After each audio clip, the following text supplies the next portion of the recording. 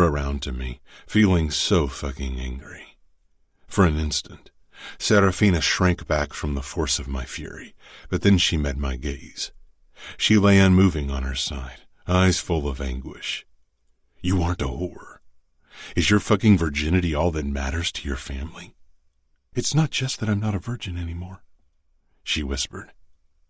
It's to whom I lost it to. They won't understand. They won't forgive. They will hate me for what I've done.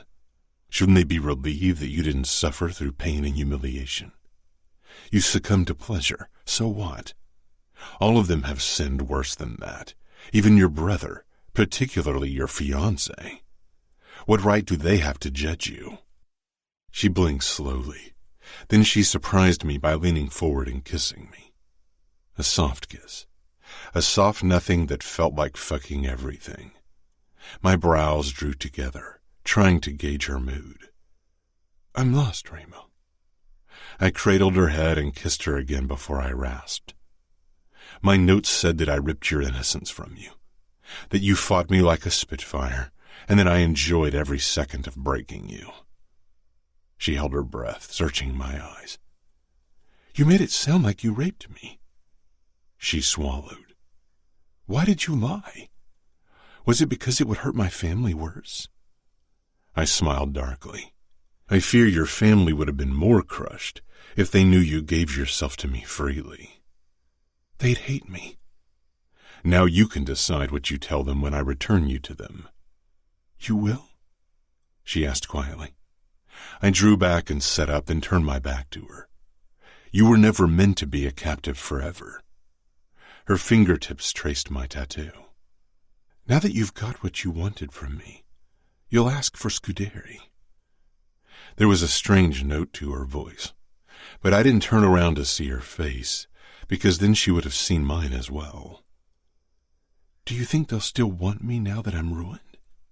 Serafina was many things, but ruined wasn't one of them, and anyone who declared her as such was a fucking fool.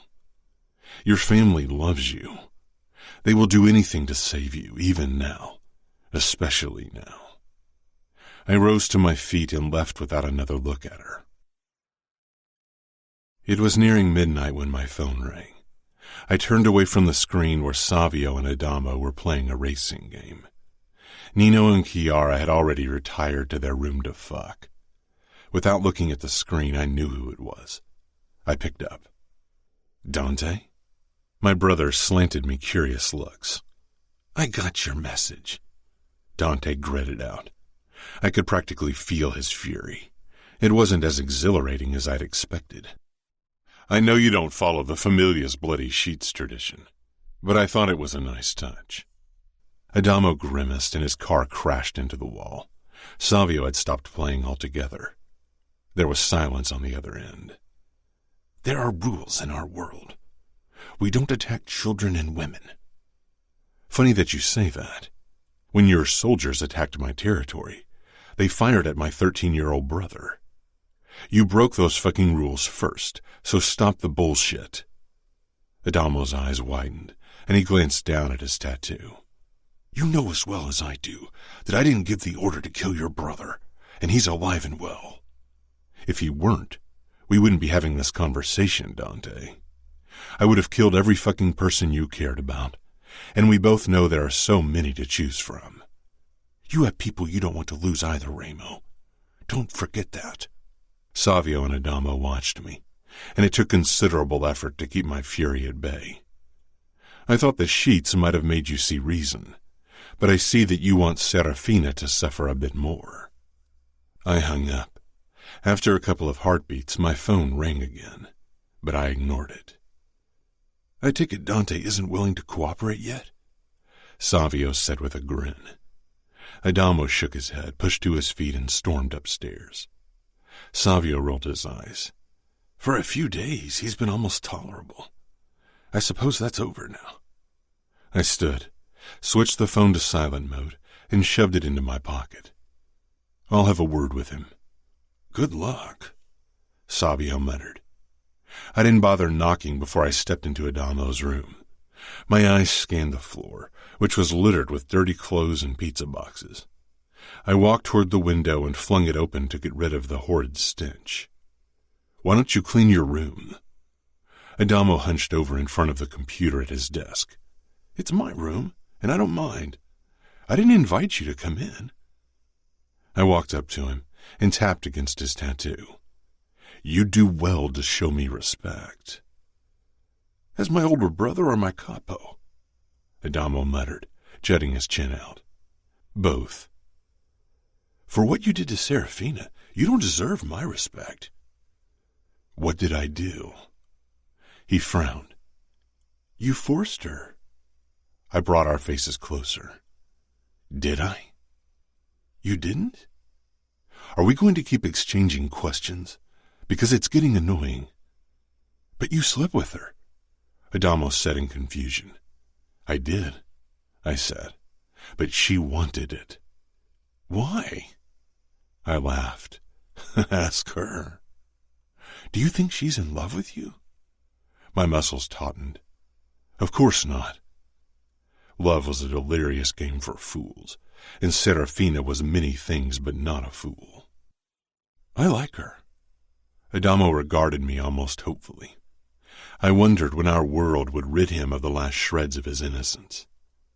"Adamo," I said sharply, "I kidnapped her so she could serve the purpose of getting revenge on the outfit. She won't stay, so don't get attached." He shrugged. Sighing, I touched his head, then left. Oh, Serafina. I headed toward my wing, but instead of continuing to my room, I stopped in front of Serafina's door. I knew Dante would agree to give me Scuderi any day now. I unlocked the door and entered. Serafina was curled up on her side reading a book. She put it down when I closed the door and walked toward her. She frowned. "Just because I slept with you once—" "Twice," I corrected. "Just because I've slept with you twice doesn't mean I'll sleep with you whenever you feel like it." I sank down beside her. "Is that so?" I trailed my fingertips over her exposed arm. Goosebumps rose on her skin. "I'm too sore. I think last time was too much," she admitted, her cheeks turning pink. My fingers halted on her collarbone. "Do you need to see a doctor?" "It's not that bad." She narrowed her eyes a tad. "Are you concerned for me?"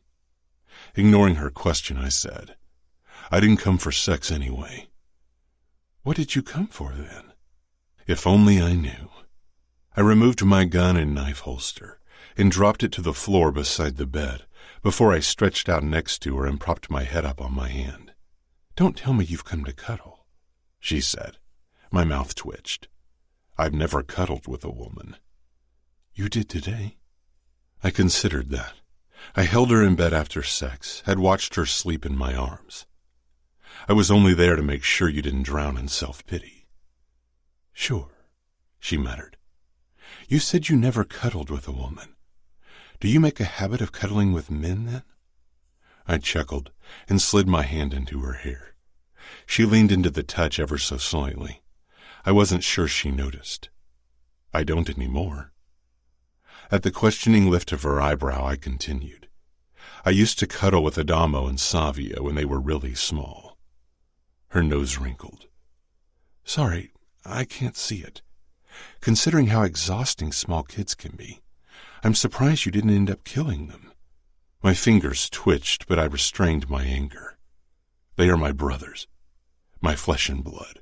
I'd die before I ever hurt them." I fell silent. Serafina was quiet too. "I don't understand you, Remo Falcone." "You aren't supposed to." "I'm perceptive. Before you know it, you'll reveal more to me than you want." I feared she was right. A chess piece, a means to an end. That was all Serafina could ever be. Nothing more. My smile turned cruel. "Serafina, I know losing your virginity to me makes you think we share a special bond. But 2 fucks don't make you anything special to me. I've fucked so many women. One pussy is like any other. I took something from you, and now you want to justify it with fucking emotional bullshit." She stiffened, but then gave me a cunning smile of her own. Her fingers curled over my neck, and she pressed her forehead against mine like I had done before. You took something from me, true, but you're not the only one doing the taking. Maybe you don't see it yet, but with every bit you take from me, you're giving me a bit of yourself in return, Ramo, and you will never get it back. I harshly claimed her mouth and rolled on top of her, pressing her into the mattress with my weight. Don't, I snarled into her ear. Don't think you know me, Angel. You know nothing. You think you've seen my darkness, but the things you haven't seen are so pitch black, no fucking light on this earth can penetrate them. Who's not brave now? She whispered. I shook with anger. I wanted to fuck my rage out of my system, wanted to hurt, wanted to break something. I moved down her body and shoved her nightgown up, then ripped her thong down her legs. I told you I'm sore, she said softly. Fuck. Why did she have to sound so vulnerable in that moment? What the fuck was she doing to me? I pushed her legs apart. She didn't stop me despite the tension in her limbs. Taking a deep breath, I lowered myself to my stomach, resting between her thighs. Her body softened immediately when she realized I wasn't going to hurt her. I jerked her toward my mouth and she winced. I softened my lips against her folds, and soon she was writhing and moaning, her legs falling open, trusting and fuck. It was better than any rage fucking had ever been. I took my time, enjoying the way she allowed herself to surrender to pleasure. My fingertips traced the soft flesh of her inner thigh, the relaxed muscles there. No sign of tension or fear.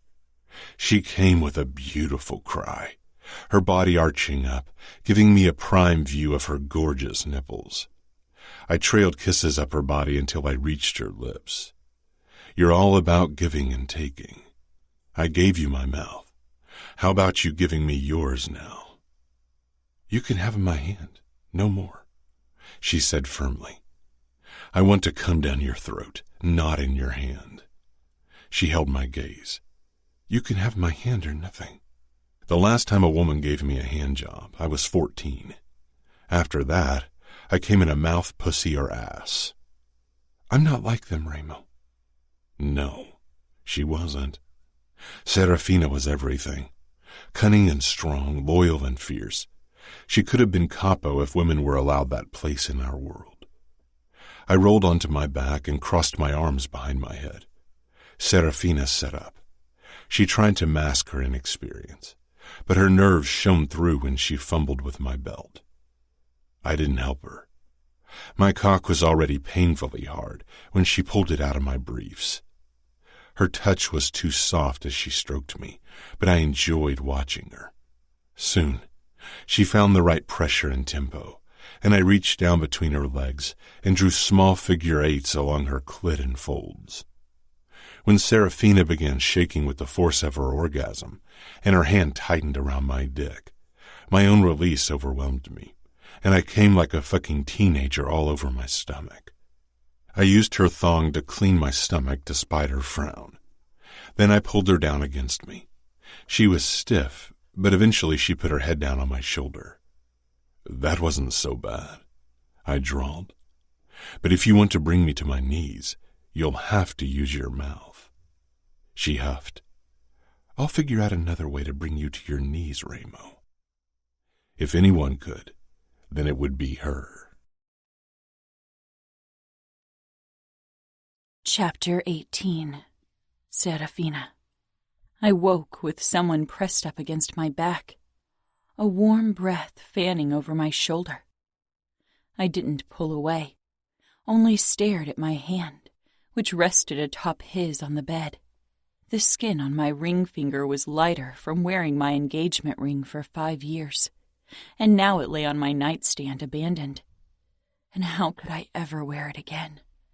How could I ever face my fiancé again after everything I had done? Everything I still wanted to do. Deep down, I knew I didn't want to marry Danilo anymore, but it was my duty, even now. I ran my fingertips over Ramo's hand, and he woke with a current of tension radiating through his body. I assumed he wasn't a man used to sharing a bed with someone. He exhaled and relaxed, but didn't say anything. I turned his hand over until his palm was up, then traced the burn scars there, wondering how they'd come to be. My touch followed the scars up to his wrists, where crisscross scars fought for dominance with his burn marks. Remo's breathing changed, became cautious, dangerous. "Will you ever tell me how you got those?" He bit the nape of my neck. "Why should I?" Yes, why should he spill his guts to me? I turned around in his hold. His expression was forbidding, but his eyes held a hint of something even darker. "You're right," I whispered, holding his gaze. "I'm only your captive, the queen in your game of chess, something meaningless, easy to forget the moment you give me back."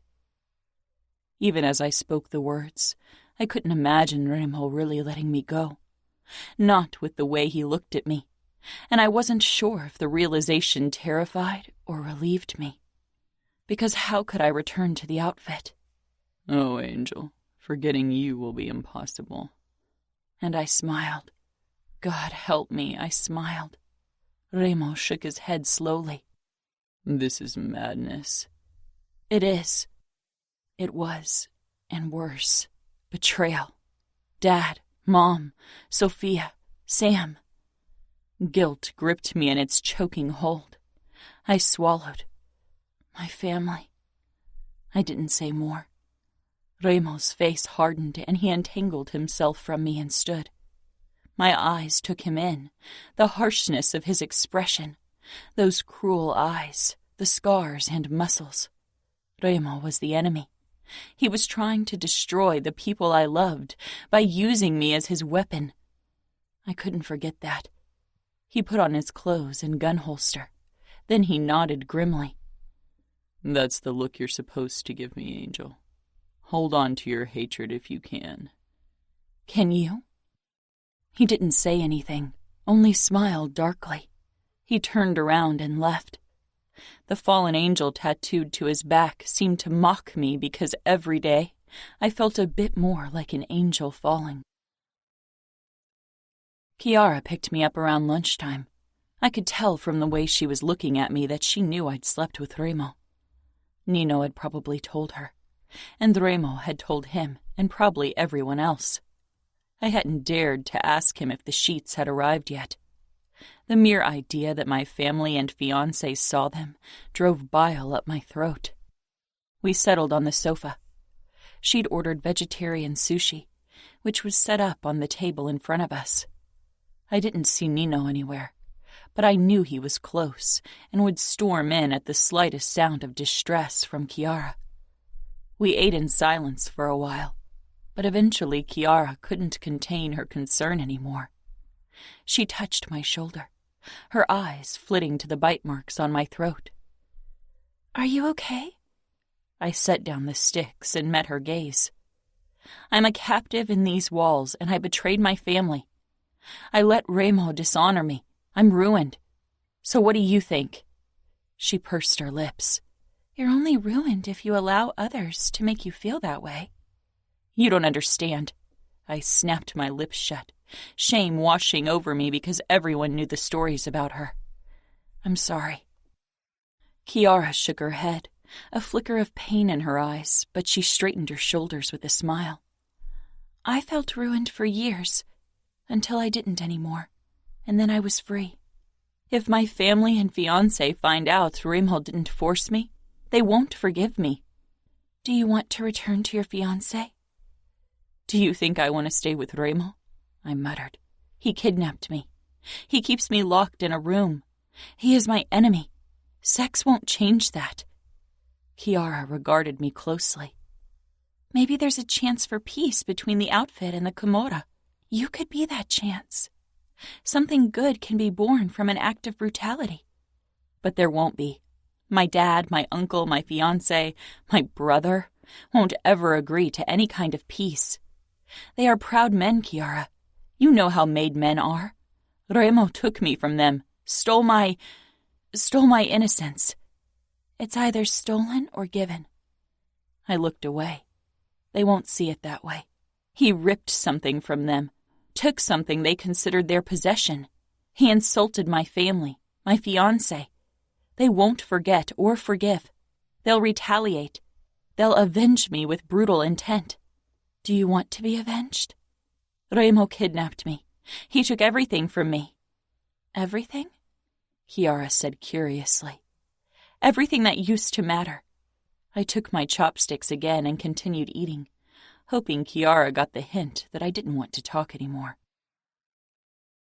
Remo came to my bedroom again that night. I had expected him and didn't say anything as he dropped his gun holster on the ground, then lay down beside me.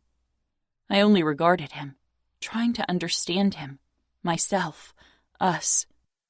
But I saw the same confusion in his eyes that I felt every time he was close. We were both caught in an undercurrent, dragging us down into its unforgiving depth, unable to swim to the surface on our own. The only people who could save us only wanted to save one of us and see the other drown, but we were entangled. One of us would have to let go first to reach the surface. And just like the night before, Remo's mouth forced me into submission, lips and tongue and teeth, harsh one moment, gentle the next. He didn't try to sleep with me, and for some reason it made things worse because I didn't want him to hold back. I wanted him to take without consideration, without mercy, because when he was something more than the monster I knew him to be, he took something I was even less willing to give.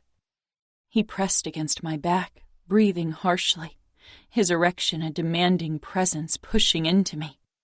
"When will you set me free?" I asked. "Soon," Remo murmured, but didn't elaborate. For some reason I heard the echo of the word never. Never, never, never. And it didn't scare me as much as it should. I considered asking about the sheets. Dante must have contacted Remo by now. But I was too scared. Didn't want to know their reaction. Remo's lips brushed my shoulder blade. He'll always do that. Tension shot through his body as if I'd caught him committing a horrendous crime. "I think Danilo ruined your uncle's plan to keep it cool." I stiffened as well. What? Remo's hold tightened, not allowing me to turn around. "Dante tried to pretend the sheets didn't have the desired effect, but this afternoon Danilo called me, and he wasn't as controlled as the cold fish wanted me to believe." I sucked in a shaky breath. "You talked to Danilo?" "He was furious, murderous. He told me he'd cut my balls and dick off and feed them to me." Remo paused, and I tensed further. "And I told him that he could try, but that it wouldn't change the fact that I was the first man inside you." I wrenched myself out of his embrace, whirled around on him, kneeling on the bed. Remo smiled darkly. My eyes caught the holster on the floor. I lunged, ripped the gun from the holster, released the safety, and pointed it at Remo's head. He rolled on his back, arms stretched out in surrender. There was no fear, no apprehension in his eyes. I straightened on my knees beside him. "If you think I can't go through with pulling the trigger, Remo, you're wrong. I'm not the girl from before who couldn't cut your throat." Remo held my gaze. "I don't doubt you can kill me, Angel." "Then why aren't you scared?" I asked fiercely. "Because," he murmured, gripping my hips. I tightened my hold on the gun, but I allowed him to keep his hands on my skin. "I'm not scared of death or pain." Without lowering the gun, I straddled his stomach, and my core clenched at the feel of his muscles. Remo's eyes flashed with desire. I leaned forward, resting the barrel against his forehead. "If I kill you now, I'm free." "There are still my brothers and hundreds of loyal men who will hunt you down," Remo said, his thumbs stroking my belly in a distracting way. I had already been wet from Remo's earlier ministrations, but a new wave of arousal pulled between my legs now. "But I'd still be free of you, and that's all I care about." Remo smiled darkly again. He lifted one arm, and I tightened my finger on the trigger. You can't be free of me, because I'm in there. He touched my temple lightly, though it was another spot he should have touched, because it was his presence in another place that scared me far more. You will always remember that I'm the one you gifted yourself to for the very first time. I gave him the cruel smile he used on me whenever I got too close. The memory will fade. 2 times don't matter after a while. I'll sleep with Danilo for the rest of my life, and I'll forget that there ever was a man before him. Remo jerked into a sitting position, his eyes flashing with fury. The gun dug into his forehead, but he didn't care. His grip on my hip tightened, and his other hand cupped my head. Oh, Angel, trust me when I say you'll remember me for the rest of your existence. I lifted up and positioned myself over Remo's erection. I touched my palm to his cheek, causing his eyes to flash with an emotion that scared him and me equally. I released the trigger, but didn't drop the gun. I lowered myself on Remo's length slowly, despite the fierce twinge. My head fell back when he was buried all the way inside me. Devastating. I lowered my head, locking gazes with Remo. Devastatingly beautiful, he murmured. I lowered the gun and pressed it to his chest. There's nothing in there for you to shoot. I engaged the safety, wrapped my arms around his neck, and rocked my hips, the gun dangling loosely in my hand. Pain and pleasure shot through me. Remo groaned. I moved faster, lifting and falling. Remo held me tightly, his eyes dark and possessive as he let me be in control.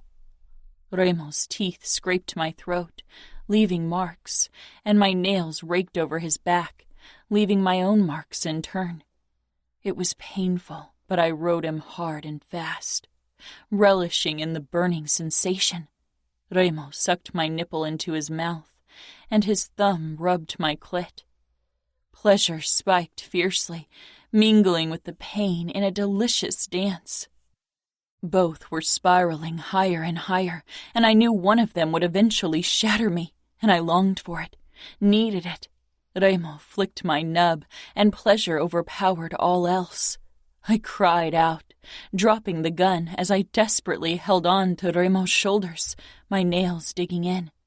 Remo held my gaze with fierceness and hunger, and I felt alive and free and weightless. I was still shuddering from the force of my orgasm when Remo flipped us around, locking my knees under his arms, parting me wide and thrusting into me in one hard push, going so much deeper than before. I arched up, lips parting in a choked sound, half moan, half whimper. Remo didn't pause. He slammed into me hard and fast, shoving me into the mattress over and over again, ripping every last shred of innocence from me. The gun lay beside us on the bed. Remo had been right. A bullet to his head wouldn't free me of him. At this point, I wasn't sure if anything could. Remo. Sitting on the sofa in the game room, I stared down at my phone. 2 missed calls from Dante. The last from yesterday. 3 days since my entertaining call with Danilo. I couldn't bring myself to talk to Dante, knowing I had him right where I wanted him. It's time to end this. Dante called me today. He'll exchange Scuderi for Serafina. I'm capo. I decide when and how to set her free. Nino leaned forward, arms braced on his thighs. Remo, if you have feelings for her, I cut him off. I'm not like you. One woman won't turn me into an emotional mess. He narrowed his eyes, but his expression remained calm. Then send her back. Fabiano is getting impatient, and so am I. There's nothing else to gain from this. Dante won't give us more than Scuderi. You already made them believe you tortured and raped Serafina. They're on their knees, but Dante is capo. He won't give up more than his consigliere. Next time he calls, I'll take his call, I said with a shrug. Nino assessed me. I told you there would be no winners in this game. We are the winners. He shook his head but didn't say anything. I stood and went over to the boxing bag. Kicking and punching it didn't help with my fucking inner turmoil, and Nino's judgmental presence didn't help either. I kicked the bag once more, then stalked upstairs and burst into Serafina's bedroom. She was reading on the windowsill. By now, Adamo must have brought her half of our library. She put the book down and stood. In the last few days, a gradual power shift had started, and I couldn't allow it. Serafina moved closer, scanning my face cautiously. She stopped in front of me. Instead of dealing out harshness like I'd intended to, my eyes took in her soft lips. Lips I couldn't get enough of.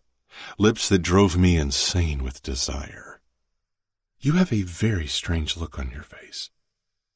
I can't think about anything else than having you on your knees in front of me with those perfect lips around my cock. It was a half-truth, the only truth she'd ever get.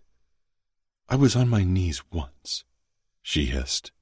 I shook my head. That doesn't count. You can be on your knees and still be in control. I won't kneel. That's a shame, considering there's no better way to bring a man to his knees than to kneel in front of him while you suck his cock. Didn't you want to bring me to my knees? She pushed me back, and I sank down on the edge of the bed. I pulled her between my legs so her knees pressed up against my erection. I slipped my palm between her closed thighs and rubbed her through the fabric of her panties. I wake with a fucking boner every morning, dreaming about your lips and your tongue, Angel. How it would feel to fuck your sweet mouth. She was burned into my fucking mind, not just the feel of her body. Her brows drew together, but her mouth opened as her breathing deepened. Using my thumb, I grazed her clit while my other finger slid along her slit. Her panties soon stuck to her folds with her juices. I eat your pussy almost every day. Don't you ever wonder how it would be to return the favor? To control me with your mouth? Her eyes flashed, and she moaned when I pressed my hand harder against her center. Slowly, I withdrew my hand and smiled darkly. I gripped her hips and pressed down, not enough to make her knees buckle, but to show her what I wanted. She resisted, so I loosened the pressure, and finally she lowered herself to her knees, head held high. My cock hardened further at the sight of Serafina before me. I unbuckled my belt and unzipped my pants before I took my cock out. I began stroking myself, swirling my thumb over my slick tip. Serafina watched with parted lips, but narrowed her eyes when she noticed my smirk. After another swirl of my thumb, gathering my pre-cum, I brushed her lips and pushed into her mouth. Her tongue tasted me hesitantly, and my fucking dick twitched. Serafina noticed, of course, and smiled in triumph. I pulled my finger out and placed my hand over her neck, but I didn't push her toward my waiting cock, knowing she'd resist again if I tried to coax her into doing what I wanted. Finally, she reached out, curling those elegant fingers around the base of my cock. She squeezed experimentally, and I stifled a groan. And then Serafina leaned forward and slid my tip into her mouth. She licked the tip, then sucked. Unpracticed moves that drove me insane with desire. I began thrusting into her mouth, driving my cock deeper into her. But not all the way in. Still holding back when I never held back for a woman in my entire life. My balls clenched every time she hollowed her cheeks, and the sight would have brought me to my knees if I weren't already sitting. Kneeling before me, challenge and triumph in her blue eyes, Serafina owned me. Body and whatever black soul was left. My phone rang and I tightened my hold on her neck when I took the call. Dante, what a pleasure. I got out. Serafina tried pulling back, her eyes going wide, but my hand on her neck kept her in place as I thrust into her mouth. She glared and scraped her teeth over my dick, which made my eyes roll back and my cock twitch. I smirked. She'd have to bite down much harder for me to release her. Pain only turned me on more. I'm not calling to exchange pleasantries, Dante said coldly. I turned the loudspeaker on and loosened my hold on her neck. Serafina jerked back, but I grabbed her arm and hoisted her up. Then I pulled her onto my lap, her back against my chest, one of my arms wrapped around her chest. My feet shoved her legs apart and kept them spread eagle. Serafina scowled but couldn't say anything. I brushed 2 fingers over her folds, finding her fucking dripping with arousal. I grinned and shame flashed across her face. That's a pity, I said to Dante. I slid 2 fingers into her and began fucking her while my other hand cupped her breast. We should come to a solution, Dante said. I could hear the barely restrained fury in his voice. I'm sure we will, I said, as I slid my fingers in and out of Serafina's pussy and swirled my thumb over her clit. You know I want Scuderi. I want you to hand him to me in person. Serafina's muscles clenched around my fingers as I fucked her slowly. She twisted her head back and bit into the side of my neck. My hold loosened, and she wrenched free of my grip and stormed into the bathroom, slamming the door shut. In 2 days, in my city, I want you to bring him all the way to Vegas. You get Serafina, I get Scuderi. I want her fiancé there as well. I'd like to meet him in person. Dante was silent. We will be there. Nina will send you the details. I'm looking forward to meeting you. I hung up, but the triumph I felt lasted only a moment. My eyes found the door behind which Serafina was hiding. 2 more days. Then I'd set her free. It would be up to her if she flew straight into Danilo's cage. My chest constricted, but I pushed past the sensation. Serafina was never meant to be mine. I stood, and tearing my gaze away from the door, I left. Chapter 19. Serafina. Wear this, Remo ordered, throwing my wedding dress down on the bed. I stared at the white layers of tulle, at the bloodstains and the tears. I hadn't seen it in almost 2 months. It didn't feel like something I'd ever owned, nothing I was meant to wear ever again. Why? I asked. Remo turned toward me, his dark eyes hard. Because I told you to do it, Serafina. Not Angel. Serafina. What was going on? I narrowed my eyes. Why? He moved closer, glaring down at me. Do as I say. Or what? I said harshly. What could you possibly do to me? You've taken everything from me that mattered. There's nothing left for you to take, to break. Remo's mouth turned cruel. If you really think that's true, then you are weaker than I thought. I swallowed hard, but I didn't put on the dress. We both knew I was so much stronger than he'd ever imagined. Maybe that was why he kept doing this, pushing me away. Remo reached for his knife and pulled it out with a bone-chilling clink of the blade against the sheath. Goosebumps rose on my skin, but I stood my ground because if I knew one thing, it was that Remo wouldn't hurt me. Not anymore, not ever again. Whatever twisted bond had formed between us, it prevented him from causing me pain. Gripping the neckline of my nightgown, he sliced through the fabric with a sharp slash of the knife. The shreds pulled at my feet, leaving me in only my panties. His dark eyes roamed over my body, the knife still clutched in his hand, and my core tightened with need. He gripped my hip and wrenched me toward him, his lips crushing down on mine. I gasped as his tongue conquered my mouth, teeth clinking. He backed me up against the bed until I fell back. He slashed through my panties with his knife, and the closeness of the blade caused a shiver to pass down my spine. Remo towered over me and freed his erection, his eyes furious and hungry and terrifying.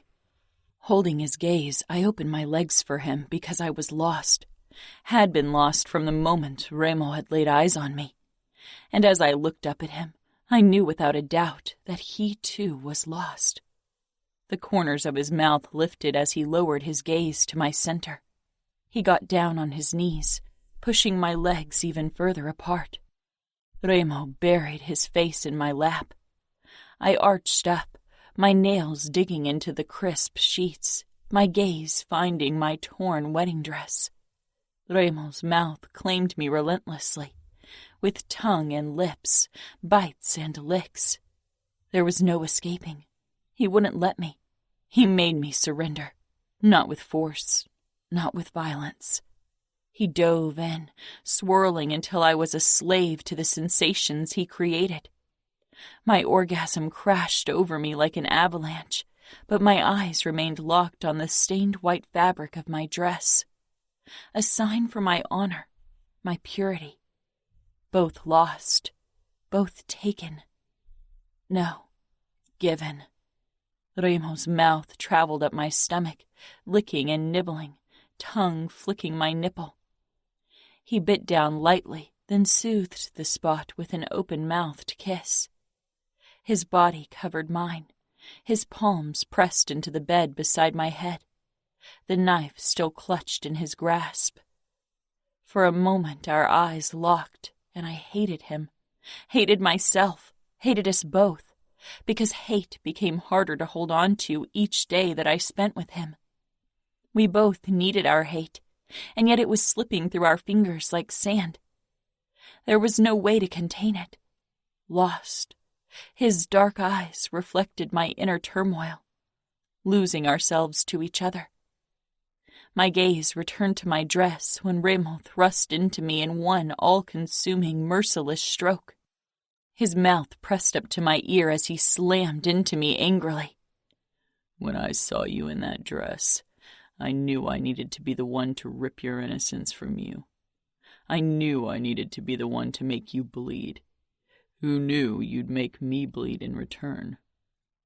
I shuddered, my throat tightening even as my body throbbed with traitorous pleasure. Finally, I tore my gaze from the dress to glare up at Remo, my captor, my nemesis, my ruin, and yet, despite what he'd taken from me, hatred wasn't the only thing my weak, idiotic heart felt. But that was a truth I would take to my grave. I hate you, I whispered as if saying the words aloud would make them true. Remo's eyes bore into mine, filled with emotions, his mouth twisting in a dark smile because he knew. He moved closer, tongue sliding along the seam of my lips. Nothing tastes sweeter than your lips, even when they're spewing lies, Angel. His next thrust hit deep, and I could not hold back. Blinding pleasure rushed through my body. My lips parted, but I swallowed my cry. I wouldn't give it to Remo. Not today. He bit down on my throat, and the force of my orgasm doubled. The moan clawed itself out of my throat. He couldn't even allow me that small victory. His own face twisted with strain as he kept thrusting, shoulders flexing. He kissed my mouth softly, then my ear, and I knew he would deliver words meant to break, words worse than any torture could ever be. I'd known it from the moment I'd seen his cold face this morning. You wanted to know why I need you to put on your wedding dress, he rasped as his thrusts became less controlled. My chest tightened with dread. Remo kissed my ear again. You see, I arranged a meeting with Dante for tonight, and I promised to give you back. Danilo will be there as well, and I thought he'd appreciate finally seeing you in your wedding dress, even if I stole what you promised to him. Shock and fury crashed down on me, and I slapped Remo hard. He gripped my wrist and pressed it into the mattress over my head as he thrust into me again, eyes staking claim on me over and over again, taking more with every thrust. But he couldn't lock me out anymore, because I, too, had laid claim to a part of him. His body tightened, coiling tight with pleasure, and as always, my own traitorous body submitted to him again. I cried out. Remo linked our fingers, pressing them deeper into the mattress as his mouth found mine for a kiss full of anger and dominance. When he finally stilled on top of me, my eyes moved up to my dress. "You are mine, Angel, body and soul," he rasped, and God help me, he spoke the truth. When I put the dress back on, it felt like a sacrilege wearing something so pure and white. Goosebumps rippled across my skin when the heavy fabric settled around my legs. I stared down at the layers of tulle, the bloodstains and tears. Had I really chosen this dress? Had I ever felt comfortable wearing it? Remo regarded me with a hard expression. "I still remember the first time I saw you in it." I didn't say anything. Remo reached for my engagement ring on the nightstand, and the little hairs on my neck rose. He stopped right in front of me and took my hand, then slid the ring on with a twisted smile. "This marks you as Danilo's, doesn't it?" I stared at him fiercely, unyielding because he knew the mark he had left went deeper than an expensive ring. Something in Remo's eyes shifted, a flicker in his harsh mask. Yet he still held my hand. He released me abruptly and stepped back. "Danilo will be delighted to get you back." I'm not the girl I used to be. Remo's gaze hit me like a sledgehammer, but he didn't say anything, even though I needed him to. Up until the very end, I was convinced Remo would keep me. I kept denying the truth until I was faced with the result of my sins. The exhausted faces of my family and fiancé. They waited in the abandoned parking lot. Dad, Dante, Danilo. Samuel wasn't there, and I knew it was because he would have lost it. Behind them on the ground lay a tied-up man, probably Fabiano's father. His back was turned to me, so I couldn't be sure. Their eyes were drawn upward toward one of the buildings, and when Remo pulled me out of the car, I found the reason why. Nino was perched on the roof as a sniper. Fabiano got out of the car as well, his own gun drawn. Remo led me a few steps away from the car, then he stopped. "You were very ill-advised attacking our territory, Dante," he said pleasantly, his grip on my hip tight as he held me against his body. My eyes lingered on the ground because my guilt sat so heavily on my shoulders I couldn't find the courage to meet the gazes of the men who'd come to save me. The white fabric of my dress seemed to mock me, and I focused on the bloodstains. Bracing myself, I finally raised my head and wished I hadn't. Nothing had ever hurt worse than the look on Dad's face. He took in my bloody dress, the bruises on my throat where Remo had marked me over and over again. Remo had made his claiming of me as apparent as possible, flaunted it in front of everyone, and it had the desired effect. Uncle Dante, my fiancé Danilo, and my father regarded me as if they had been gutted. Remo's ultimate triumph. I wanted to scream at them that I hadn't suffered the way they thought I had. Wished they would hate me, but I wasn't brave enough for the truth. "Next time you consider fucking with us, look at your niece, Dante, and remember how you failed her." Dante's face was stone, but there was a flicker of something dark in his eyes. I couldn't meet their eyes. Burning shame sliced through me at what I had let Remo do, at what I had done, what I had wanted to do, what I still wanted to do.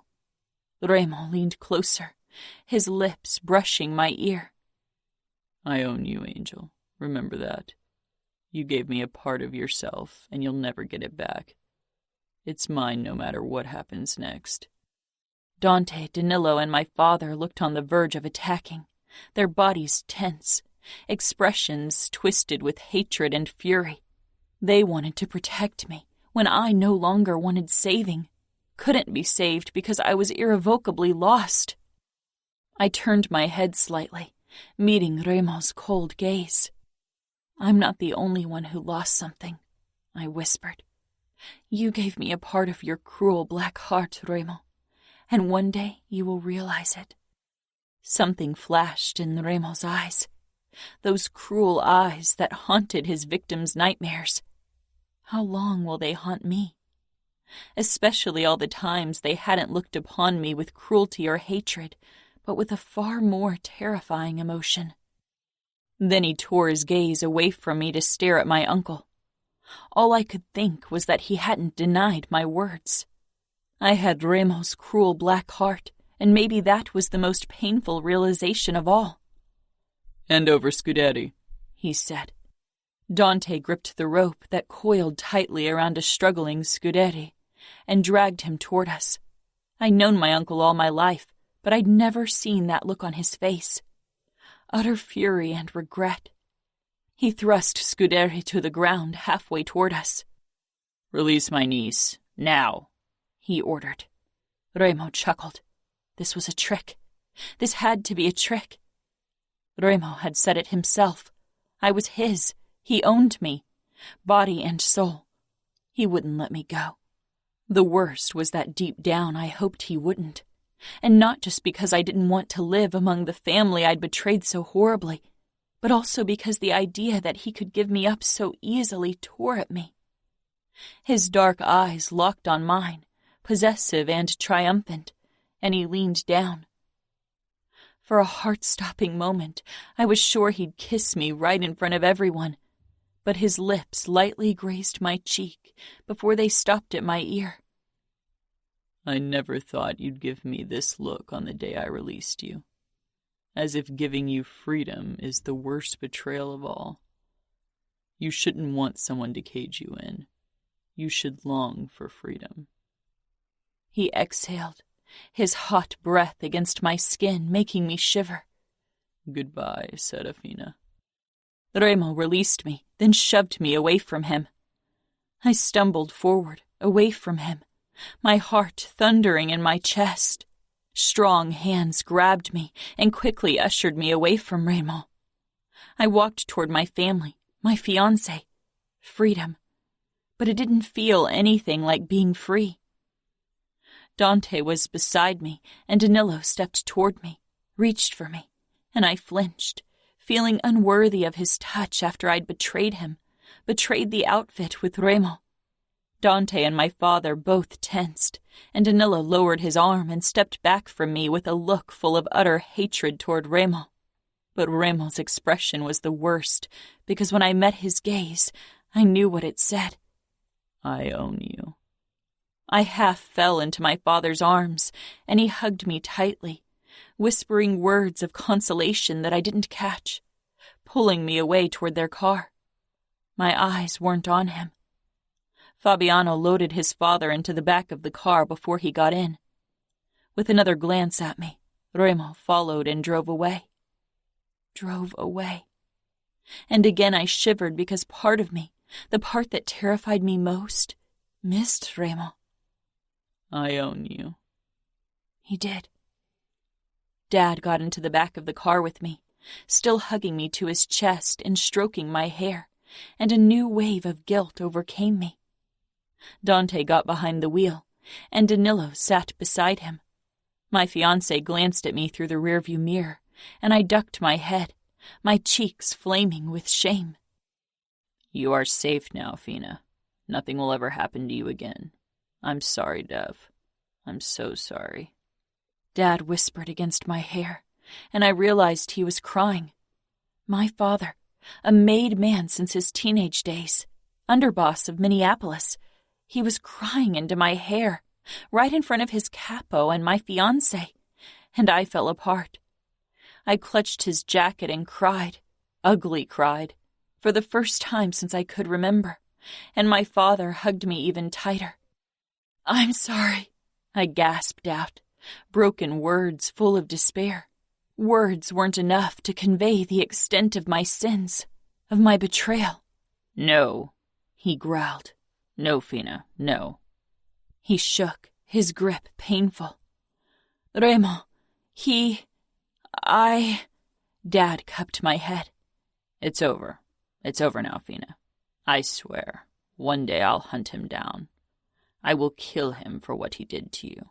For hurting you. I swallowed. He thought Remo had raped me. They all did, and I couldn't tell him the truth. Was too cowardly to tell him. Closing my eyes, I rested my cheek against his chest. Dad held me tightly, rocking me like a little girl, like he could restore my innocence by doing so. Would the truth set him free? Set them all free? Or would it break them worse? I wasn't sure of anything anymore.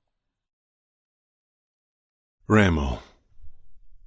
Fabiano kept tossing glances at his father, resting on the backrest of the car, looking fucking eager to tear into the man. Your plan really worked. You crushed the fucking outfit, Fabiano said, turning to me. I stared at the road, the triumph I'd been working toward, destroying the outfit from within. I held it in my hands. I'd seen it on the faces of my enemies. I knew they'd keep suffering. Fabiano shifted in his seat. Ramo, you realize we won, right? We got my father. Your insane plan worked. Yeah, my plan worked. Then why? Fabiano's eyes widened. My grip on the steering wheel tightened. We can try kidnapping her again. It worked once. Who's to say it won't work again? He said almost incredulously. No, I said harshly. Serafina doesn't belong in captivity. Fabiano shook his head. They will marry her off to Danilo. Even if you spoiled the goods, she's still Cavallaro's niece, and Danilo would be foolish to refuse a marriage because she isn't a virgin anymore. I wanted to kill someone, wanted to spill blood. She won't marry him. Ramo, not another word, Fabiano, or I swear you won't get a chance to rip your father to shreds, because I will, and then maybe do the same to you. He sank back into the seat with a frown. Should I call Nino? We'll see him in 5 fucking minutes, I growled. Now shut the fuck up. We met at the sugar trap. Fabiano dragged his father down into the basement, while I sat down at the bar. Jerry put a bottle of brandy and a glass down in front of me without a word. Nino joined me after a couple of minutes. Mateo and Romero's plane arrived 30 minutes ago. They'll be here soon. Good. A sign of goodwill for Luca. He still isn't happy about the kidnapping. But now that we gave Serafina back and give his brother and captain a chance to partake in the torture, he'll probably come back around. We don't need a conflict with the Familia. The outfit will start attacking viciously soon enough. Set up a cage fight for me. 2 opponents. Death match. Tomorrow. The day after at the latest. Nino grasped my shoulder. Ramo, we can't have you play with your life now. We need you strong. I stood and gave him a twisted smile. If you want me strong, give me someone to kill. I want blood. I want to maim and kill, and I'm not risking my life. I will fucking obliterate every fucking person who enters the fucking cage as my opponent. It won't make you miss her any less. I lunged at him in a blinding rage. For the first time in my fucking life, I attacked my brother. Nino blocked my fist and took a step back, and I jerked to a halt, stopping myself after realizing what I was doing. My chest heaved as I stared into my brother's cautious gray eyes. Jerry had run off, and a moment later, Fabiano stormed inside but froze when he saw me and Nino facing each other, standing almost chest to chest. Fuck, I rasped, taking a step back. I held out my arm, tattoo on display, my palm up. A silent apology, the only one I was capable of. Fabiano turned back around, leaving us alone.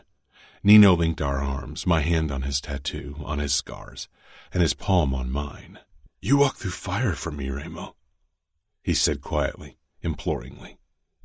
But you should know, I'd do the same for you. I wouldn't have asked you to send her back if I'd known. And I'd walk straight into outfit territory for you and get her back if that's what you want. That's not what I want. She won't return to you of her own free will. Then so be it.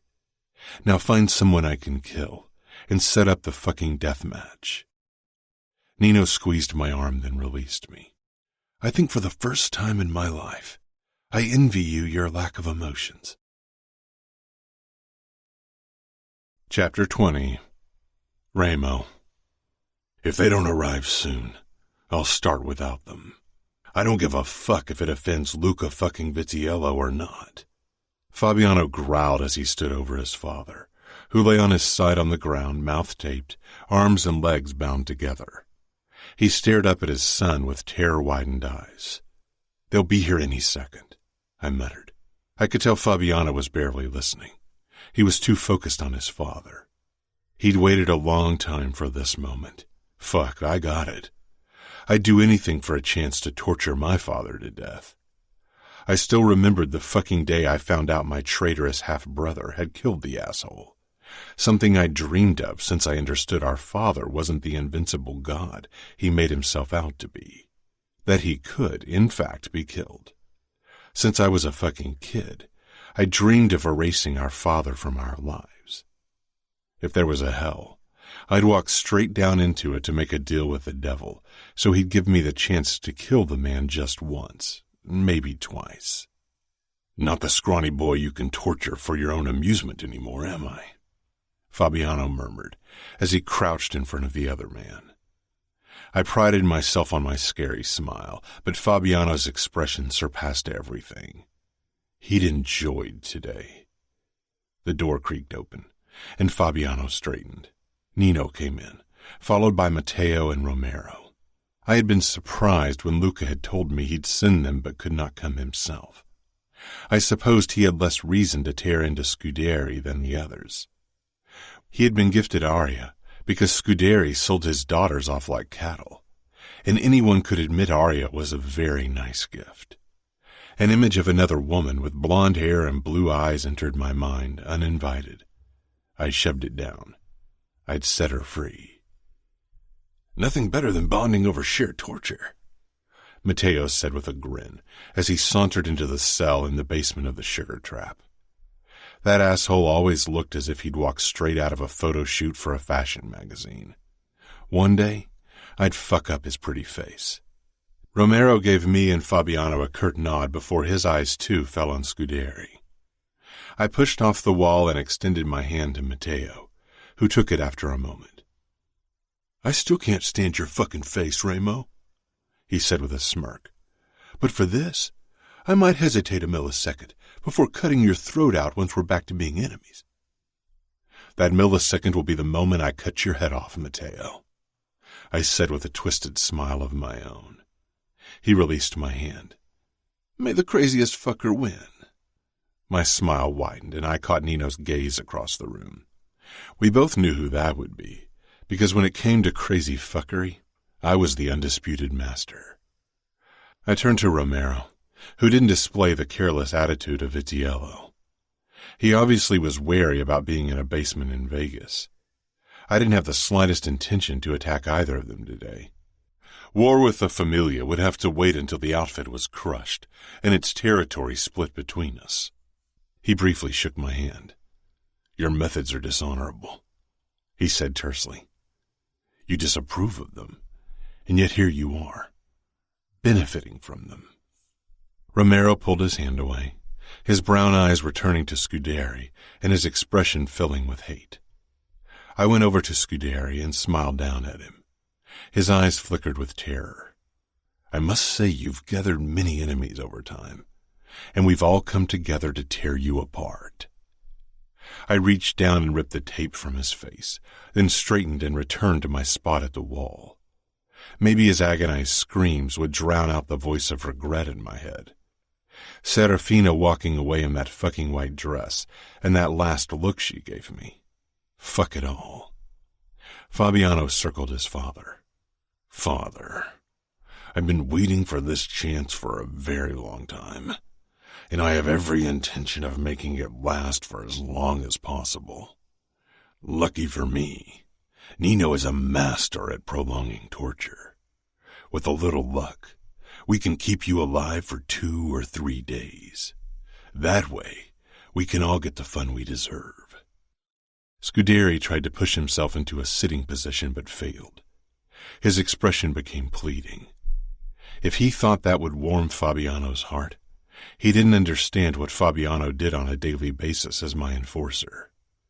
I'm your father, Fabi. You already lost your mother. Do you want to lose me as well? Fabiano lunged, smashing his fist into the man's face. Bones crunched. I watched from my spot against the wall. This wasn't my moment. Despite my need to maim and kill, I'd hold back. Matteo, Fabiano, and Romero had more reason to spill Scuderi's blood. Shut up, Fabiano snarled. Matteo had begun twisting a karambit knife in his fingers. An eager gleam in his eyes I knew all too well. I got small kids who need me, Scuderi tried in a hoarse voice. Fabiano lifted him by the collar and jerked him up against the wall, getting in his face. They'll be better off without you. My sisters and I would have, that's for sure. Nino put a chair down in the center of the room, and Matteo helped Fabiano drag Scuderi over to it. They tied him up despite his struggling. His beady eyes found me. Remo, you are capo. I could be of use to you. I know everything about the outfit and Dante. If you let me live, I'll tell you everything. Fabiano scoffed as he pulled his knife from the holster around his chest. I smiled cruelly at the disgusting bastard before me. You will reveal everything I want to know. I know you're in very capable hands that will coerce every truth out of you. Oh, we will, Matteo said, with his fucking shark grin. He stepped up to Fabiano and they exchanged a look. Then Matteo leaned over Scuderi and brought the knife down on his chest. Gianna sends her regards. I told her I'd let you suffer, and I will. Matteo left a long cut across Scuderi's chest, making the bastard scream like a fucking coward. Romero moved up to Scuderi after that. He wasn't holding a knife in his hand. He smashed his fist into Scuderi's side twice, then into his stomach. Some men preferred to dish out pain with their fists, others with a cold blade. I enjoyed either, depending on my mood and what my opponent feared more. You gave Lily to a fucking old bastard so you could get a child bride for yourself. You're a disgrace of a father. He punched the man again. Fabiano took over. I hope you will spend your last hours considering that not a fucking soul on this planet will be sorry you're gone. If you find time for sane thoughts between the agony... He inflicted a long cut on the man's arm. The sight of the red rivulets trailing enticingly over bare skin made my body hum with excitement. Fuck. I wanted to spill blood, dish out agony. I wanted to fucking destroy someone. Nino leaned beside me. It wasn't time for him to help yet, and his attention was on me, not the scene in the center of the cell. Stop the assessment, I said in a low voice. Nino narrowed his eyes slightly but complied, and finally turned toward the torture. Matteo, Romero, and Fabiano took turns beating and cutting Scuderi until his screams and begging filled the cell.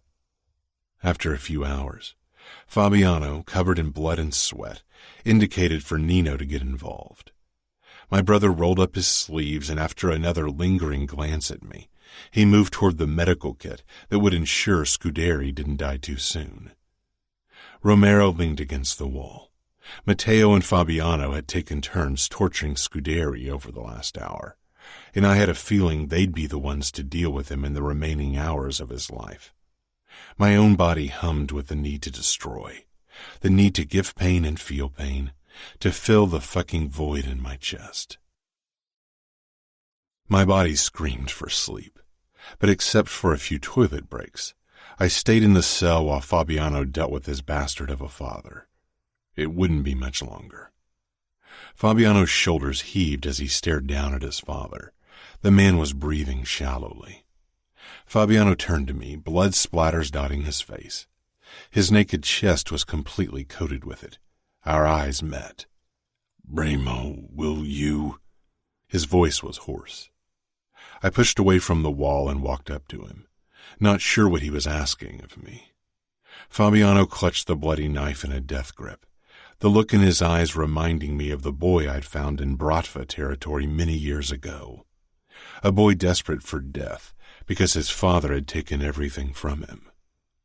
Nino motioned for Matteo and Romero to leave, and with a last look at me, he closed the door.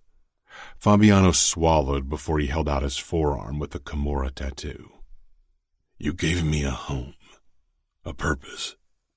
You treated me like a brother." He glanced down at his father. "Like family. I know you wanted nothing more than to kill your father and had that taken from you. I know it's not the same, but will you help me kill my father?"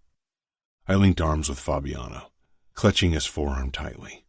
"We aren't blood, but we are brothers, Fabiano. I'll walk through fire for you." I stared down at the fucker who'd wanted his own son dead, then back up to Fabiano. "And there's nothing I'd rather do than kill him with you. It's an honor." Fabiano nodded, then got down on his knees beside his father. I did the same. Fabiano raised the knife above his father's chest, then looked at me. I closed my fingers over his, and together we jabbed the blade down, right into Scuderi's fucking heart. Fabiano's shoulders sagged, and he released a harsh breath, as if the man's death finally set him free. I wondered if anything would ever do the same for Nino and me. Serafina. Outside of Las Vegas, we traded in the car for the private jet belonging to the outfit. I huddled in my seat, my cheek pressed to the window, watching the city grow smaller in the distance. Dad sat across from me, looking and not looking at me, caught somewhere between utter relief and hopeless despair. I knew what a pitiful sight I was. Bloody and torn dress, bite marks all over my throat. Dante was talking quietly on the phone, but he too slanted the occasional look at me. The only one who hadn't looked at me after I flinched from his touch was Danilo. He leaned forward, forearms braced on his knees, staring blankly at the floor. Guilt and a flicker of sadness washed over me. For him, for us, for what could have been and never would. I swallowed and looked away. I met Dad's gaze.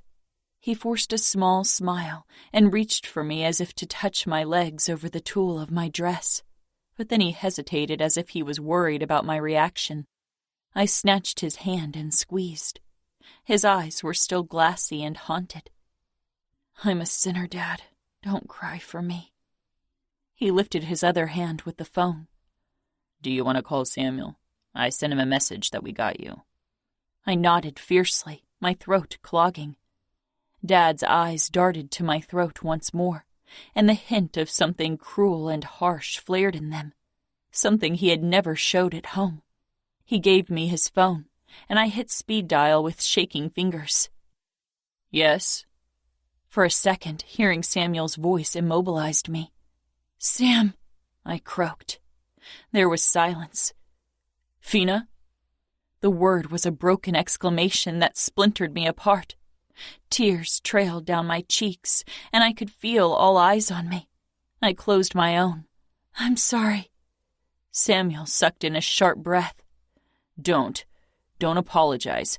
Not ever again, Fina." I couldn't promise that. One day I'd have to deliver the apology that would make Sam hate me. A higher voice rang out in the background. "It's okay, Mom. It's okay, Mom," Samuel soothed. "I'll give her to you." He addressed me again. "I'll give you Mom now. I can't wait to hold you in my arms, Fina." I sniffled. "Me too." "Fina," Mom said softly, trying but failing at sounding composed and not like she was sobbing. So many broken hearts, so much pain and despair. Remo Falcone was indeed the cruelest man I knew, and I had to be the coldest bitch on this planet, because even still my stupid heart thudded faster when I thought of him. "I'll be home soon," I whispered. Yes, Mom agreed. We hung up eventually because it got to be too much. the silence of suppressed crying, and the distance we couldn't bridge. Where are we going? I hadn't asked before because I just assumed we'd go back to Minneapolis. But I was as good as Danilo's wife. Would they take me to Indianapolis? Or maybe to Chicago because Dante needed to question me about every little detail of my captivity? Dad leaned forward and cupped my cheek. Home, Fina. Home. I nodded. My eyes found Danilo, who was watching me. Our gazes locked briefly, but then guilt forced me to look away. I'd have to face him eventually. I wasn't sure what to tell him. The rest of the plane ride passed in utter silence. I knew they all had so many questions to ask, but held back for my sake. And I was glad because I still wasn't sure what to say to any of them. With every second that passed, my skin crawled more and more, trapped in my wedding dress. It felt so utterly wrong, like being wrapped in lies and deceit. Mom and Samuel waited in front of our house when we pulled up with the car. I didn't see Sophia anywhere, probably to protect her from the sight, and I was glad. She didn't need to see me like this. I trembled when Dad helped me out of the car, his fingers tight around my forearm, as if he worried I might faint. Dante and Danilo stayed back as he walked toward the house. Samuel staggered toward me, my twin, my confidant, my partner in crime. He froze when his eyes registered my state, the marks on my throat, and his expression became one I'd seen the first time shortly after he'd become a made man 5 years ago. Cold, cruel, out for blood. He caught himself, bridged the remaining distance between us, and hugged me to his body, lifting me off the ground in a crushing embrace. I buried my face in the crook of his neck, shivering. "I thought I'd never see you again," he rasped. I wasn't the person he knew. She was gone. If he knew what I'd become, if they all knew, they'd hate me, and rightfully so.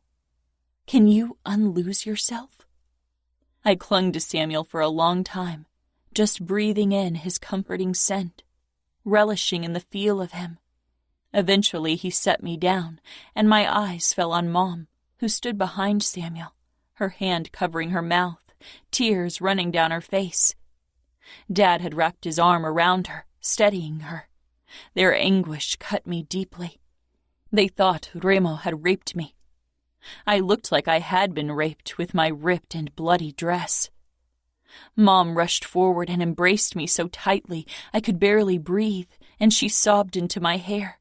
And my heart, it just broke hearing it. And not for the first time. I wished Remo had done what everyone thought so I could cry rightfully with my mother and with all of them. I should have told her the truth, but the words didn't pass my lips. Soon. Dad and Samuel joined us, and I sighed, because right then I allowed myself a moment of contentment, being united with them. Samuel wrapped his arm around my shoulders as he led me inside our home. "Where's Sophia?" I asked. "She's with Valentina and the kids in a safe house close by. They'll come over soon," Dante explained from behind me. I nodded. "I need to shower," I said, and regretted my words when I saw the look my family exchanged. I quickly moved away and headed upstairs into my room, starting to tear at my dress. But the thing clung to me. Angry, desperate tears gathered in my eyes. "Sam," I called, and in a blink he was there. Can you help me with the dress?" He nodded and pushed my hair to the side to reach the zipper. He froze, releasing a shuddering breath. I knew what he saw. The bite mark on the nape of my neck. He leaned forward, burying his face in my hair. I allowed him a moment to gather himself, even as my own heart broke and broke and broke. "I will kill him." A threat, a promise. Not my salvation as he hoped it could be. He pulled down the zipper. I stumbled into the bathroom, not looking at him, and closed the door. The warm water didn't wash away my shame and guilt. How could I remain among the people I had betrayed? How could I look into their faces knowing they had suffered more than I had? I closed my eyes. They were happy to have me back. I had to focus on that. But why? Why wasn't I happy? I stepped out of the shower, dried myself, then wrapped a towel around my body. I stepped back out to grab clothes. Samuel perched on the edge of my bed, his expression tight. His eyes flitted to my throat, then to my thighs. My gaze followed his, and I saw the hand-shaped bruises on my inner thighs, where Remo had held me in place when he'd buried his face in my lap. I felt the color drain from my face, grabbed some clothes, and returned to the bathroom. Shaking, I quickly dressed in a soft dress and tights. With a deep breath, I emerged and approached Samuel hesitantly. He was staring down at his hand on the bed, tightly curled into a fist. I sat beside him, curling my legs under my body. Samuel raised his eyes, and the look in them was like a wrecking ball of guilt. His gaze darted to my throat again, to Remo's marks, and utter despair filled his face. "Oh, Fina," he said in a broken murmur. "I won't ever forgive myself. I failed you. I should have protected you. These last 2 months, I almost went crazy. I can't stop thinking that I had to sit back while you went through hell, that I'm the reason you suffered worse." He swallowed. "When Remo sent us those sheets," his voice broke. I threw myself at Samuel, wrapping my arms around his neck and burying my nose against his neck.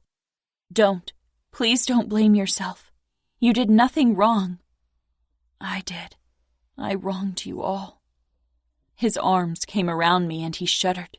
"You were supposed to be protected, to be safe from the horrors of our life. I never wanted you to find out how cruel the Mafia could be. No one will ever touch you again, Fina. I won't leave your side. And one day Dad and I will get our hands on Remo, and then we'll show him that we can be as cruel and merciless as the Camorra. He will be begging for mercy." "It's over," I whispered. "It's over, Sam. Let's not talk about it ever again, please." I knew Remo better than he did, and nothing they could do would make Remo beg for mercy.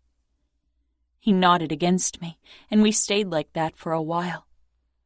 "When I heard your screams in the basement, I thought I'd go insane," he said darkly. I pressed my face into the crook of his neck, not able to look at him when I delivered the truth. "Remo didn't torture me. He wanted you to believe he did. He wanted me to make you believe you hurt me so you'd suffer. I only wanted to save you." Samuel cupped my head and pulled back, his eyes softer than before. "It was my job to save you, and I couldn't. Even if those screams weren't real, I can see what he did to you." Samuel swallowed, his eyes lowering to the bite marks once more. "You were meant to be treated like a princess, cared for and cherished, not... He shook his head and buried his face in his palms. "I can't get the image of those sheets out of my head. Can't forget Mom's sobs, or the way she fell to her knees in front of Dante and begged him to save you. Or how Danilo destroyed Dad's entire office. I can't forget Dad crying. He's never cried, Fina. Dad and I have done and seen so much, but we both fucking cried like fucking babies that day. I swear by my honor, by everything I love, that I won't rest until I've rammed my fucking knife into Remo Falcone." I kissed the top of his head and held him, because despite being the one who had been kidnapped, Remo hadn't broken me, and I realized it had never been his intention. He'd done worse. "Sam," I said, gathering my courage because I needed to save him, needed to save them all with the truth, even if it ruined me. "I didn't suffer like you all think. Remo didn't rape me. He didn't torture me." Samuel pulled back, and I braced myself for the inevitable, for the disgust and hatred, resigned myself to it, but his eyes held pity and sadness. He stroked my throat, then touched the faded cut on my forearm. Something dark swirled in the depth of his blue eyes when they locked on mine. You were innocent. You'd never been alone with a man, and then you were at the mercy of a monster like Remo Falcone. You had nothing to protect yourself. You did what you had to survive. The brain is a powerful tool. It can survive the cruelest horrors by creating alternative realities. I shook my head. He didn't understand. Sam? I tried again. I wasn't raped. Sam swallowed and kissed my forehead as if I was a small kid. You'll realize it eventually, Fina. Once you've healed, once the brainwashing ceases, you'll see the truth. I'll be there for you when that happens. I won't ever leave your side again. And I realized then that he'd never believe the truth because he couldn't. The sister he knew and loved wouldn't have slept with Remo. And if I wanted to return to him, to my family, I needed to become her again. I wasn't sure if she was still inside of me somewhere, or if Remo had ripped her from me, just like he did my innocence, and kept her for himself. Chapter 21.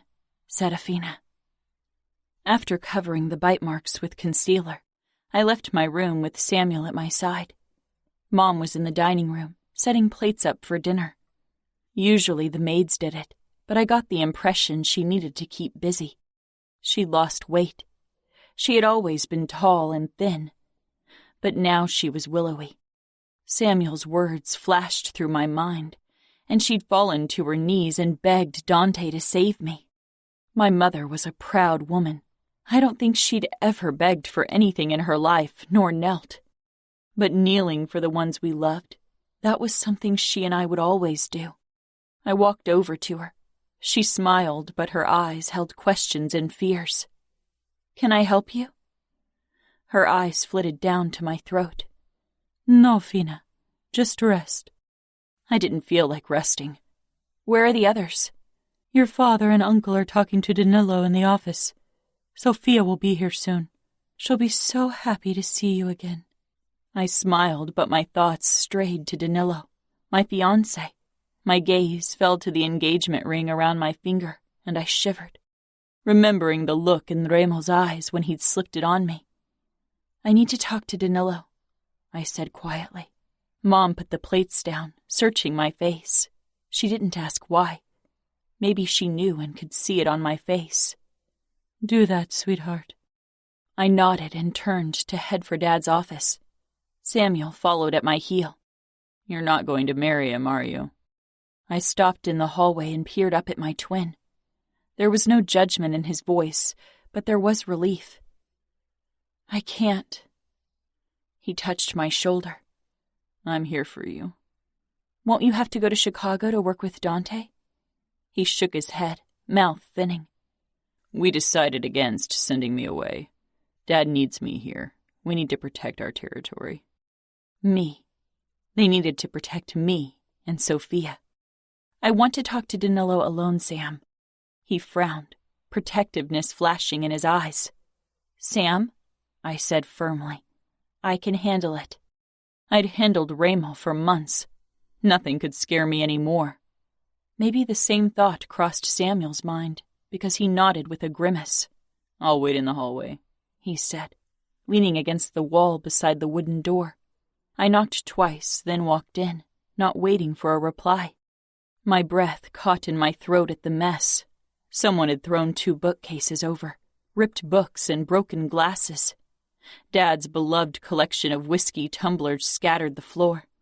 The leather sofa was slashed, filling poking out everywhere. Danilo had done this, and nobody bothered to clean up afterward. My eyes found my fiancé. He was controlled, so much like Dante that he probably couldn't stand being compared to him anymore. I couldn't imagine him doing this. His brown eyes latched onto mine, full of regret and anger. "Dove?" Dad asked. I cleared my throat, realizing he and Dante were staring at me as well. "I'm sorry for disturbing you," I said, "but I need to have a word with Danilo." Dad hesitated, his eyes flitting between my fiancé and me. Dante put a hand on his shoulder, and eventually they both left. Danilo faced the window, his hands pressed into the wall on both sides. The door closed with a soft click, and silence reigned in the room. Danilo's shoulders heaved. He was tall and muscular, but not quite like Remo. I began, but then didn't know how to go on, how to explain that I was lost to him.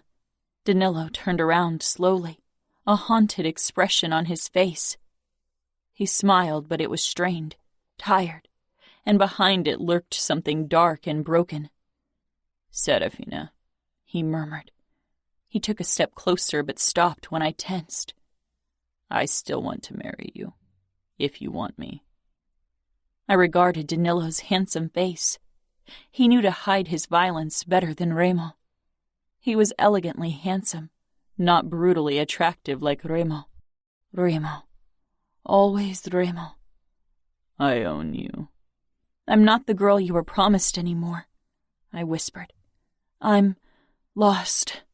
He shook his head and came closer, but still not close enough to touch. "He will pay. In these last 2 months, I've spent every waking moment thinking about you, going crazy with worry and rage. Your family and I, we wanted to get you back.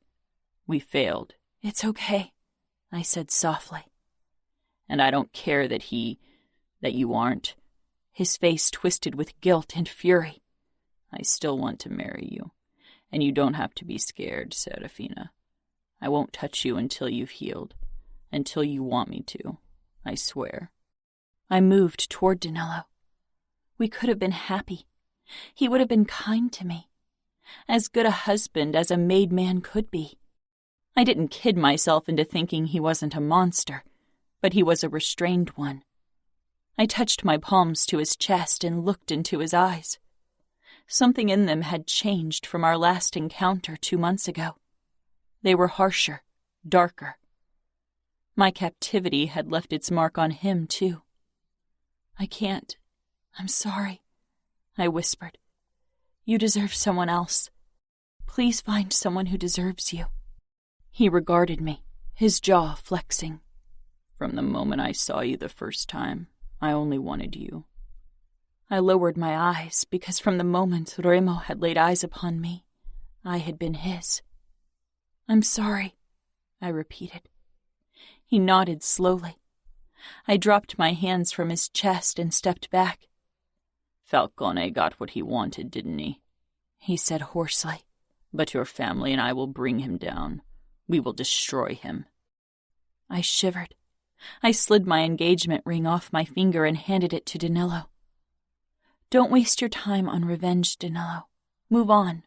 Find someone else. Be happy." He shook his head, obviously fighting for control. "Revenge is all I want, and I won't stop until I get it. Remo will curse the day he took you from me." Remo already did, but not for the reason Danilo wanted him to. He left without another word. Swallowing hard, I leaned against the windowsill. That was it. I was no longer engaged. I was nothing. I was ruined. In our circles, I was ruined. If I'd married Danilo, things might have been different. But now... There was a soft knock, and Mom entered, looking worried. I gave her a small smile, wanting to banish the harsh line between her brows. "Danilo told me you don't want to marry him." As if it was as easy as that. Wanting had little to do with it. I couldn't because deep down I knew I needed to loosen Remo's hold on my stupid heart before I could ever consider moving on. I knew the rules of our world. Even now they still bound me, bound my family. We had promised the Mancinis Dante's niece, and now they wouldn't get what they wanted, what they expected as the ruling family of Indianapolis. Maybe Danilo had accepted my decision, but his father was still alive, sick and bedridden, but alive. He pulled the strings in the background. The Mancinis wouldn't settle for just anyone as my replacement. "I can't," I said quietly. "I can't ever marry, Mom. Don't make me." Mom rushed toward me and embraced me. "We won't. Not me, not your father, not Dante. We all failed you horribly. You don't ever have to marry, sweetheart. You can live with your father and me for as long as you wish. Thank you, Mom, I said, and even as I said it, I knew it wasn't what I wanted. She pulled back, frowning. Your uncle would like a word with you. I told him it's still too soon, but he insists it's necessary. Still, if you aren't ready, I will stand up to him. Dread filled me, but I shook my head. It's fine. I'll talk to him. She gave a terse nod. I'll get him. He needs to return to Chicago tomorrow morning. He's been gone for too long these last 2 months. She kissed my cheek before she left. Dante stepped in a moment later. Tall and controlled as always. He closed the door, then paused, his cool blue eyes flickering to my throat, where Raymond's marks had been, no longer visible, covered by layers of concealer, just like my traitorous feelings for him were covered up by stacks of lies. I flushed and touched my skin in shame. Don't, he said firmly. I frowned. He moved toward me slowly, cautiously, as if he thought I might bolt. I lowered my hand from my throat when he came to stop in front of me. Don't be ashamed for something forced upon you, Dante said quietly, but his voice was off. It had a note to it I had never heard before. I searched my uncle's eyes, but it was difficult to read him. He exuded control and power, but there was a flicker of regret and sadness in his gaze. I don't want to open up painful wounds, Serafina, but as the boss of the outfit, I need to know everything you know about the Camorra so I can bring them down and kill Raymond Falcone. I swallowed, looking away. This war would become so much bloodier and crueler soon. As if that would undo my kidnapping. As if Raymond's death could change anything. But my family and Danilo needed to make amends for their guilt. Nothing I could say would change that. I don't think I know anything that will help you. Every small detail helps. Habits, the dynamic between the brothers, Raymond's weaknesses, the layout of the mansion. Raymond's weaknesses. His brothers. Raymond's biggest weakness may be his only one. Raymond doesn't trust anyone but his brothers and Fabiano. He would die for them, I whispered. For some reason, I felt almost guilty for revealing that to my uncle, as if I owed Raymond loyalty, as if I owed him anything at all. He had kidnapped me and then let me go. I wasn't sure what made me hate him more. Apart from the family, only Fabiano and Leona are allowed inside the mansion, and occasionally cleaners. Raymond keeps a knife and gun close at all times. He's a light sleeper. I froze, falling silent. My skin burned at what I'd just revealed, but Dante only regarded me calmly. No judgment or anger. I still had to lower my gaze from his because his understanding made me feel even worse. He didn't know I'd come freely into Raymond's bed, enjoyed not only the sex, but also the tenderness afterwards. It was a side of Raymond no one knew, and that he had showed it to me meant more to me than it should. Could I reclaim what was lost? I began shaking, overwhelmed with the situation, with my feelings. Serafina, Dante said firmly, touching my shoulder. I raised my eyes to his and shook even worse, overcome with the need to spill everything, but not brave enough. I pressed myself against my uncle, and he touched the back of my head in comfort. What am I going to do? How will I belong again? Everyone will look at me with disgust. Dante's body coiled tighter. If anyone does, you'll let me know, and I'll deal with them. I nodded. And you never stopped belonging. You are part of the outfit, part of this family. Nothing changed. Everything did. Worst of all, I had. When we finally emerged, Samuel took his place as my shadow again. We were on our way into the dining room when the front door opened. One of our bodyguards stepped in, and then Sophia shot inside. Her wide eyes landed on me, and she stormed off in my direction. She collided with me, and I would have fallen backward if Samuel hadn't steadied me. "You're back!" Sophia hugged my middle tightly, and I rested my chin on top of her head, smiling. When I pulled back, her eyes were alight with happiness, despite the tears in them. "I missed you so much." "I missed you too, Ladybug." I wondered how much she knew, how much my parents and Samuel had divulged or had been unable to hide from her. Valentina entered with her 2 kids, Anna and Leonis. Anna was around Sophia's age, and they loved each other dearly. They were not just cousins, but best friends despite the distance between them. Leonis was almost 8, and the spitting image of Dante, except for the eyes. Anna and Leonis gave their mother a questioning look, and she nodded before they came toward me as well. I hugged them, though it proved difficult because Sophia continued to cling to my arm. Anna and Sophia sometimes were mistaken for sisters because their hair color was similar. Valentina was the last to greet me. Her embrace was gentle, as if I was breakable, but I gave her a firm smile. "We can have dinner," Mom said with a brave smile of her own. With the kids around, she wouldn't burst into tears again, nor would anyone else. Conversation flowed easily at the dining table. Too easily. I could tell everyone was trying to create normalcy for my sake and their own. Danilo wasn't there. I assumed he wanted to be alone after I'd broken off our engagement, and he wasn't part of the family, and now he'd never be. It was strange being surrounded by my family again. I sat between my siblings, both of them eager to be close to me, but my thoughts kept straying to Las Vegas, to Remo. "How was Las Vegas?" Leonis blurted when we were done with dessert, a decadent chocolate cake, my favorite. "Leonis," Dante said sharply. My cousin flushed, realizing his mistake. I took a sip from my water, then shrugged. "Not worth visiting, if you ask me." Leonis giggled, and my family relaxed again. Samuel squeezed my hand under the table. Maybe I could find my way back to them. It felt strange being back in my own bed. I had trouble falling asleep. Too much had happened. This morning I'd woken in Las Vegas with Remo, and now I was here. The door opened and Samuel slipped in. I made room for him in the bed. "Awake?" he asked quietly. "Yeah." I didn't elaborate. He lay down on the covers on his back.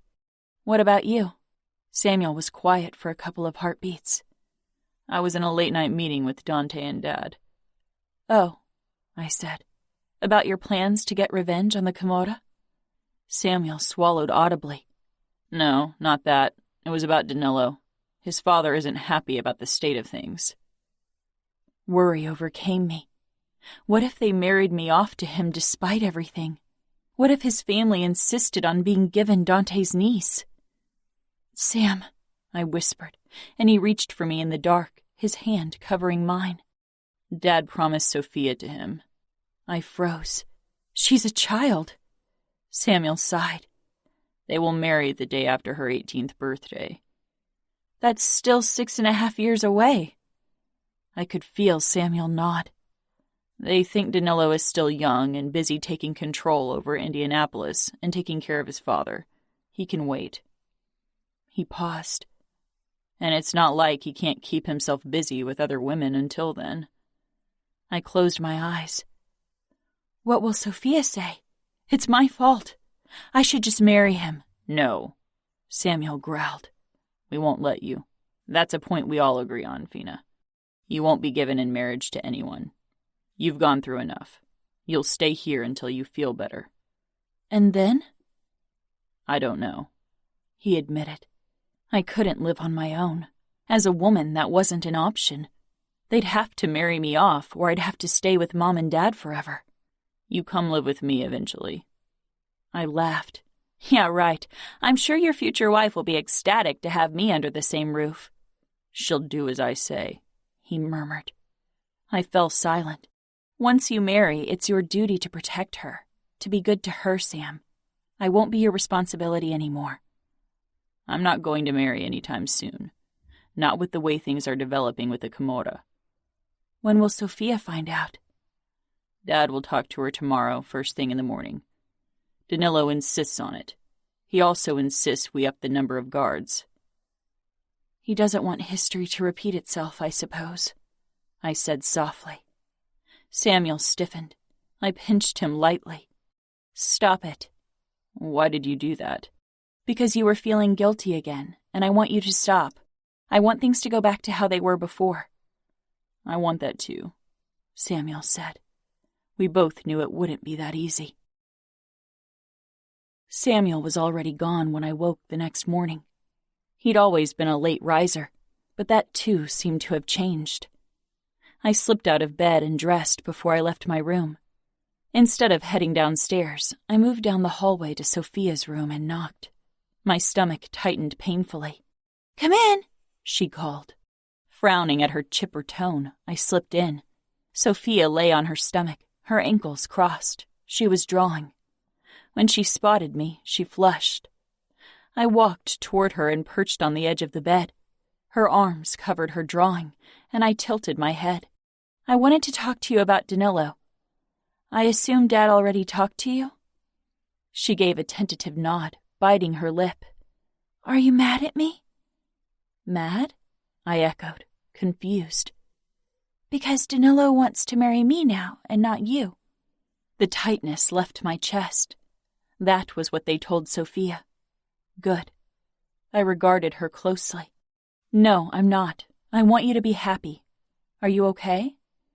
She bit her lip again and gave a small nod. With an embarrassed smile, she pulled her hand away from her drawing. It was her name and Danilo's over and over again. Surprise washed over me. "You like him?" Her cheeks blasted with heat. "I'm sorry. I liked him even when you were promised to him. He's cute and chivalrous." I kissed the top of her head. Was I this innocent once? This hopeful and clueless? I pulled back and gave her a stern look. "He's a grown man, Sophia. It'll be many years before you'll marry him. He won't come anywhere near you until then." She nodded. "I know. Dad told me." She sounded disappointed. So beautifully innocent. I stroked her hair. "So we're okay?" she asked. "Better than okay," I said, then stood and left my little sister to her daydreaming. I missed the days when I thought a knight in shining armor riding a white stallion would steal my first kiss. Instead, a monster had claimed me, body and soul. My stomach led me downstairs, but I paused when I spotted Danilo in the foyer. I assumed he'd gone over the details of his engagement to my sister with my parents and Dante. For some reason, I was furious. Sophia might be happy, but she didn't know the extent of her promise. Of course she would have been promised to someone eventually, but not as a consolation prize because the Mancinis wanted Dante's niece. I walked straight toward him. His face flickered with regret and self-hatred as he looked at me. "Sophia is a girl. How could you agree to that bond, Danilo?" His expression flashed with anger. "She is a child, too young for me. She's my sister's age, for God's sake. But you know what's expected. And we won't marry until she's of age. I never touched you, and I won't touch her." "You should have chosen someone else, not Sophia." Tension shot through his body. "I didn't choose her. I chose you. But you were taken from me. And now I have no choice but to marry your sister, even though it's you I want." A sharp intake of breath made us both look up at Sophia, who was standing on the highest stair, watching us with wide, hurt eyes. Her chin wobbled, and she whirled around, storming off. "Damn it," Danilo muttered. He made a move as if to follow, but I grabbed his arm. "What are you doing?" "I should talk to her." "I don't think that's a good idea." Danilo pulled back, his expression back to being controlled, calm, poised. "I should apologize." "I'm not sure she'll talk to you, but we can try," I said quietly. I led him upstairs, trying to ignore the way his eyes lingered on my throat. I hadn't covered the marks this morning. I pointed at Sophia's door, and Danilo knocked firmly. "Go away!" "Sophia," Danilo said calmly, "can I talk to you?" It was silent behind the door for a long time. Danilo's brows drew together. She's probably trying to clean up her face so you don't see her tears. He gave a small nod and again glanced at my throat. I sighed and looked away. I will protect her. I won't fail her like I failed you, Danilo muttered. My eyes shot up, but the door opened in that moment. Sophia stood in the doorway, looking shy and embarrassed. Her eyes moved from Danilo to me, and I gave her a smile. She flushed when she raised her eyes to Danilo. Can I talk to you for a moment? He asked. Sophia looked at me for permission. Sure, I said. I knew custom forbade girls from being alone with men, but Sophia was 11, and Danilo had always been a perfect gentleman with me. Sophia walked back into her room and perched on her plush pink sofa. Danilo followed her inside, leaving the door open. His eyes took in her pink, girly room, and I could see how uncomfortable he was. He sank down on the sofa with as much distance between them as the piece of furniture allowed. He looked out of place in the room, like a giant beside her. The contrast couldn't have been bigger. Sophia in her pink dress with her boisterous nature, and Danilo in his black pants and black dress shirt with his cool demeanor. He had already seemed so much older to me. But in comparison to Sophia, not that she seemed to mind. She was peering up at him with so much childish adoration that even my crushed heart sang with joy. I hoped she could hold on to it for a long time. I took a few steps back and gave them a moment of privacy. 2 minutes later, Danilo stepped back out. He ran a hand through his dark hair. His eyes met mine, and again I saw the flash of longing and fury. And he gave a terse nod. I think I managed to convince her I said those things to make it easier for you. Good, I said. Danilo shook his head, his brows drawing together. Nothing is good about this situation, Serafina. And I'm surprised that from all of us, you are the one who seems to be dealing with it the best.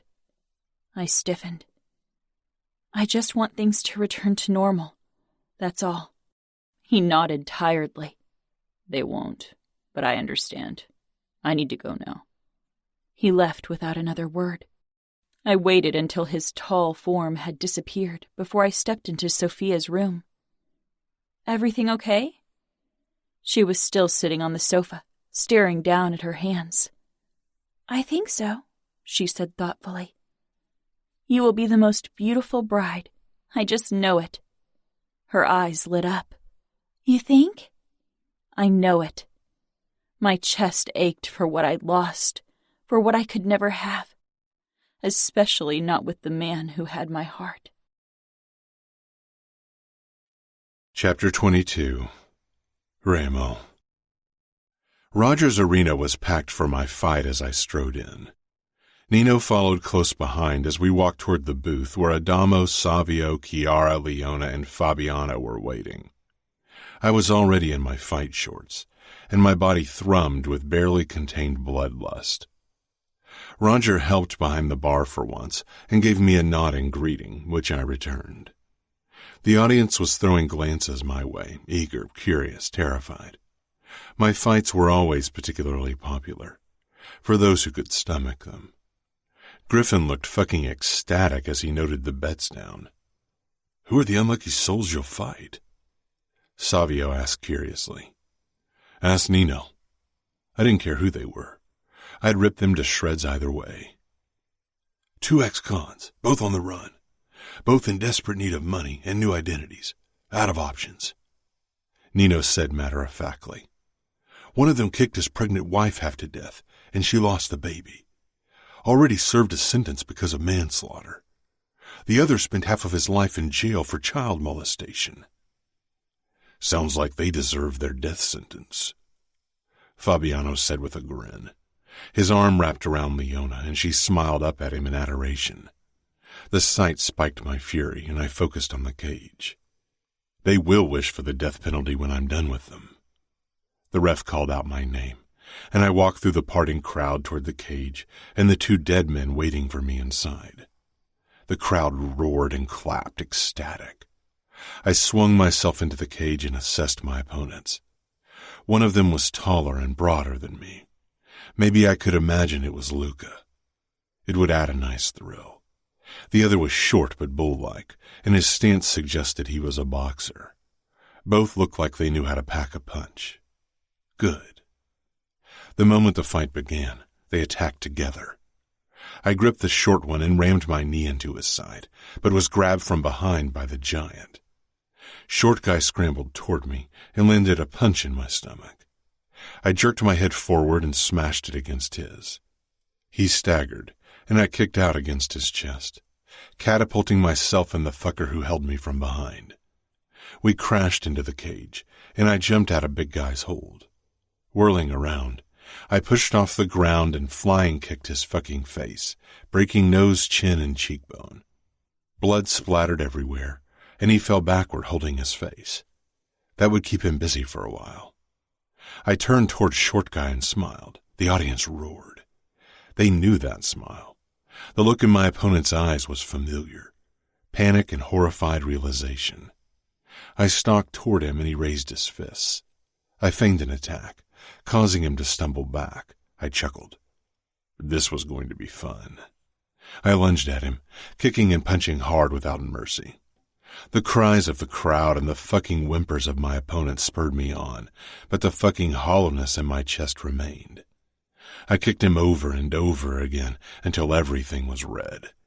When he didn't even twitch anymore, I let up. The other guy had his back turned to me and was shaking the cage door, wanting out. No one's going to open that door. If you want out of this cage, you'll have to kill me. Big guy turned, face swollen and bloody. He tried his best. Soon I had him in a chokehold, and then I smashed his face against the cage. Once, twice, and then over and over again. I couldn't fucking stop. I needed to crush something. Ramo! Smash! Ramo! Smash! A hand gripped my shoulder and ripped me backward. I released the bloody pulp and stared at Nino. His face was splattered with small red dots. Blood. I glanced down at myself, then at the floor. It was silent in the arena, and everyone was staring at me in open horror. I won, I muttered. Nino shook his head. Come. I followed him out of the cage and toward the changing room. The crowd parted even wider. The stench of vomit hung heavy in the air. Griffin was pressing a fucking tissue over his mouth.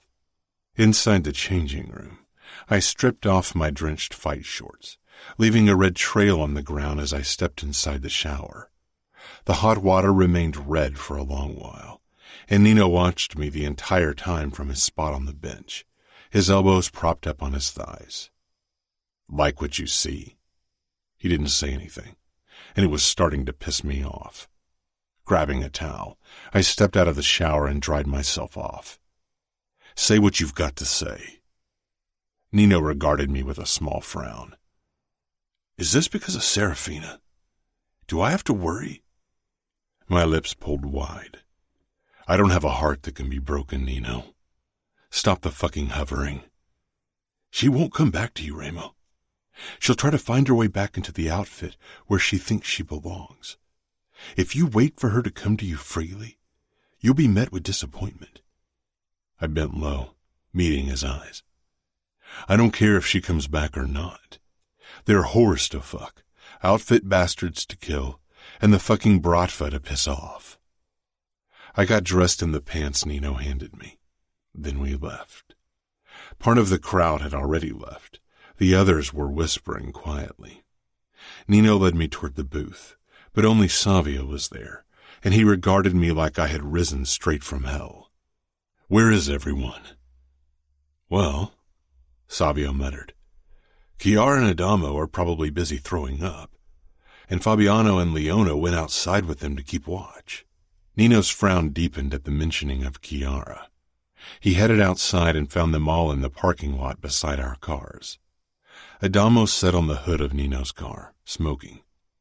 Chiara was bent over behind the trunk, heaving, and Fabiano had his arm wrapped around Leona's shoulder, who looked a little faint. Nino went over to his wife and rubbed her back. Fabiano shook his head. What the hell, Ramo? I rolled my eyes. You've seen me do worse. We tortured together. And after what he'd done to his father, he really had no business being shocked by me losing control. Savio snorted. We've all seen you torture, but you never lost control like that. Take a look at the video footage, and if your expression doesn't scare even you shitless, then I don't know what to say. He went over to Adamo and took the cigarette from him, taking a deep pull. You don't smoke? Adamo grumbled. I need to get rid of the vomit taste in my mouth. Don't tell me you threw up as well, I said. Savio cocked his eyebrow.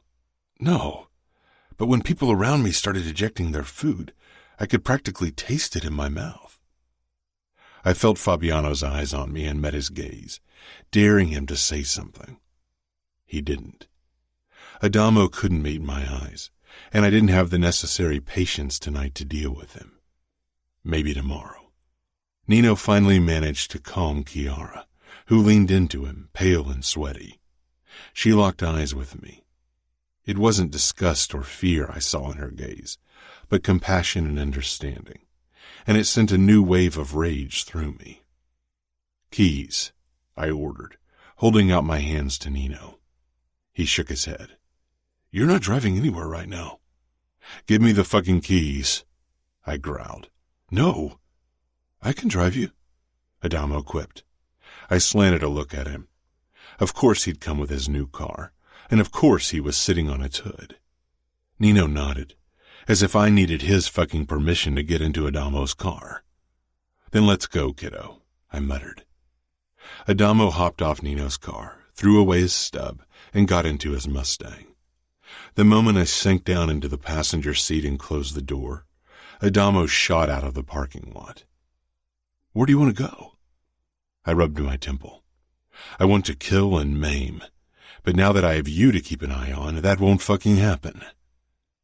I think I meant to babysit you tonight. Nino's worried, Adamo said. I shook my head. Fucking nuisances, all of you. You scared the shit out of me tonight.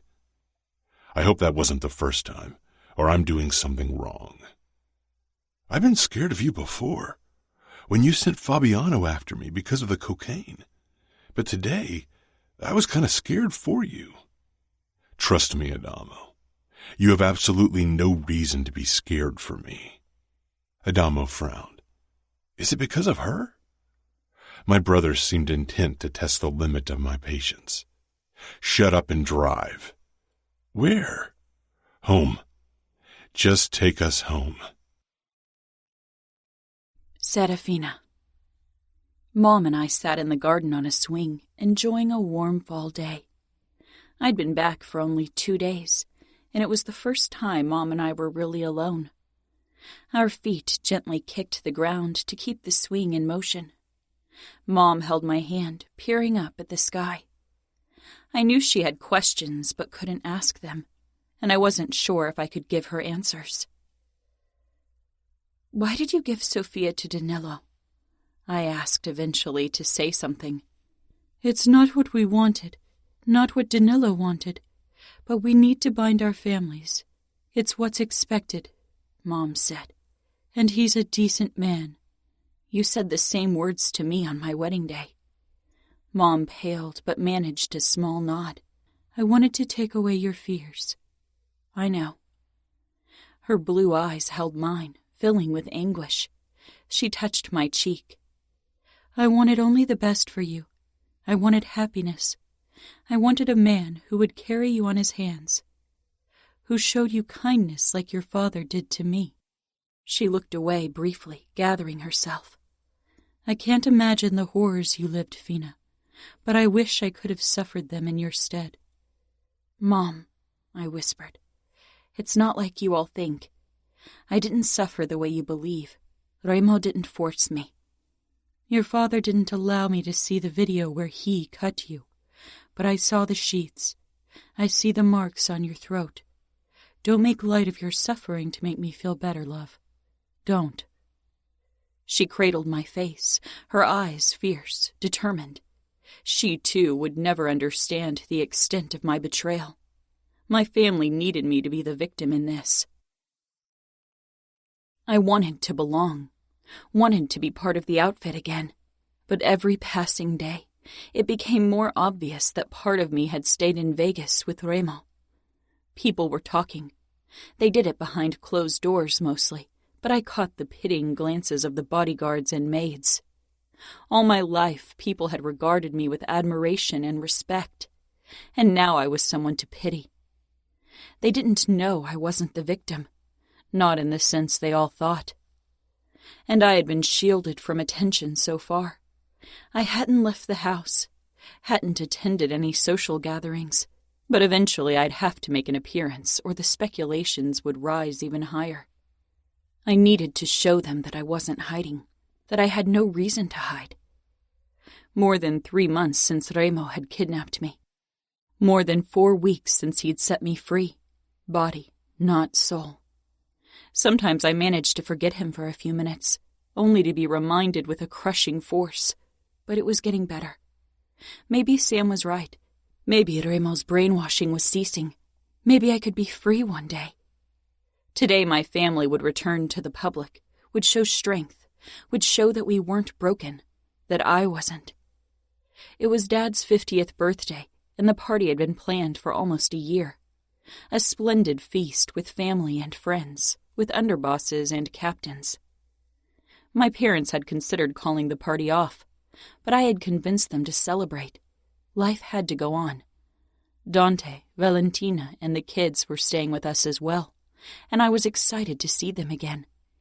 I busied myself helping Mom prepare for the party these last few weeks, needing to distract myself, trying to ignore the nagging fear at the back of my head that grew louder every day. I stared up at the ceiling in my room. It was already late, and I needed to choose a dress, get ready, and help Mom, but I couldn't move. For the last 2 hours I lay motionless, except for my shallow breathing. I'd got my period the last week of August. It was the end of October now. My fingers traced my belly, terrified, immobilized.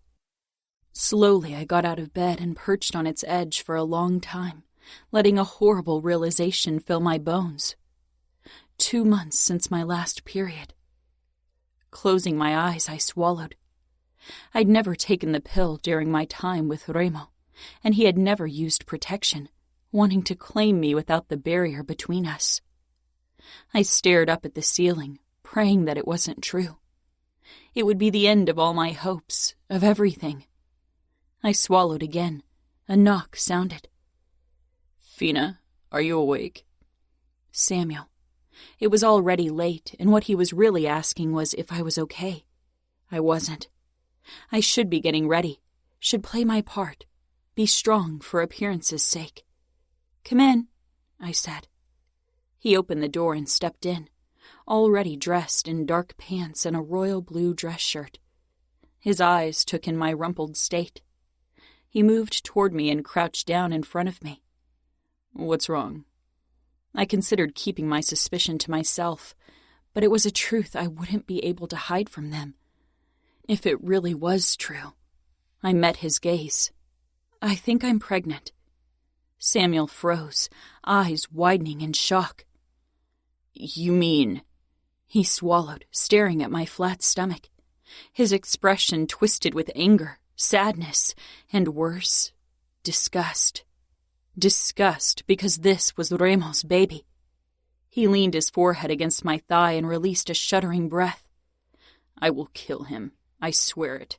One day I'm going to kill Remo Falcone in the cruelest way possible." I touched his head. Can you get Mom? I need a pregnancy test. I need to know for sure." Samuel straightened and stood. With a last glance at me, he left. I couldn't move. If I was pregnant with Remo's child... I couldn't even finish the thought. I didn't want to. Not yet. Not before I had certainty. A few minutes later, Mom stepped in, her face pale. We looked at each other before she walked toward me and touched my cheek. "Whatever happens, we'll get through this, Fina. We will get through this." "I know," I said. "Can you get a test for me?" "I will ask Valentina. Maybe she's got a spare test. She and Dante are trying for another child. Mom dropped her hand and left the room. I stood, taking a deep breath.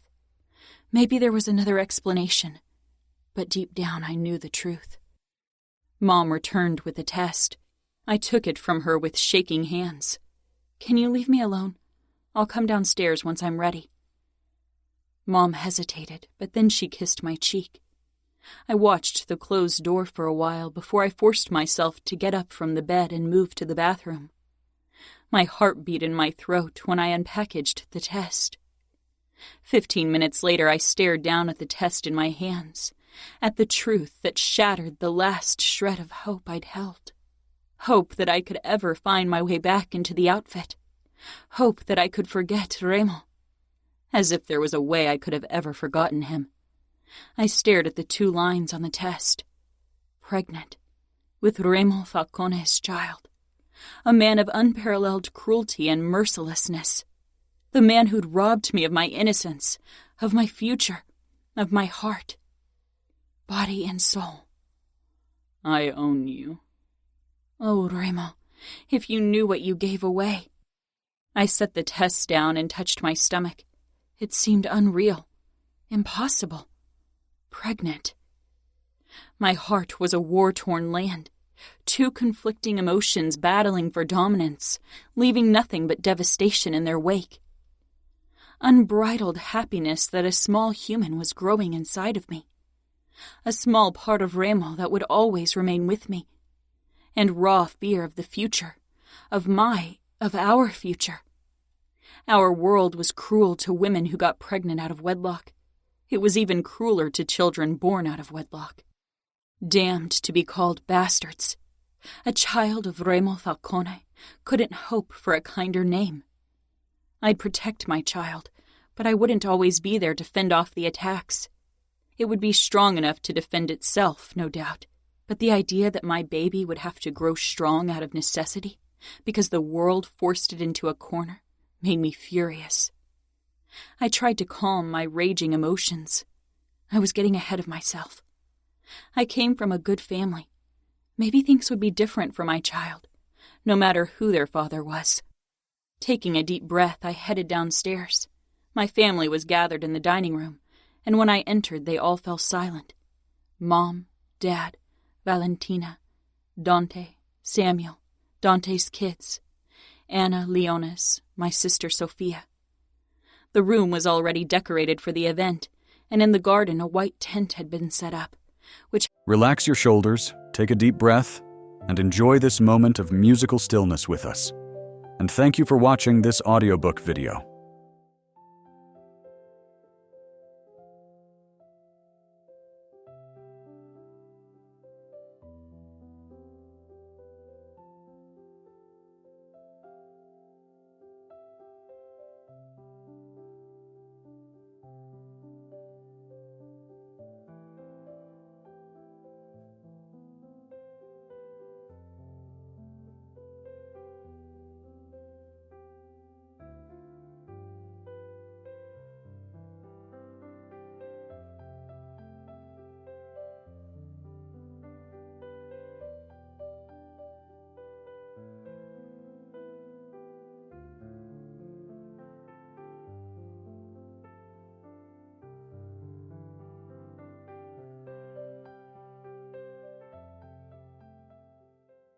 held the dance floor. The caterer would arrive in about 2 hours, the guests in 3. A day of celebration. Mom motioned at Sophia, Anna, and Leonis. "Out. Go to your rooms for now." They did. No protests. In passing, Sophia gave me a small smile. I looked at Samuel. He got up slowly, hesitantly, and our eyes met. His expression fell, turning desperate. "I'm pregnant." Mom covered her mouth with her hand, and Dad closed his eyes. Valentina regarded me with sympathy, and Dante gave a terse nod. No celebrations, no happiness.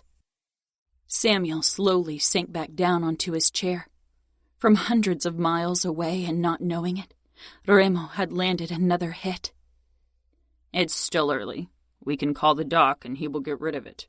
Dad said, face pale and worried when he finally met my gaze. My stomach tightened, and something angry and protective reared its head in my chest. My child. Mom nodded slowly. You don't have to keep it. Samuel only looked at me. He knew me. Until recently better than anyone else, but Remo had seen parts of me nobody knew. My darkest parts. You want to keep it, he said quietly, uncomprehending. I touched my stomach. I will keep this child. I will take care of it and love it and protect it. It's mine. And the moment the words left my mouth, I knew it with certainty. This child would be born, and whoever tried to take it from me would see how strong I was. Silence greeted me. Then Dante nodded once. It's your decision. It is, I said firmly. Mom got up. It was obvious that she was fighting with herself. I walked up to her because she couldn't move and touched her shoulders. We will get through this, right? This baby is innocent. It's my baby. Mom smiled shakily. You are right, sweetheart. Dad got up and touched my cheek. We will stand by your side. I could see how much these words cost him. I wasn't sure if my family would get past the fact that my child was Remo's child. Would they love it because it was mine, or hate it because it was his? Chapter 23. Serafina. I sat in front of my vanity and brushed my hair, stroke after stroke, trying to find calm. I could hear the first guests downstairs, could hear laughter and music. I needed to go down. Taking a deep breath, I stood. I'd chosen a floor-length, form-fitting dark blue dress, matching the color of Samuel's shirt. I touched my stomach, still flat, but I knew in a few months I wouldn't wear dresses like this anymore. Remo's baby. I closed my eyes. I was happy and sad, terrified and hopeful. What would Remo say if he knew?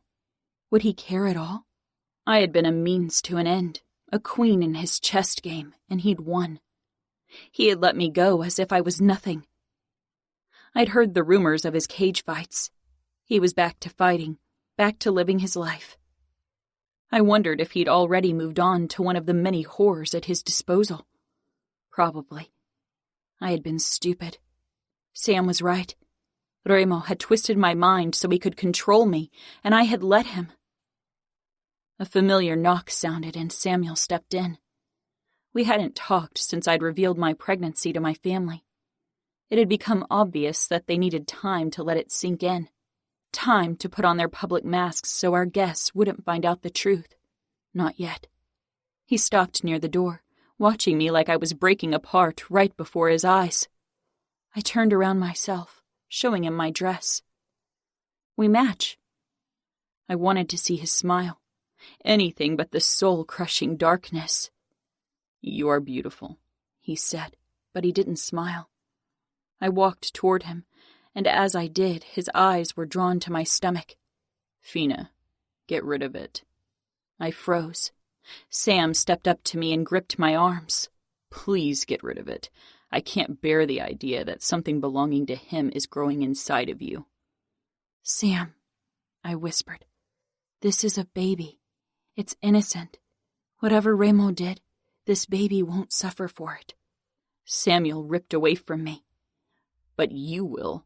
What do you think people will say if you give birth to his spawn? And the thing will remind you of the asshole every fucking day. How will you ever forget if you see the result of Remo's fucking sins every day? I turned away and moved toward the window, clutching the windowsill in an iron grip, trying to hold on to my composure. If I wanted to show up at Dad's party, I couldn't lose it now. Samuel came up behind me and touched my shoulders. I shouldn't have said that. It's okay, I said. I put my hand over Samuel's. I need you at my side, Sam. The baby and I, we both need you. Please. Samuel put his chin down on my head and sighed. I'll always be there for you. We stood like that for a while until I turned and gave Samuel a firm smile. Let's go down there and show people that we are strong together. Samuel held out his hand and I took it. We moved downstairs together, and Samuel's grip on me tightened when the attention shifted to me. People were trying to be discreet about it, but failing miserably. Every underboss was there, even Danilo. He stood off to the side, next to the bar, nursing an amber-colored drink. Our eyes met briefly, but then I looked away. Samuel remained glued to my side. My shadow, my protector, but even his harsh gaze couldn't stop the pitying looks or the whispers, and people didn't even know about my pregnancy yet. I could imagine how much worse the gossip would become then. I'd been known as the Ice Princess, meant to become the Ice Queen at Danilo's side. Now I was the woman who Remo had defiled. The men could hardly look at me. Somehow I had become all of their failures. Samuel's hand on my lower back twitched, and one look at his face told me he was close to losing control. "Dance with me," I pleaded. Samuel nodded with a small, tight smile and wrapped me in his embrace, then stiffened when my still flat stomach pressed up to him. His eyes darted down, and anguish flashed across his expression before he could mask it. As if he could already see my pregnancy when it was still safely hidden. I tightened my hold on him briefly, and finally he met my gaze. We began to dance. All eyes were on us. Samuel held my gaze because he was on the verge of losing control. One look at the others and he'd snap. I smiled up at him and he relaxed. I too felt the glances, could practically hear the whispers. A few women my age who'd always resented me for my status looked almost triumphant, happy to witness my fall from grace. I lifted my chin higher, angry, and then worried. Because how would all these people treat my child?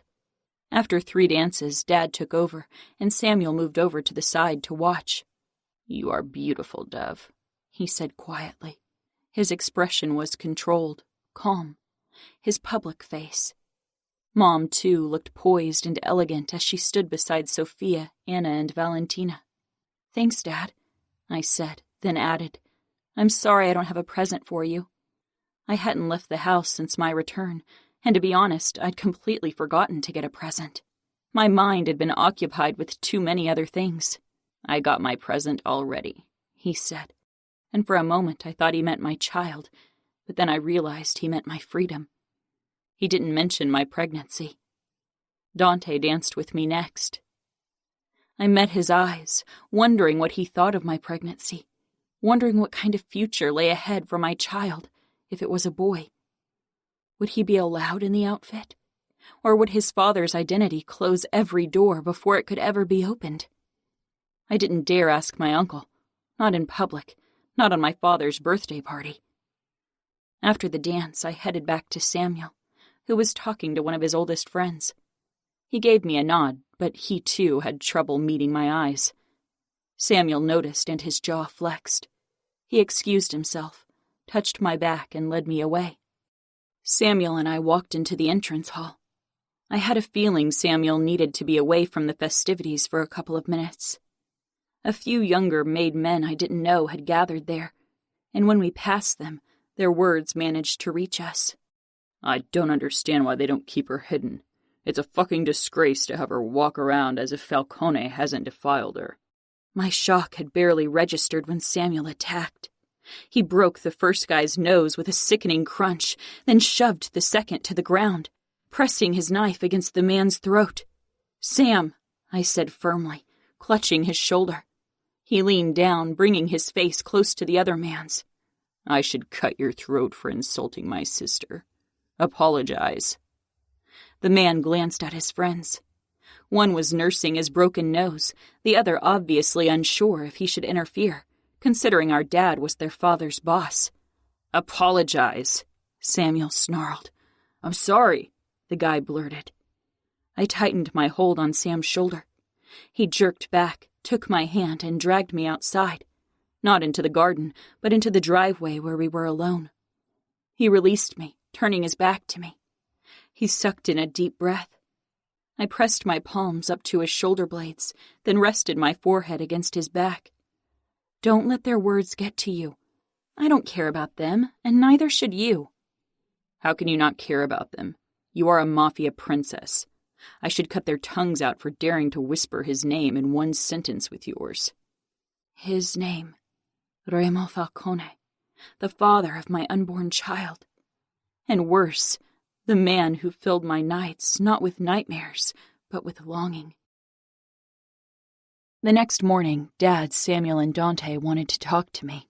When I walked into Dad's office, I knew from their expressions that it wouldn't be an easy conversation, and definitely not one I'd like.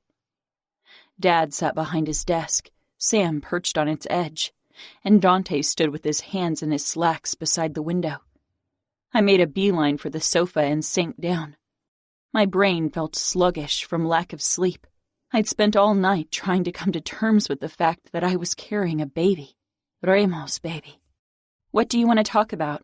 3 sets of eyes darted to my belly, and my hand automatically, protectively, pressed to the spot. If you keep this child, Dante began. I will keep the child. Dad looked away, and then at the picture frame on his desk. A photo of our family taken shortly before I'd been kidnapped. You will have to keep it hidden, Dad said. I blinked at them. What? Once you start showing, we'll have to keep you out of the public eye, Serafina, Dante said, his voice resolute. I doubt Remo Falcone has the slightest interest in his offspring, but he might use it against us. The outfit needs to be strong. This child might cause tension within the outfit, and we can't have that at the current time. Or we could arrange a quick marriage with someone who agrees to a fake marriage and pretend it's his child, Dad suggested gently. I stared between them. Samuel looked at the floor, his brows snapped together.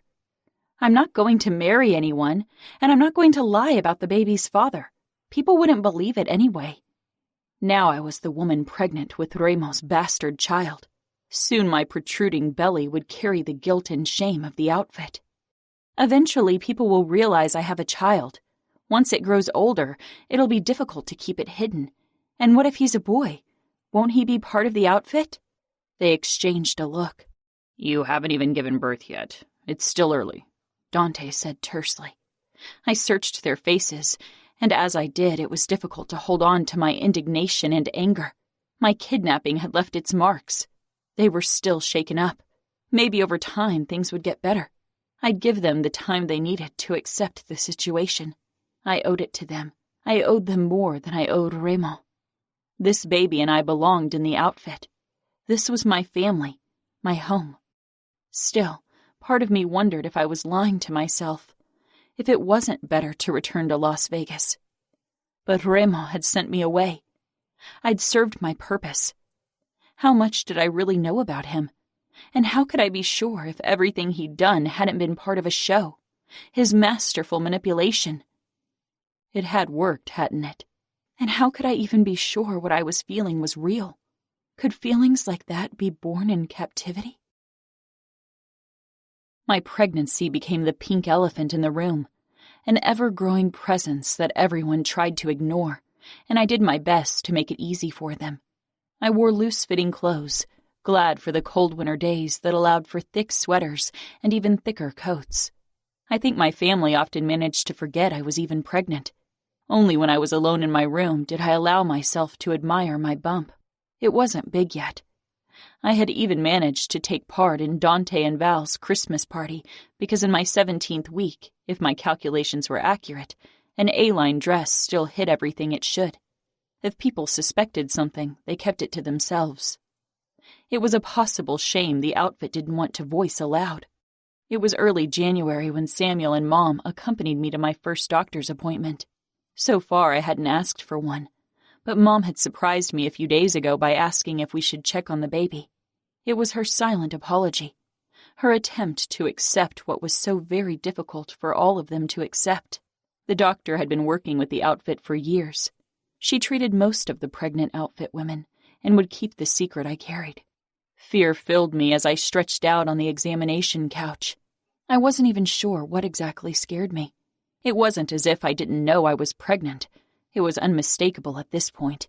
The doctor was on one side of me with the ultrasound, while Samuel and Mom stood on the other. I swallowed when I pushed up my sweater, revealing the bump for the first time in front of others. Samuel's face became still, and Mom swallowed before she managed an encouraging smile and squeezed my hand. "This will be cold for a moment," the doctor warned me. I nodded distractedly, my eyes fixed on the ultrasound. The doctor started frowning, moving the ultrasound around on my belly. The thud-thud of a heartbeat filled the room, and my own heart sped up, swelling with love and wonder. But the thud-thud was off, as if it was off-beat, 2 out of sync rhythms. Mom's eyes widened, but I wasn't sure why, and fear filled me. I stared at her, then the doctor, then Samuel, but he looked as confused as I felt. "Oh, God," Mom whispered. What's going on?" Mom's eyes filled with tears. "Twins." The doctor nodded, and my eyes jerked toward Samuel. "Like us," I said in wonder. He managed a small smile, but his eyes held worry. The knowledge that I carried twins changed things for Mom. It was as if she could finally see the babies as mine, not as something alien. Samuel seemed to be coming around as well. He painted the nursery and set up the furniture for me. And Sophia, she was ecstatic about the prospect of being an aunt. But Dad had a harder time. He didn't mention the pregnancy and never looked anywhere below my chin. I understood him. Couldn't possibly be angry because his eyes reflected his conflict. I often managed to feel like I belonged once more. Managed to pretend I wasn't forced to hide in our home so no one found out I was pregnant. What I didn't manage was to stop thinking about the man who was the reason for everything. Every night I lay awake in bed. Every time I stroked my bump, I saw him before my eyes. And every time I was torn between anger and longing. Sometimes I wondered if I should find a way to let him know. But then I thought of my family, of their slow healing process, of what my kidnapping had done to them, and I couldn't do it. What did you owe the man who kidnapped you, who tried to destroy the people you cared about, the man who took your heart only to push you away? Nothing. I owed Remo Falcone nothing. These were my children, and they'd grow up as part of my family, as part of the outfit. I'd hide the truth from them as long as I could. They would not find out who their father was until they had to. If I wanted them to have a chance in the outfit, they couldn't be Falcones. They couldn't be associated with Remo at all.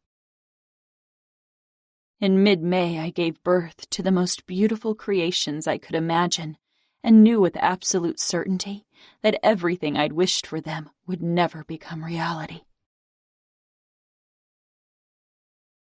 Chapter 24. Serafina. I loved my family with all my heart, and they loved me. But the moment I held my children in my arms, I knew I could not stay with them forever. Knew it with soul-crushing certainty.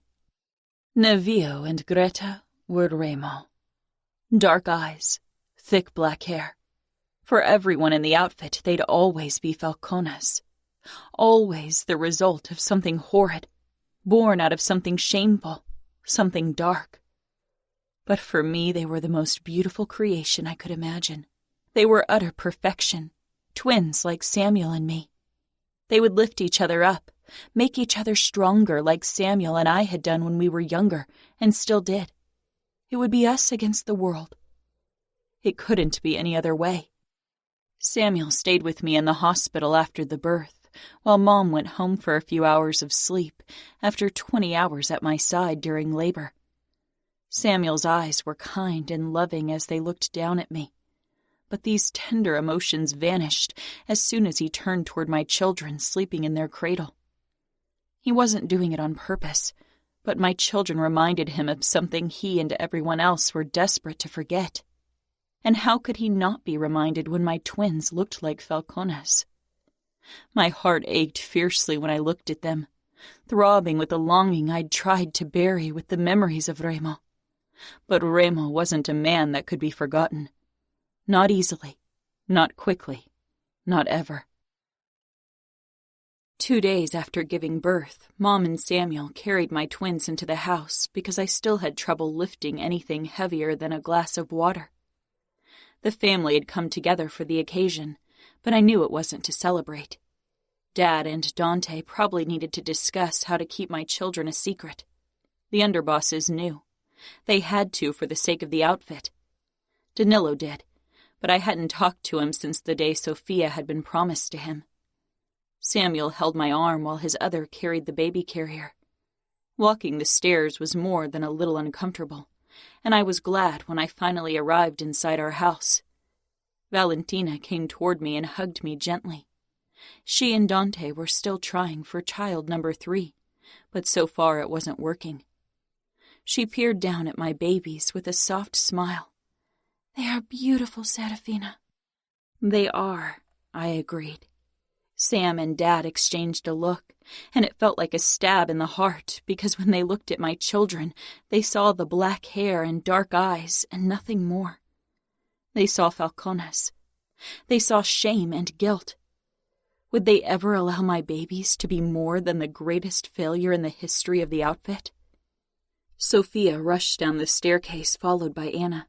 Leonis showed less enthusiasm than the girls as he sauntered down the steps, rolling his eyes. Sophia stopped beside me and Samuel, looking down at Greta sleeping soundly in the carrier. I'd noticed that Samuel had insisted on carrying Greta, not Nevillo, but I tried not to put too much meaning into it. Sophia hadn't been allowed in the hospital because we didn't want to draw too much attention to us, and her eyes were wide in surprise. "Wow," she breathed. "I've never seen hair that black." She'd never seen Remo. Anna nodded as she lightly brushed a finger over Nevillo's head. His eyes peeled open, and as always when they did, my breath lodged in my throat. Dark eyes. Remo's eyes. Even at 2 days old, my boy was his father. Dad averted his eyes, brows pulling tight, and looked at Dante with an expression that tore me cleanly in half. Valentina squeezed my shoulder and leaned in. "It takes time, Serafina. Give them time. One day they will see your babies as what they are. Only yours." I nodded, but deep down I knew Greta and Nevillo would never only be mine, because they were also Remo's, and nothing could change that, and I didn't want it to. The next day I was cradling Greta in my arm while Nevillo rested on the sofa beside me, deep asleep when Dante came in. He strode toward us, his eyes flickering over my children. His expression didn't give anything away, and I wondered if it was because he didn't resent my twins like everyone else, or if he was too good at hiding his true feelings. He sank down in the armchair across from me, opening his jacket so it didn't wrinkle. He gave me a tense smile. "How are you?" I stroked Greta's cheek before I looked up again. "Good." He nodded. "I know things aren't easy for you, Serafina. It was never meant to be like this. I've wanted to talk to you for a while." He trailed off, his expression tightening. "But I'm not in the habit of justifying my actions, nor apologizing." I frowned. "You are capo." "I am, but that doesn't make me infallible." He paused. "I think you should know that when Remo kidnapped you, your father would have handed over his territory to save you. I didn't allow it. And Samuel attacked the mansion without my permission, because I wouldn't have allowed it. I'm not a man who answers to another's demands. I refuse to be blackmailed. I have to think of the outfit." "I know, and I understand, Uncle." Then I paused. "But in the end, you gave Scuderi to Remo." Something dark and furious flashed in Dante's eyes. "I did. Because I'm not only capo. I'm a father. I'm your uncle. This is my family, and I owe it protection. I owed you protection, and I failed." He lowered his gaze to my children. "You'll have to live with the consequences of my decisions." I shook my head. Those decisions gave me my children, and that's not something I could ever regret. Dante got up and touched my shoulder. Then he traced his index finger over Greta's head before he turned. Like Samuel and Dad, he had a harder time looking at Nevillo than at my daughter. I peered down at my son and took his little hand in mine. And not for the first time, I wondered what Remo would see when he saw them. A high-pitched wail sounded. Samuel and I jerked up at the same time from where we'd fallen asleep on the sofa in the nursery. We didn't bother going into our beds most of the time because Navio and Greta woke every 2 hours. He and Mom took turns helping me, and during the day Sophia changed diapers and helped feed them as well. I couldn't remember the last time I'd slept more than 2 hours in the last 6 months. Samuel rubbed his face. I knew he didn't sleep much on the nights he wasn't helping either. The outfit was planning something. He had only hinted to it, but it could only be an attack on the Camorra.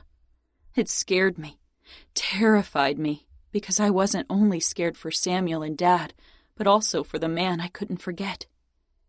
I stood, and so did Samuel. He reached for Greta like usual, and I took Navio.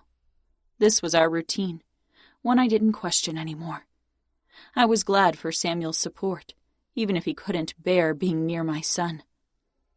30 minutes later, Samuel and I sat shoulder to shoulder, Greta sound asleep in his arm, and Navio wide awake in mine. He snatched at my hair and yanked. I loosened his hold, wincing, and pushed the strand out of reach. Navio let out a happy yowl, eyes zooming in on Samuel. I followed his gaze. My brother sighed and put his head back. Don't give me that look, Fina. What look? Like I'm breaking your heart. Why do you have such a hard time looking at Navio, but have no trouble holding Greta? Because with her I can overlook the similarities. But with Navio... Samuel shook his head, lowering his gaze to my boy, who was happily chewing on his own fingers. With him all I can see is Remo fucking Falcone. Shh! I shushed him. I stroked Navio's head, but he was oblivious to what was being said. One day he would understand, though. One day he would realize what the looks he got meant. You'll never be free of him because of them, Fina. Maybe without those kids, people would have eventually forgotten what happened and moved on. But they are living, breathing reminders.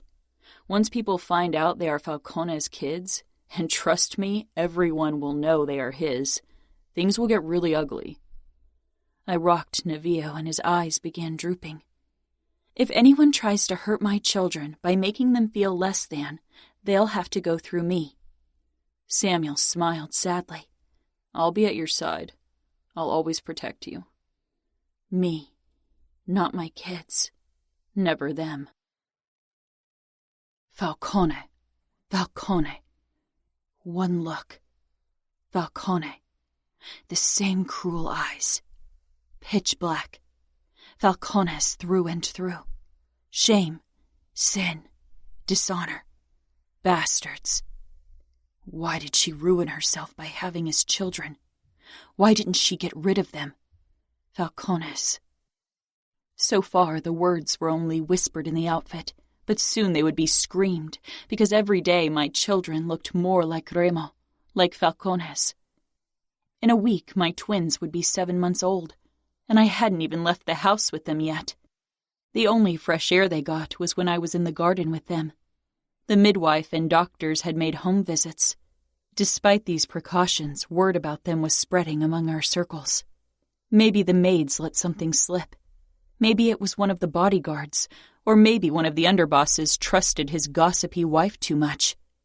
I'd attended 2 events with Samuel, and the whispers had followed me everywhere. The pity and curiosity. The incomprehension and even anger that I had chosen these children and not disposed of them. As if that would erase the kidnapping. When we arrived home after one of these social gatherings, the birthday party of Dad's second-in-command, I lost it right in the middle of the lobby. I can't stand it, I said harshly. Can't stand how everyone whispers their names as if they are something sinful. I don't want them to grow up ashamed of who they are. Mom, who'd stayed with the kids because she didn't feel well enough to attend an event, appeared on the landing, looking concerned at my outburst. Dad sighed, his expression reflecting pain. Everyone knows what happened. Everyone knows what they are, and that won't ever change. What they are? I stared at my father. Samuel touched my shoulder, but I shook him off. They are mine. They are your blood, too. They are part of the outfit. When will you accept that? Will it take Navio taking the oath for you to come to terms with it? Dad and Samuel exchanged a look, and I took a step back. He'll become part of the outfit, right? He'll become underboss of a city one day. It's his birthright. His birthright is to become capo of the Camorra. Dad gave me a sad smile. Dove, he murmured. No, I whispered. Don't tell me you won't let Navio amount to anything because of who his father is. Samuel gave me a look as if I was being unreasonable. Fina, he looks like a fucking Falcone. They are all fucking insane. Remo's twisted blood runs through his veins, and just look at him. He's already got an impossible temper at only 7 months. Our soldiers will never accept him, not after what his father did. We've still barely recovered from the attack. Every wedding is heavily guarded, every woman protected by twice the number of guards. That shame lingers, and your children are a constant reminder of it, Dad said quietly. I turned around and left them standing there, rushing past Mom without a word. I stormed into the nursery and closed the door, breathing harshly. Navio and Greta were asleep in the crib they shared, both sprawled out on their backs. Greta's hand rested on Navio's chest. They always ended up touching when they slept. My children weren't something shameful. I wouldn't allow anyone to make them feel that way, not even the family I loved. Ramo.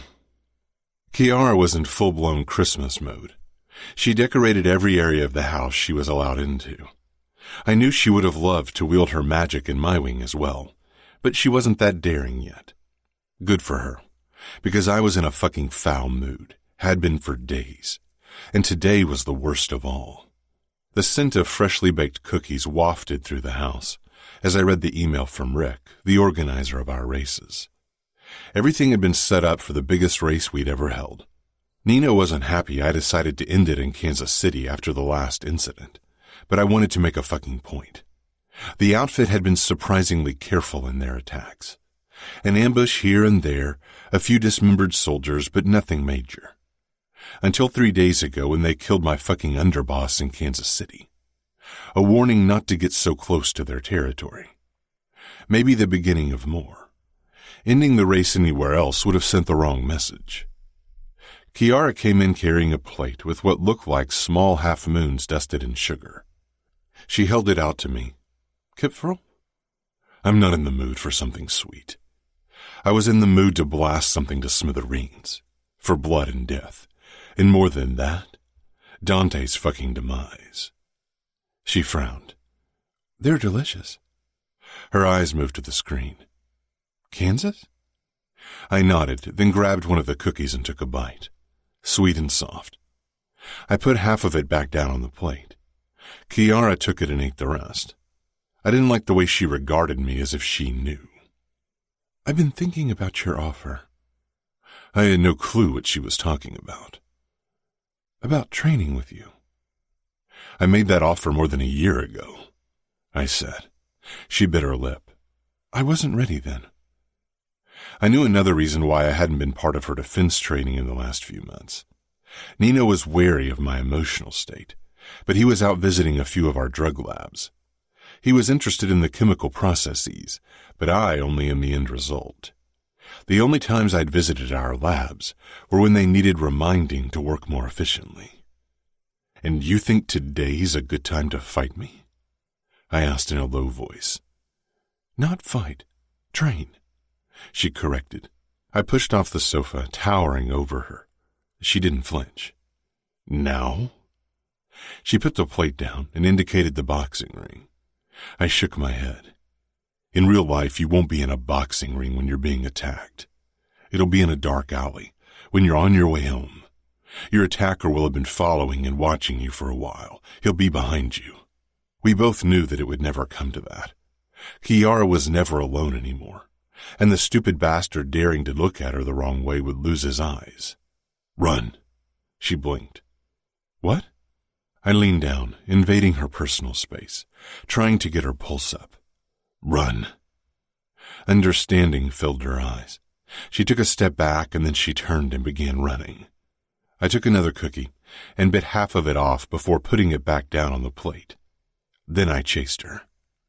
Running after Kiara brought back memories I didn't fucking need today or ever. Anger surged through me. I took the steps 2 at a time and caught up with her in the connecting hallway to their wing. I gripped her hand and jerked her back. Kiara gasped but acted immediately, whirling on me before I could press her to the ground. She knew she couldn't allow me to press her onto her stomach. Once my weight rested on her back, she wouldn't have a chance to defend herself anymore. She was good, but I was angry, and not in the mood to take it easy on her. The second I straddled her hips with her arms pressed above her head, the flickers of panic filled her eyes. "Snap out of it," I ordered. I saw the struggle in her eyes, the memories threatening to burst forth even after all this time. "Snap the fuck out of it," I snarled. I wouldn't release her if she didn't. Indignation flashed in her eyes, and she bucked her hips, but I was too heavy. She was small and lithe, and managed to jerk her leg up in a way that her knees smashed right into my balls. Every fiber in my body, every muscle, every fucking blood cell acted on instinct, wanting to lash out. I shoved off her and sank back against the wall, chest heaving, trying to calm the rage in my veins. "Sorry," Kiara said, sitting up and watching me worriedly. I smiled darkly. "No need. You did what Nino taught you. But you didn't pull back because I hurt you, only to stop yourself from hurting me in response." I raised my eyebrows. She was perceptive. I wasn't sure if I liked it. It doesn't matter. The average man isn't as familiar with pain as I am. A kick to the balls would distract them. She nodded, then she surprised me by sitting beside me against the wall. "Today's Serafina's birthday, right?" "Kiara," I said in warning. She tilted her head. "She didn't marry, did she?"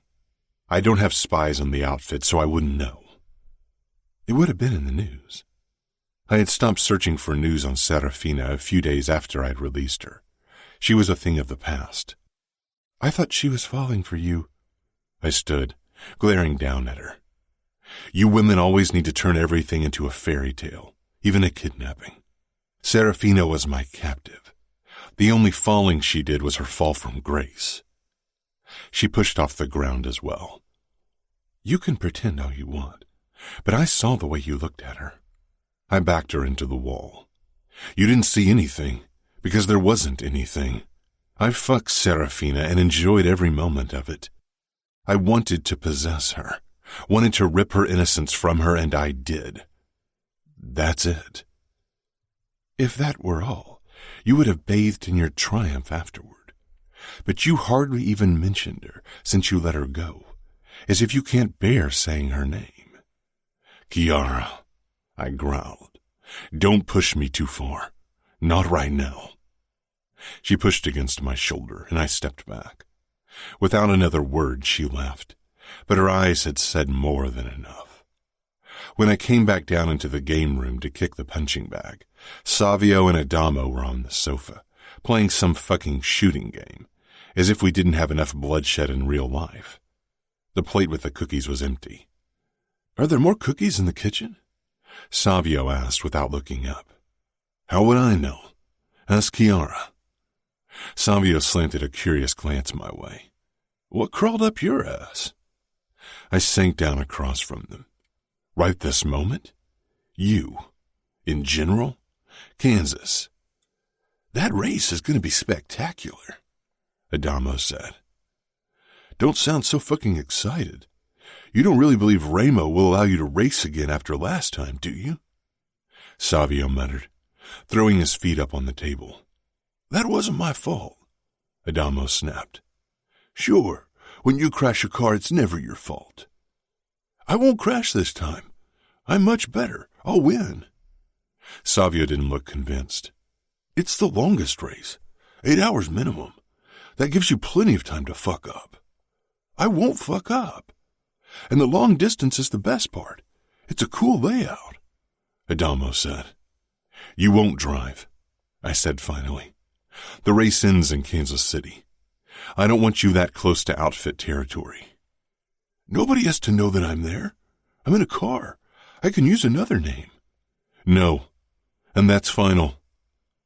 Adamo frowned and sank deeper into the sofa. You promised me I could race more often, if I didn't skip school and did my Cora duties. And that promise stands, Adamo, but not this race. But Luke will be there again with a new car. He rammed me last time. I want to kick his ass and make him crash his car. I leaned forward. You won't go anywhere near that race, Adamo. Fine, he mumbled. But next race I'm allowed? I nodded. I'd thought Adamo's fascination with races would wane with time, but it hadn't. He still lived for the occasional race, and I had started rewarding him with them for tasks well done. He was still a reluctant made man, but he'd improved. Not just his fighting skills, but also his guilt over what we did. Sometimes I wondered if I should just let him become the organizer for our races, and have him race cars instead of trying to force him into another role. But we needed him. Open war with the outfit required every made man we had. Chapter 25. Serafina.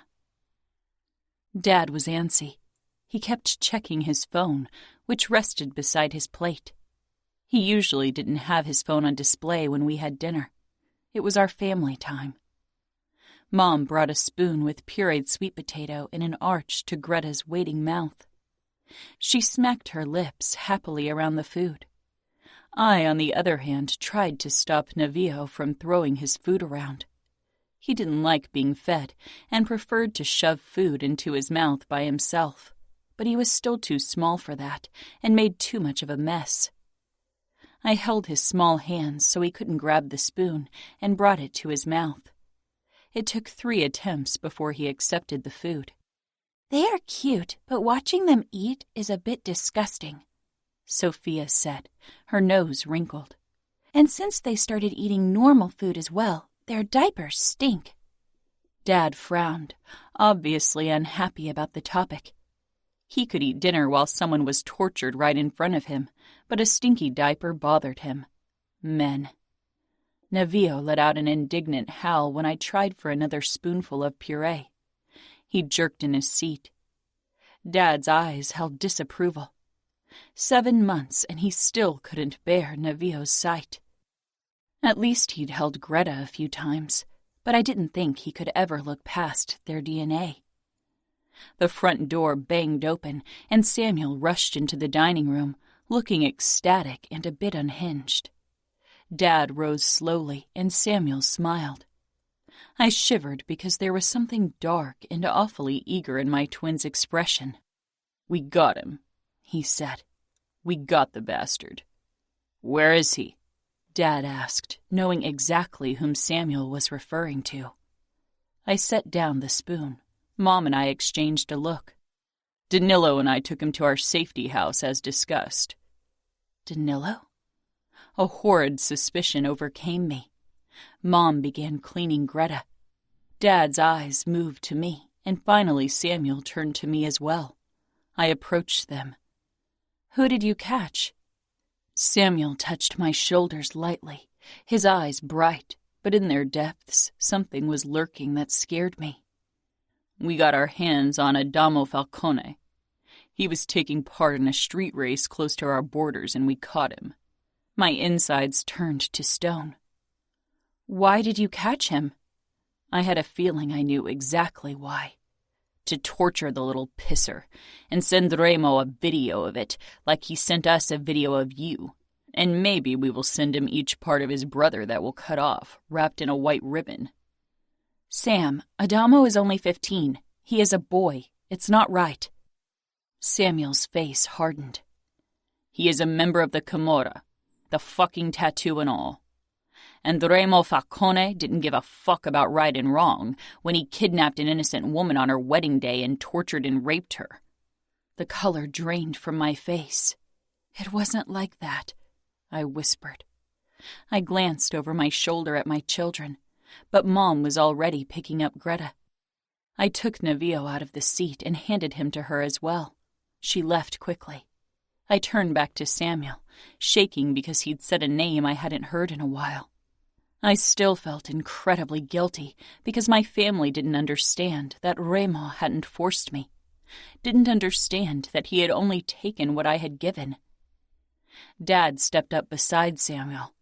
He still had a hard time meeting my gaze when this topic was addressed. Too ashamed for not having been able to protect me. Your brother is right. The Falcones get what they deserve. We will destroy their crazy family like they destroyed ours. I swallowed. That's what he thought? That our family was destroyed? I saw it every time he looked at my children, and his expression flashed with guilt and disgust. Remo won't stand back and let you torture his brother. He won't care about the danger. He will walk into our city and tear everything down that's in his way. Samuel dropped his hand, face twisting with self-hatred. Like we should have marched into Vegas and saved you. Dad ran a hand through his hair. You know we couldn't. Remo would have killed Fina the second we got close. We were lucky he didn't do it when you were there on your own. We couldn't risk it after that. Remo would have never killed me, but they didn't know that. Couldn't possibly understand, and how could I ever explain to them when I didn't understand it myself? Instead, we sat back and waited for him to make demands while he was busy forcing himself on her and getting her pregnant. I'm here. Stop talking about me like I'm not here. Sorry, Dev, Dad said with a sigh. My heart fluttered. He seldom called me Dove anymore, not because he loved me less, but because he felt responsible for my broken wings. I'm not blaming either of you, I said firmly, looking first at my father, then at Samuel. But I know Remo, and he will do anything to save his brother. Anything. We will see. We're going to do a live recording for the fucker today. He can watch his brother getting tortured live on the dark net. Samuel grinned. I took a step back. You're joking. No, Samuel said. I only came to pick up Dad. Danilo is already preparing everything, and Dante is supposed to arrive any moment as well. You planned this? Not Adamo, no, Samuel said. We wanted to attack the race. It was pure luck that the little bastard enjoys racing cars. Dad nodded. We should leave now. Let's go. I gripped Samuel's arm. Let me go with you. He exchanged a look with Dad, who said, No, Dove. That's nothing you should see. Why not? I've been a captive of the Camorra for months. Do you really think torture or blood still bother me? Do you think anything can bring me to my knees anymore? I'm not the innocent girl of the past. I have a right to be there. I was the one they kidnapped. You owe it to me to let me go with you. They both stared at me like I'd punched them, and I felt a flicker of guilt. But playing the guilt card was my only chance to convince them, and I needed to see Adamo. Dad closed his eyes briefly, then gave a small nod. Come on. He went ahead. Samuel wrapped his arm around my shoulder and squeezed. We will make them pay for what they did to you. Remo will regret the day he laid a finger on you. I averted my eyes and followed Samuel out of our house, a place that felt less like home every day. Every day that Nevio looked more like his father. The house they took me to was a shabby 3-story building close to the tracks, located in the industrial part of Minneapolis. When we stepped inside, my eyes registered Danilo first. He had his arms crossed and was staring at a screen on a table against one wall. Beside him stood my Uncle Dante, as usual dressed in a suit, but his jacket was already slung over a chair that sat in front of the screen, and he had rolled up his sleeves. My stomach turned. I'd never seen him with rolled-up sleeves, and I knew why. I had never been around when he'd tortured someone. There was another man, one of Dad's soldiers, who was working at a laptop, probably establishing the darknet connection. They turned when we entered, and all eyes zeroed in on me. I wasn't supposed to be here. Dante frowned and came toward us. Danilo stayed where he was, but he too watched me. I wasn't his fiancée anymore. I was nothing to him. My sister was promised to him, and now she was as precious as I had been. And yet he would be part in the outfit's revenge because Remo had insulted Danilo in the worst way possible. He had taken me from him. Dante stopped before us, his cool eyes resting on me. Serafina, this is outfit business. You shouldn't be here. It is my business, Uncle. The Falcones held me captive. I met his gaze head on. After months in Remo's company, I didn't feel the urge to lower my gaze despite my uncle's own scary vibe, especially today. There was something predator-like about him, about them all. Eager to tear into their victim, to hear its screams and taste its blood. He inclined his head. It will be brutal and bloody. You are free to watch on the screen. He turned and walked back to Danilo, followed by Dad. Samuel squeezed my shoulder. If it's too much, go sit there. He pointed at his sofa behind the table with the screen. You shouldn't leave the building. I don't want you outside without me or Dad. I nodded. Samuel released me and joined the other men. Slowly I moved closer, and when I reached the table, I caught sight of the screen. My breath caught in my throat. It showed Adamo in an empty room, bound to a chair, his head hanging down. Ready? Dante asked. Danilo, Dad, and Samuel nodded. Dante turned to the man at the screen. Are we live? All set. The camera in the torture room is sending. Good, Dante said coldly. With a last glance at me, the men disappeared through a door. A few minutes later, they appeared on the screen, entering the room. I sank down on the chair beside my father's soldier, who gave me a quick, curious glance. I could imagine what he thought, what they all thought. Since I had been kidnapped, I was only known as the woman Remo Falcone sullied, the broken one. Samuel held something under Adamo's nose, so he jerked upright, eyes flying up in shock. He had changed since I'd last seen him. His face had become harder, older, and he had grown and become more muscular. He wasn't wearing a shirt, and a few scars littered his chest, but not nearly as many as Remo had. The distant resemblance to Remo sent a stab through my heart.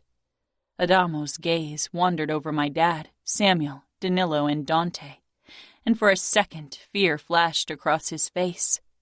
Then he controlled his features. Dante stepped forward, and the look on his face sent a chill down my spine. Adamo Falcone, welcome to outfit territory. Adamo smiled bitterly. I would have won the race if you hadn't shot out my tires. My eyes grew wide. Provoking my family in a situation like that was madness. Dante's expression became harder. Samuel had already taken his knife out, and Danilo looked ready to plunge his dagger into Adamo as well. Only Dad remained back. He was a restrained man, but his stance was off. You share the same arrogant disposition as your brother Remo, I see, Dante said pleasantly. It's only fair that he gets to watch you pay for his sins. Adamo shook his head. No matter what you do, Remo won't care. The Remo is crueler than all of you combined. Dante tilted his head. We will see. He took a knife from a table to the side and moved back toward Adamo, who tensed and leaned back. Dante reached down and cut Adamo's right arm loose. Confusion drew my brows together. Dante grabbed Adamo's arm and turned it over, displaying the Camorra tattoo. How long have you been a made man? 1 year and 4 months, Adamo muttered, glaring up at my uncle. You will be judged as a made man, not a boy. Adamo Falcone. Adamo grimaced. I don't give a shit about all this. Do what you have to do. It won't change a thing. Dante stepped back and gestured at the other men. Who wants to go first? You are the ones who are closer to Serafina. Adamo winced and looked at Samuel, who took a step forward. I want to go first. Tears stung in my eyes. Please don't, Sam. Samuel moved toward Adamo and punched him hard. Adamo's head fell back, blood spraying out of his nose as it broke. I rose slowly from my chair, ignoring the stare from the man beside me. Samuel brought his knife down on Adamo's stomach and left a long cut. Adamo cried and lashed out with his free hand, but Samuel grabbed it and twisted the hand back, breaking it. I took a step back, my hand covering my mouth. I had never seen Samuel like this. I knew what he was, what they all were. This wasn't right. I had to stop them somehow. See, Remo, your brother will bleed in your stead. We'll tear him apart, piece by piece, for what you did to my sister. He will suffer for you. Samuel snarled. In that moment, little of my twin was left. A made man, a monster. Just because I never saw his monstrous side didn't mean Samuel was less of a monster than any other of the men in our world. Dad pushed away from the wall, gripped Adamo's free arm, and jerked it back with a sickening crunch. He had a look on his face I had never seen. Adamo's screams blared through the speakers, and I began running. Adamo didn't deserve this. And with their actions, they would make everything worse, because Remo would seek retribution. He would attack viciously, would maim and kill, would leave nothing in his wake, and whatever the outcome, I would lose someone I cared about, either my family members or the father of my children. I followed the screams to the last door and burst through it, then froze as the smell of burning flesh filled my nose. Adamo was screaming as Danilo was holding a lighter to his forearm, burning away the Camorra tattoo. "Enough!" I cried. I stormed forward and pushed him aside before either of them could grab me. Danilo's eyes flashed with fury, and all the men stared at me. "Enough!" I screamed. "Enough!" Adamo groaned, and I turned to him, kneeling before him. Only a small part of his tattoo had been burned away, and the skin was blistered and red. I touched his shoulder, and he flinched. "Adamo," I whispered. He raised his head a few inches, teary eyes meeting mine. A weak smile pulled at his lips. "Serafina." How he could still sound friendly after what had been done to him was a mystery to me. A shadow fell over me, and I looked up. Samuel. "Fina, you should leave. He gets what he deserves." "He is a boy," I said, "and he always treated me with kindness."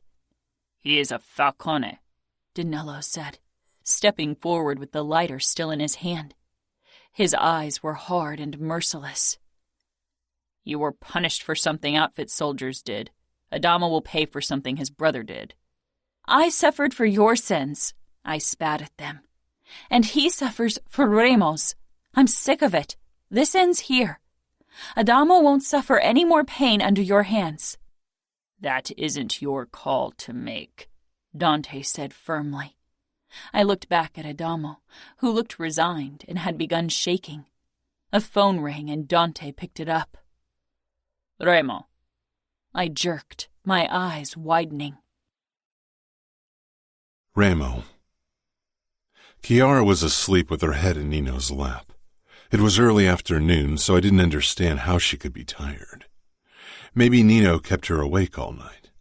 I frowned, then drew my gaze back to the screen where the race was playing out. The number of participants was staggering. They had to start from different spots, all the same distance from Kansas City, to divert the attention of the police. A few of them would be arrested like usual, but that was part of the game. Eventually, the different routes would merge to one for the last 100 miles before the end. Car racing brought in good money, but I didn't really care for it. I preferred cage fighting.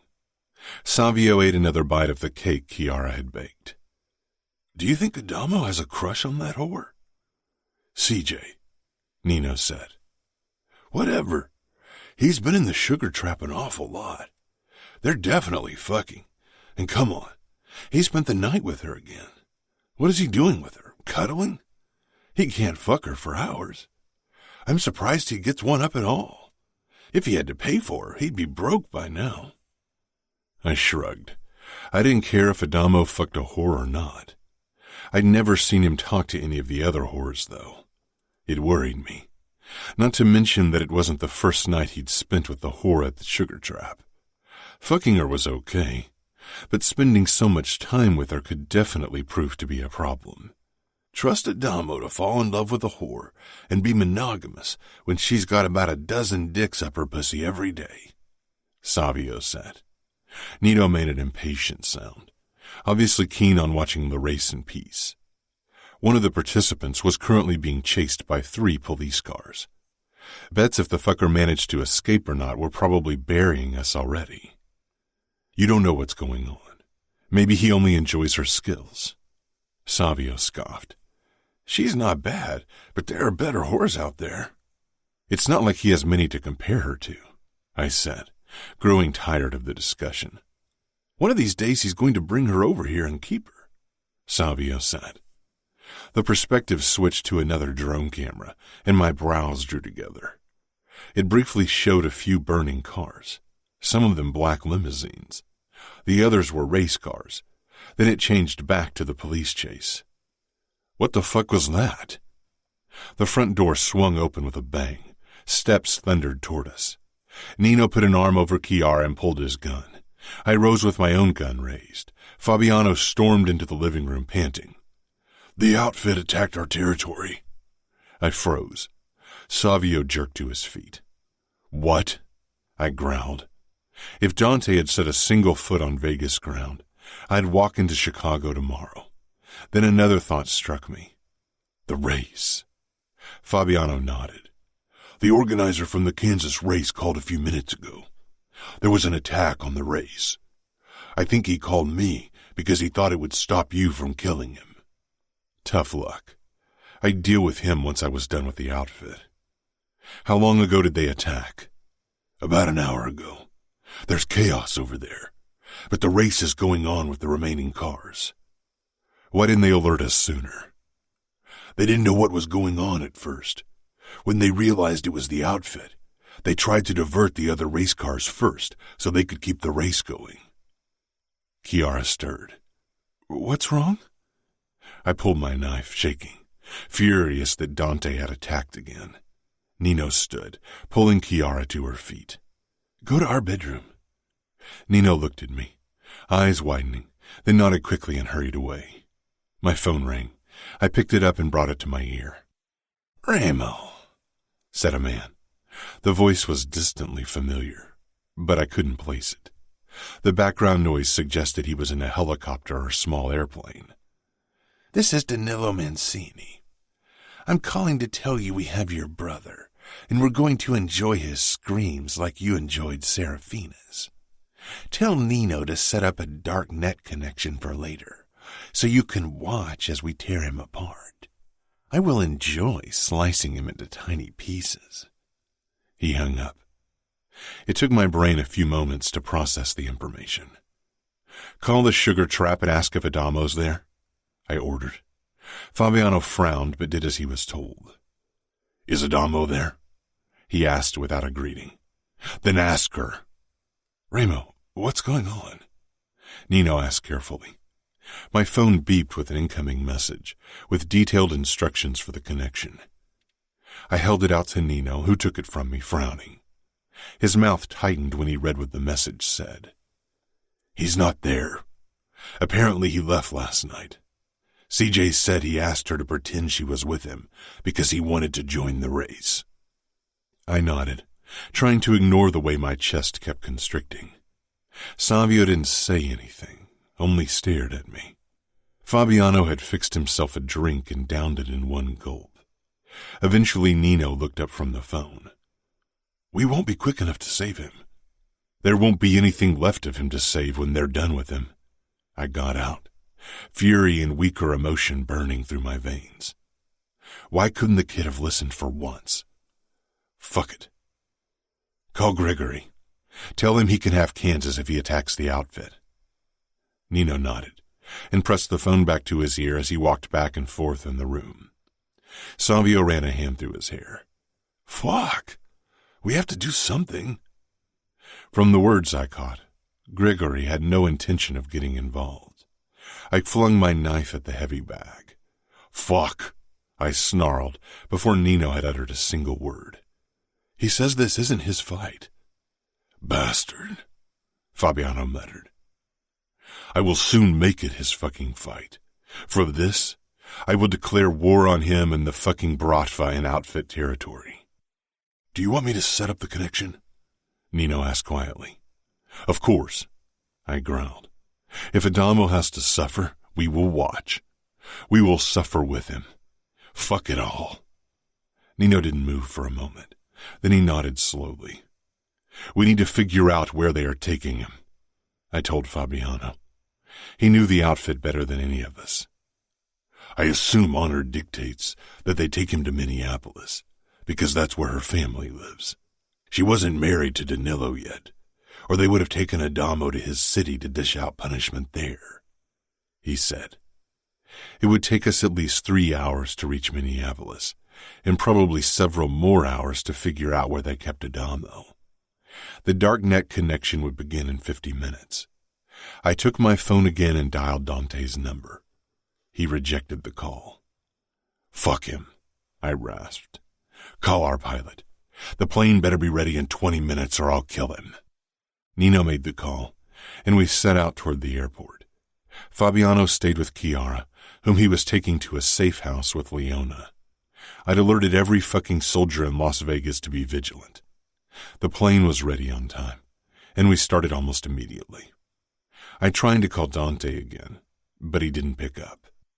It's his game this time, Nino murmured after a while.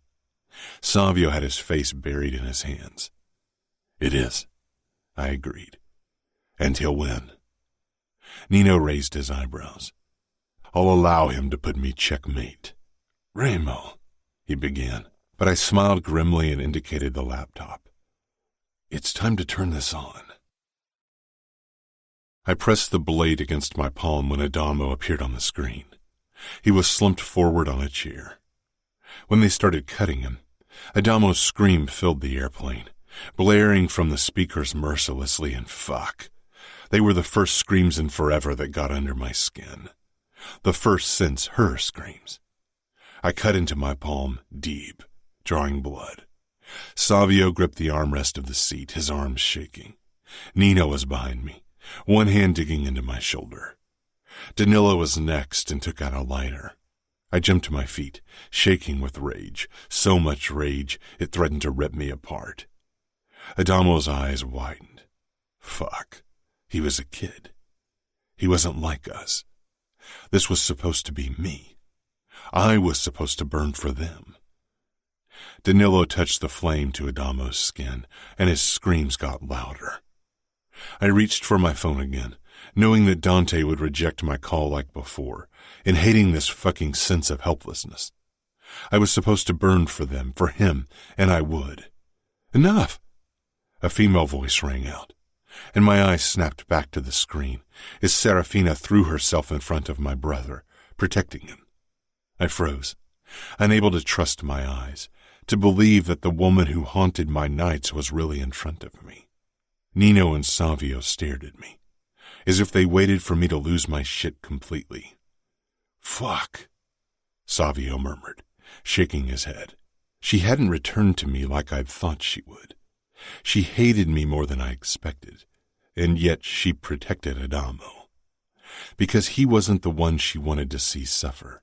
She wanted to see me bleed. She would get her wish. Remo? Nino said in a cautious voice. I raised the phone to my ear, waiting for the inevitable, but this time it didn't come. He finally answered my call. Dante, I'll give you what you really want. Tomorrow morning, I'll be in Minneapolis and exchange myself for Adamo. He didn't need to know we were already on our way, but maybe he did. Remo, he said coolly. His eyes focused on the camera for a moment, before the screen turned black and Serafina and my brother disappeared from view. It's me you want to see burn, not my brother, and you will get your chance. Tomorrow morning at 8. If you're late, your brother won't be recognizable as your brother anymore. Understood? Understood. I'll have someone send you the details, Ramo. I'm looking forward to meeting you again, he said coldly. I hung up. They will kill you, Ramo, Savio said. They will cut me, skin me, burn me, cut off my dick, and then maybe they'll kill me, I said quietly. And all I could wonder was if Serafina would watch them do it.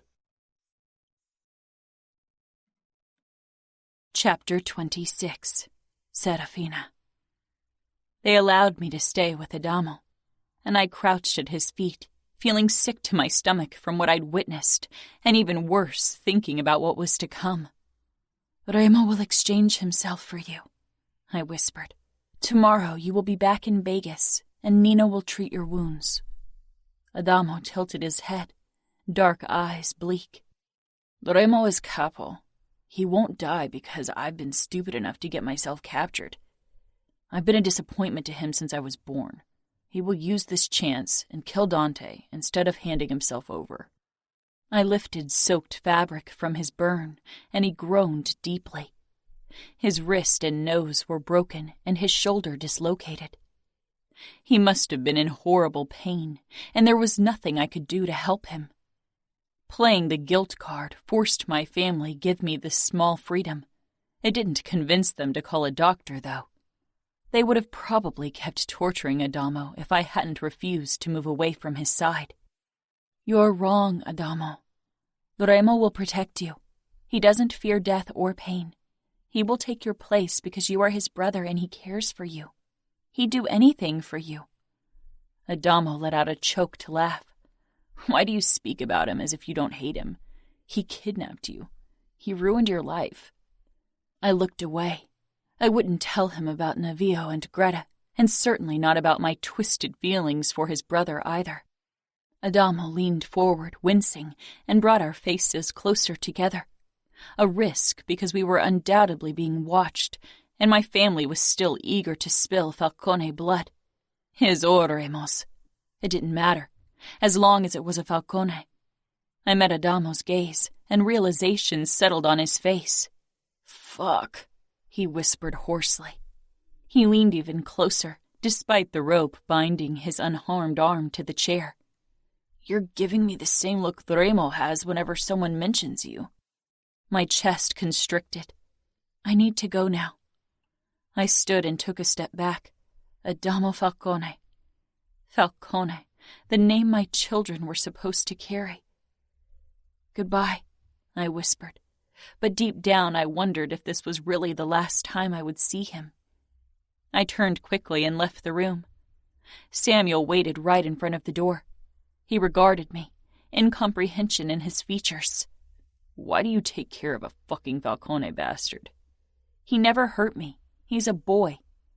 Samuel shook his head. He is a made man, Fina. You should let us handle him and Ramo. We are capable of doing what needs to be done. We walked into the main hall where Dad, Danilo, and Dante were talking in hushed tones. They turned to us the moment we entered. I faced Samuel. And what is that? Bring Ramo to his knees. Make him beg for mercy, beg for death. I will cut his dick off myself. Danilo will take care of his balls. And then we will keep them in a nice bag with ice so he can see them while we tear him apart. Then we'll shove them down his throat. Danilo smiled grimly, and even Dad looked like he could imagine nothing better than committing the most brutal murder he could think of. I swallowed. He is the father of my children. Samuel grabbed my shoulders hard, desperately. He broke you, Fina, he said softly. None of them had ever asked if I considered myself broken. They had declared me as such, and all four of them made me feel like I was. He is a monster, Samuel added. He is not the only one, I whispered, my eyes wandering over the gathered men. Samuel dropped his hands, face twisting as if I'd stabbed him. I'm doing this for you, to avenge you. Did any of you ever ask what I wanted? If I wanted more blood spilled? If I wanted to be avenged? I shouted. Dante came forward, expression tight. Don't you want to see Remo Falcone on his knees? Don't you want to see him broken? I did, but not in the same way they wanted. I want nothing more, I said quietly, because they could never, would never understand. Samuel wrapped an arm around me and kissed my temple. Fina, let's go home. Yes, let's go home, I said quietly. I peered up at Samuel, realizing that for the first time in my life, we didn't mean the same place. Remo. Nino, Savio, and I linked arms, pressing over the tattoo of the other. You will be a better capo than me, Nino. You won't kill people who might be useful to us. Your logic will make the Camorra even stronger. Nino didn't say anything, only stared at me. Savio shook his head. Remo, let's attack them. I'd rather die fighting than have you in their fucking hands.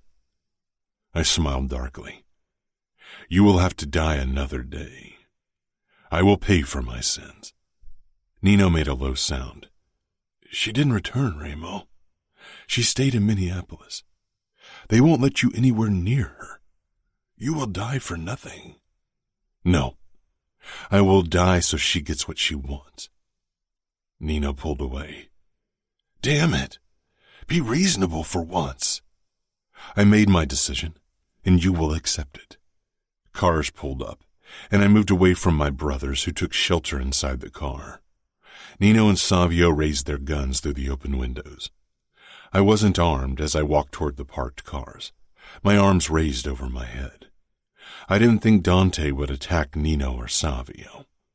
Once he dismembered me in the cruelest way possible, he'd send my brothers the recording, and probably to Luca as well. He'd try to break my family like I had broken his. Killing us all just wouldn't do. Not yet.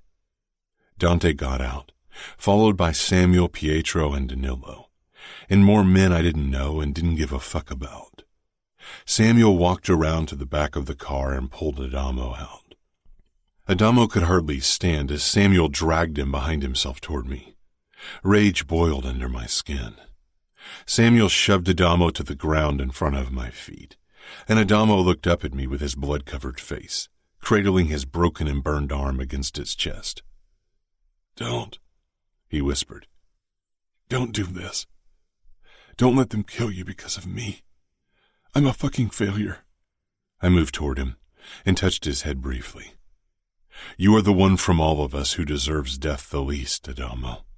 I removed my hand from his head, but before I could move on, he grasped my forearm, his fingers curling over my Camorra tattoo.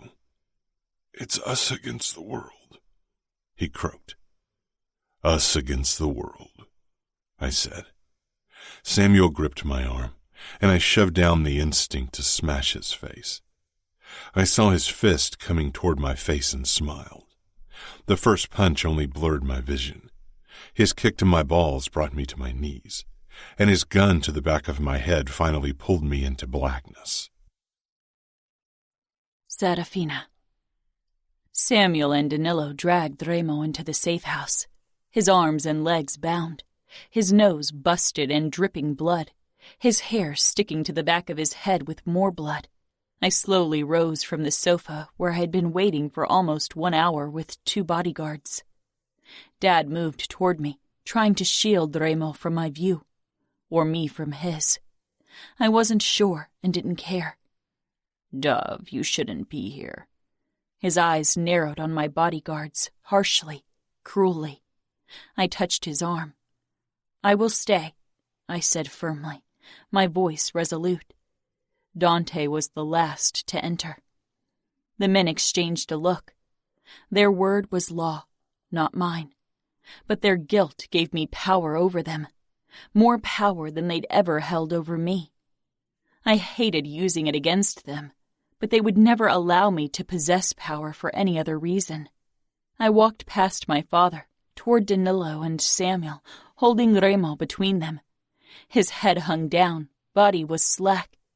I tried to hide the tremor that had taken hold of me the moment I'd spotted him. Remo Falcone. Danilo's expression twisted like it always did when he saw me, with guilt and a flicker of humiliation because something had been taken from him, because Remo had taken it from him. He was a strong, powerful man, and having lost me haunted him like it haunted every man in the room. I was their failure, their pride a tattered, sullied rag.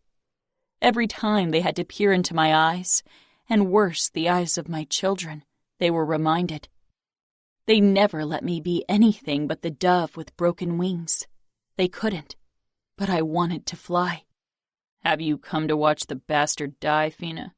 Samuel asked, his face cruel, eager, brutal as his blue eyes settled on Remo, who still hadn't moved, but I noticed the almost imperceptible shift in his shoulders, his muscles twitching. He was waking up. My heart beat faster, my palms becoming sweaty. "I know you deserve your revenge, Dove, but this is going to be more than you can stomach. Trust me," Dad said, coming up behind me and putting a hand on my shoulder. His voice was soft, compelling, but his face held terrifying eagerness and cruelty as he regarded the father of my children. "What are your plans for him?" I asked my uncle, because he was the man who would have the last word on the matter. His cool blue eyes weren't as controlled as usual. He, too, wanted to tear into Remo. They had waited a long time for this moment. "We will prolong his torture as long as possible, without risking an attack from the Camorra." "He won't die today?" "Oh, he won't die today," Samuel muttered, "but he might wish for it." I gave a nod. It was what I had expected. Remo wouldn't experience any mercy at the hands of the outfit. Not that he'd ever ask for it. "He'll beg for death," Dad said harshly. "I don't beg for anything, Pietro." I shivered at the familiar timbre, at the underlying threat, the undercurrent of power. How did he do it? Remo lifted his head, and my brother and Danilo tightened their hold, but they blended into the background when Remo's eyes finally met mine. 14 months. The force of his gaze hit me like a tidal wave. In the time since he'd released me, I'd often wondered if I could ever forget him, if I could move on and live a new life. But now as I looked at him, I realized I had been foolish to consider that an option. The corners of his mouth lifted in a twisted smile. "Angel." My brother punched Remo's face, but he only laughed darkly as blood spattered on the ground. "This is your chance to ask for forgiveness," Dad said. Remo looked from each of them until his eyes finally settled on me. "Do you want me to beg for forgiveness?" His eyes dragged me down fiercely, mercilessly, irrevocably as they'd always done, as they always would. "I won't give you my forgiveness," I said quietly. Something flickered in Remo's eyes, but Samuel and Danilo wrenched him away from my view, down the corridor into their torture chamber. Dad kissed my temple. "We will avenge you. Make him pay for what he did." He walked away, leaving me with Dante, who regarded me with calm scrutiny. He touched my shoulder lightly, and I met his gaze. "He will ask for forgiveness in the end," he promised. I briefly touched his hand. I don't want him to, because it would be false. Remo did everything with unbridled passion, with ferocious rage, without an ounce of regret. He consumed, obliterated, ruined. He took everything and left nothing in his wake. He was an unrepentant sinner. He was a destroyer, a murderer, a torturer, a monster, the father of my children, the man who held my heart in his cruel, brutal hand. "You will castrate him?" It was an unnecessary question. I knew they would, and it was only one of the many atrocities they'd planned. All I needed to know was when. Dante gave a terse nod. "Tomorrow, not today. It would speed up his death too much. Danilo and Samuel will do it. I'm not sure you should watch any of this, but maybe you need to. Today will be easier to stomach than tomorrow, so stay if it's what you want." "Thanks," I whispered. Slowly, I made my way toward the screen on the table and turned it on. My brother and Danilo were kicking Remo in the stomach, in the side, and Remo made no move to defend himself. When they finally let up, because Dante had entered, Remo rolled onto his back and looked directly into the camera, knowing I was watching. He didn't look away when my father took out his knife and cut his chest. Not when it was Samuel's turn. Not when it was Danilo's turn. Not when it was Dante's turn. I'd spent so many hours, day and night, wondering how it would feel to see Remo broken, to see him on his knees. This wasn't how I imagined things to be. My heart clenching in my chest so tightly I could hardly breathe. The tears pressing against my eyelids so fiercely I had to bite the inside of my cheek to hold them back.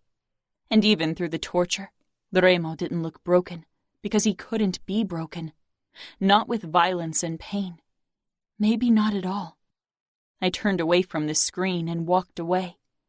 My bodyguards followed close behind, their steps slow and measured. Shadows meant to protect and save me, but I was beyond saving. My family tried to mend me, but I didn't need it because I wasn't broken.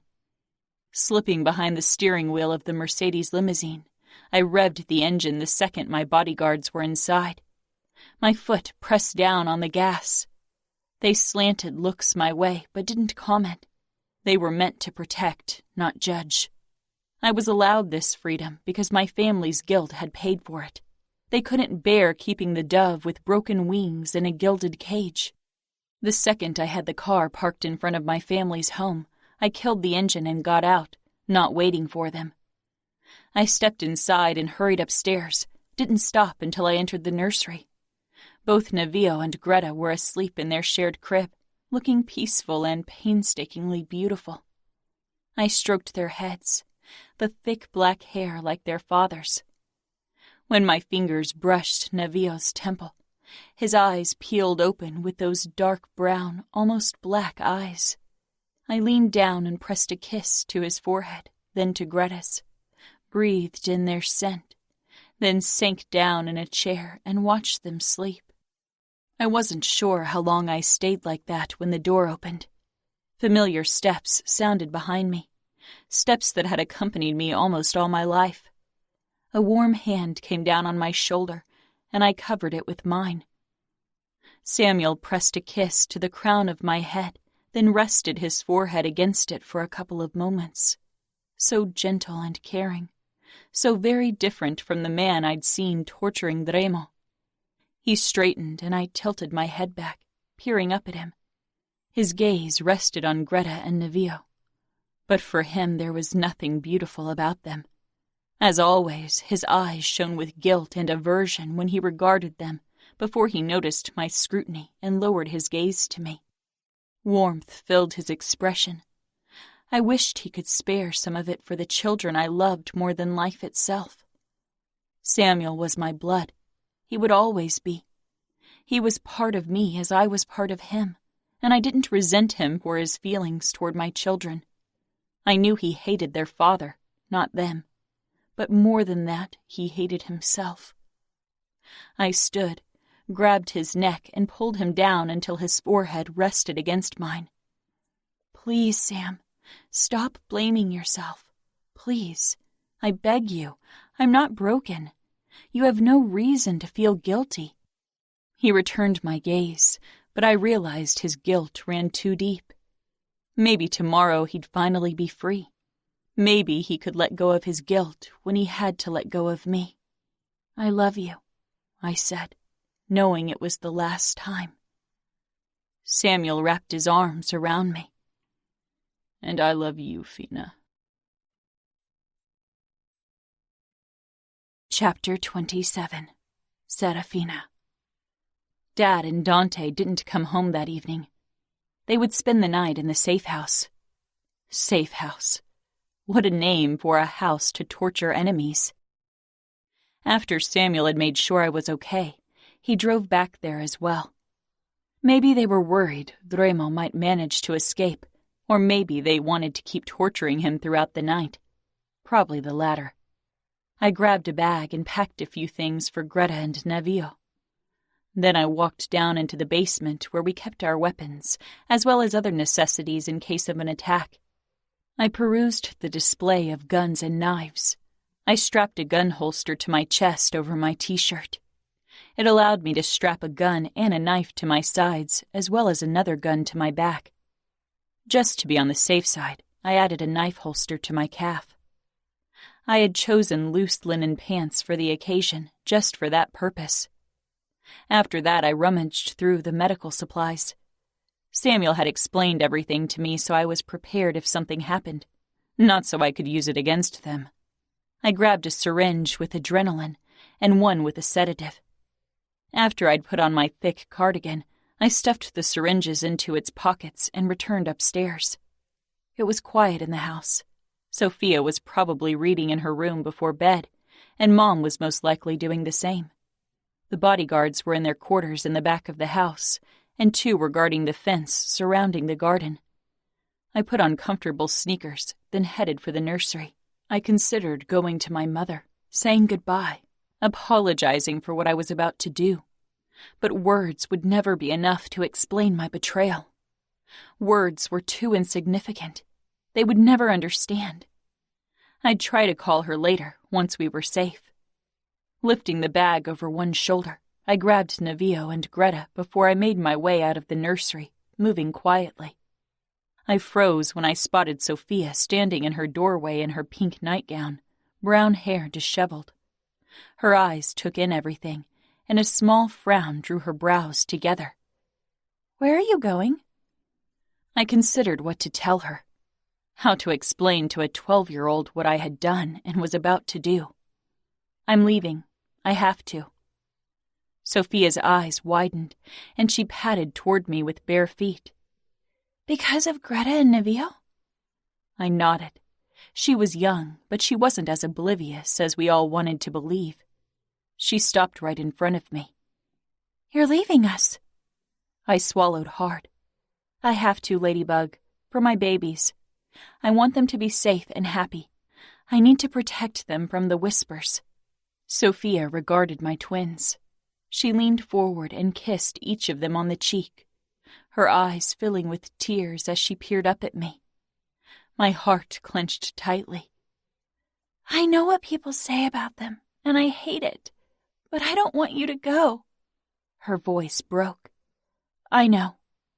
I tried to hold back my emotions. "Give me a hug." She wrapped her arms around me and the twins, and we remained like that for a moment. "Don't tell anyone, please." She pulled back with a knowing look. "You're going to return to their father?"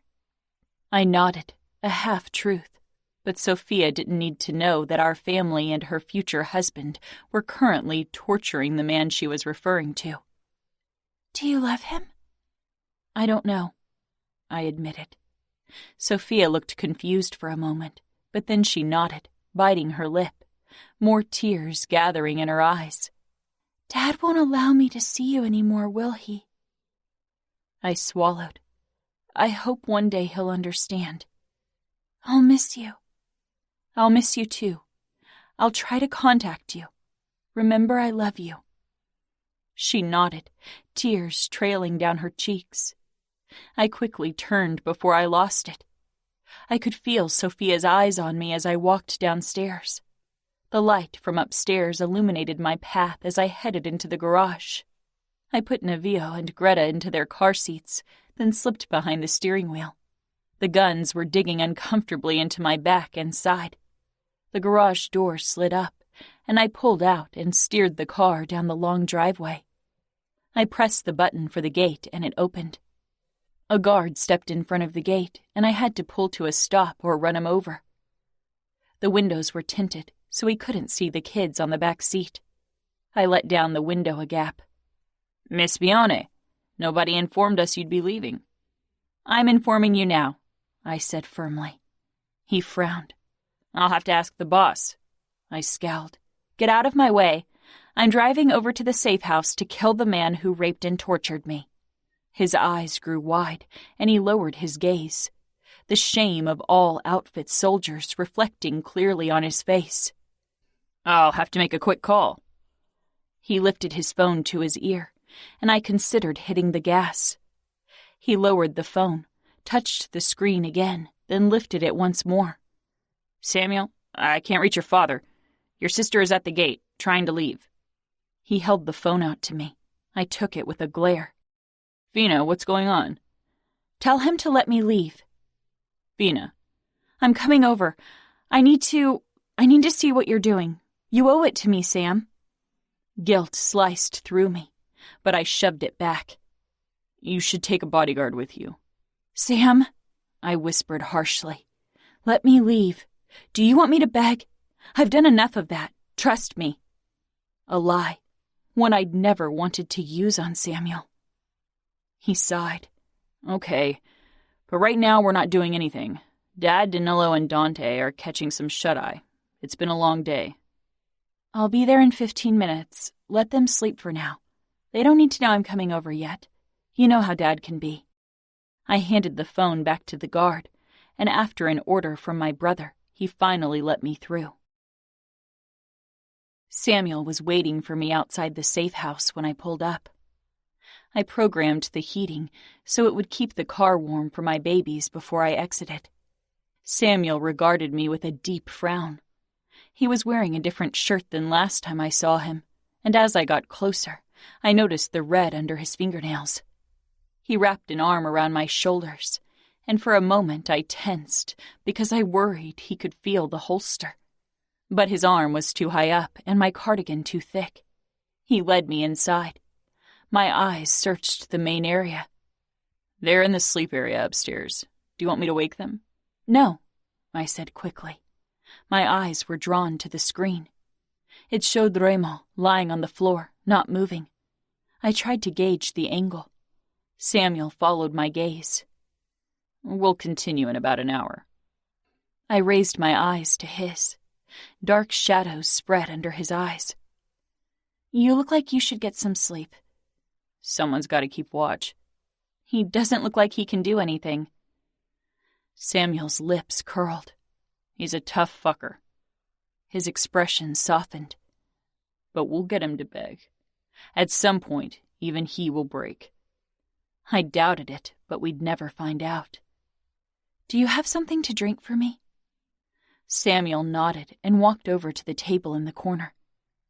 I took out the syringe before I followed him. "Water okay?" he asked as I stopped close beside him. I touched his chest. "I'm sorry, Sam." His brows snapped together in confusion, and I shoved the needle into his thigh. Sam jerked. "Fina, what?" But he was already staggering, his eyelids drooping.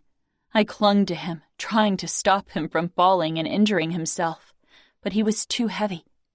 He sank to the ground. His eyes began to lose focus. I bent over him and kissed his forehead. "I hope you'll forgive me one day." I stepped into the torture room, my eyes landing on Remo. He was sprawled out on the floor, lying in his own blood, naked except for black briefs, his arms and legs tied to hooks in the ground with rope. Bruises and cuts littered almost every inch of him. On the table to the right, I could see torture tools. The knives covered in blood, but some of the others were still pristine and untouched, waiting for their purpose. Remo's eyes peeled open in his blood-covered face, and they knocked the breath out of me again. A dark smile twisted his mouth, but there was an emotion in his eyes that tightened my stomach. "Angel, have you come to watch your family cut off my dick? I hear that's scheduled for today." I crept closer to him, my sneakers trudging through his blood covering the rough floor. My steps didn't falter. Blood did nothing to me, not anymore. Remo regarded me quietly. His eyes slid down my arm to the tip of the knife, peeking out from my long cardigan sleeve. Or have you come to do it yourself?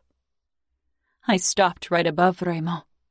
Even though he was on his back, cut and bruised, covered in his own blood, he appeared powerful.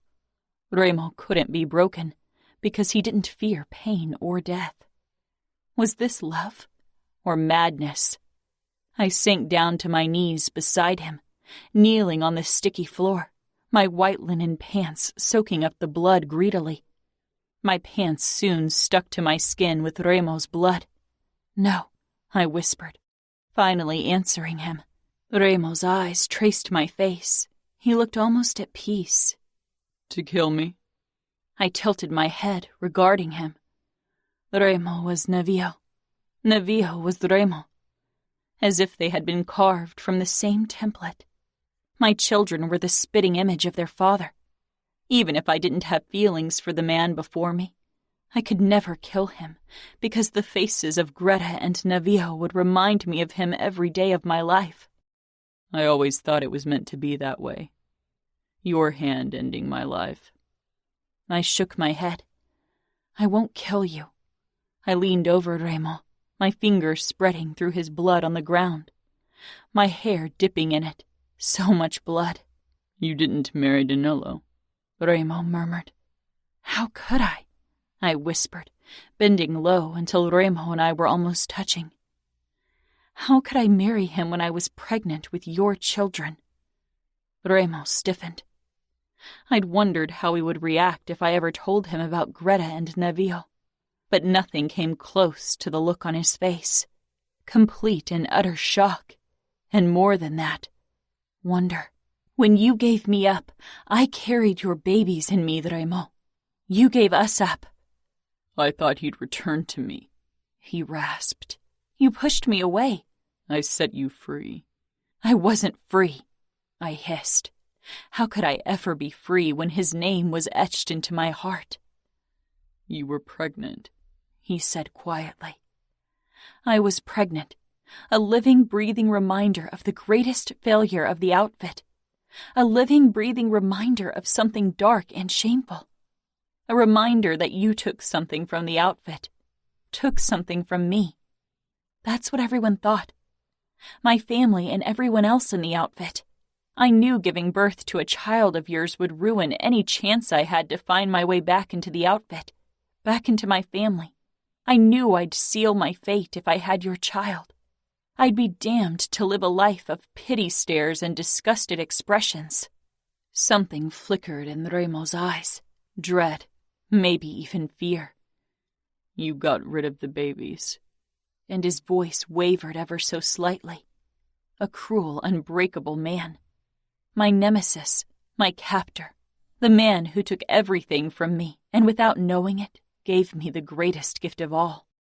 I'd always wondered what it would take to break Raymond, and I realized I held the power to do it, to crush the cruelest, strongest man I knew in my hand, held it on the tip of my tongue. One word would shatter him. The knowledge filled me with unparalleled joy, not because I could break the man before me. No, because our children, even without knowing them, meant so much to him that their death would destroy him. Oh, Angel, have they sent you to deliver the ultimate blow? Tell Dante he wins. I shook my head. No, I said quietly, then fiercer. No, I didn't get rid of the babies, even though everyone wanted me to do it. Raymond held my gaze. How could I get rid of the most beautiful creation I can imagine? Greta and Navio are pure perfection, Raymond. He exhaled, and the look in his eyes. God, that look. This cruel man had stolen my heart, and I had let him. They look like you. Navio is you. Everyone who sees him knows he's yours. Raymond smiled the darkest, saddest smile I have ever seen. Have you come to tell me before my death that I'll never see them? Angel, I must say you are crueler than I could ever be. I linked my fingers with his bloody ones, the blade cupped between our palms. Our children are perfection, but here in the outfit, They represent shame and dishonor. People whisper behind their backs, call them falcones, as if it is something sinful, something dirty. Our children are beautiful. My voice became fiercer with every word. They are meant to hold their heads high, not be ashamed for who they are. They aren't meant to bow, aren't meant to live in the shadows. They are meant to rule. They are falcones. They belong in Las Vegas, where their names carry power and respect. They are meant to rule at the side of the cruelest, bravest man I know. Their father, Remo, didn't say anything, but his expression set me aflame with emotion. "How badly injured are you?" I whispered in his ear. "Badly," he admitted. I nodded, my throat tightening. I reached for the syringe in my pocket and pulled it out. Adrenaline. Remo's mouth pulled wider. I injected him with the liquid and he shuddered. His pupils were dilated when he met my gaze again. My lips brushed his lightly. "How strong are you, Remo Falcone?" "Strong enough to take you and our children home, where you all belong, Angel." I smiled. I wedged the blade under the rope. "Swear not to kill my family. Not my brother, not my father, not my uncle. Swear it on our children, Remo." "I swear it," he murmured. I cut through the rope when I heard the creak of the door. I dropped the knife in Remo's now free hand. "Serafina, get the fuck away from the asshole," Danilo growled, gripping me by the shoulders and pulling me to my feet.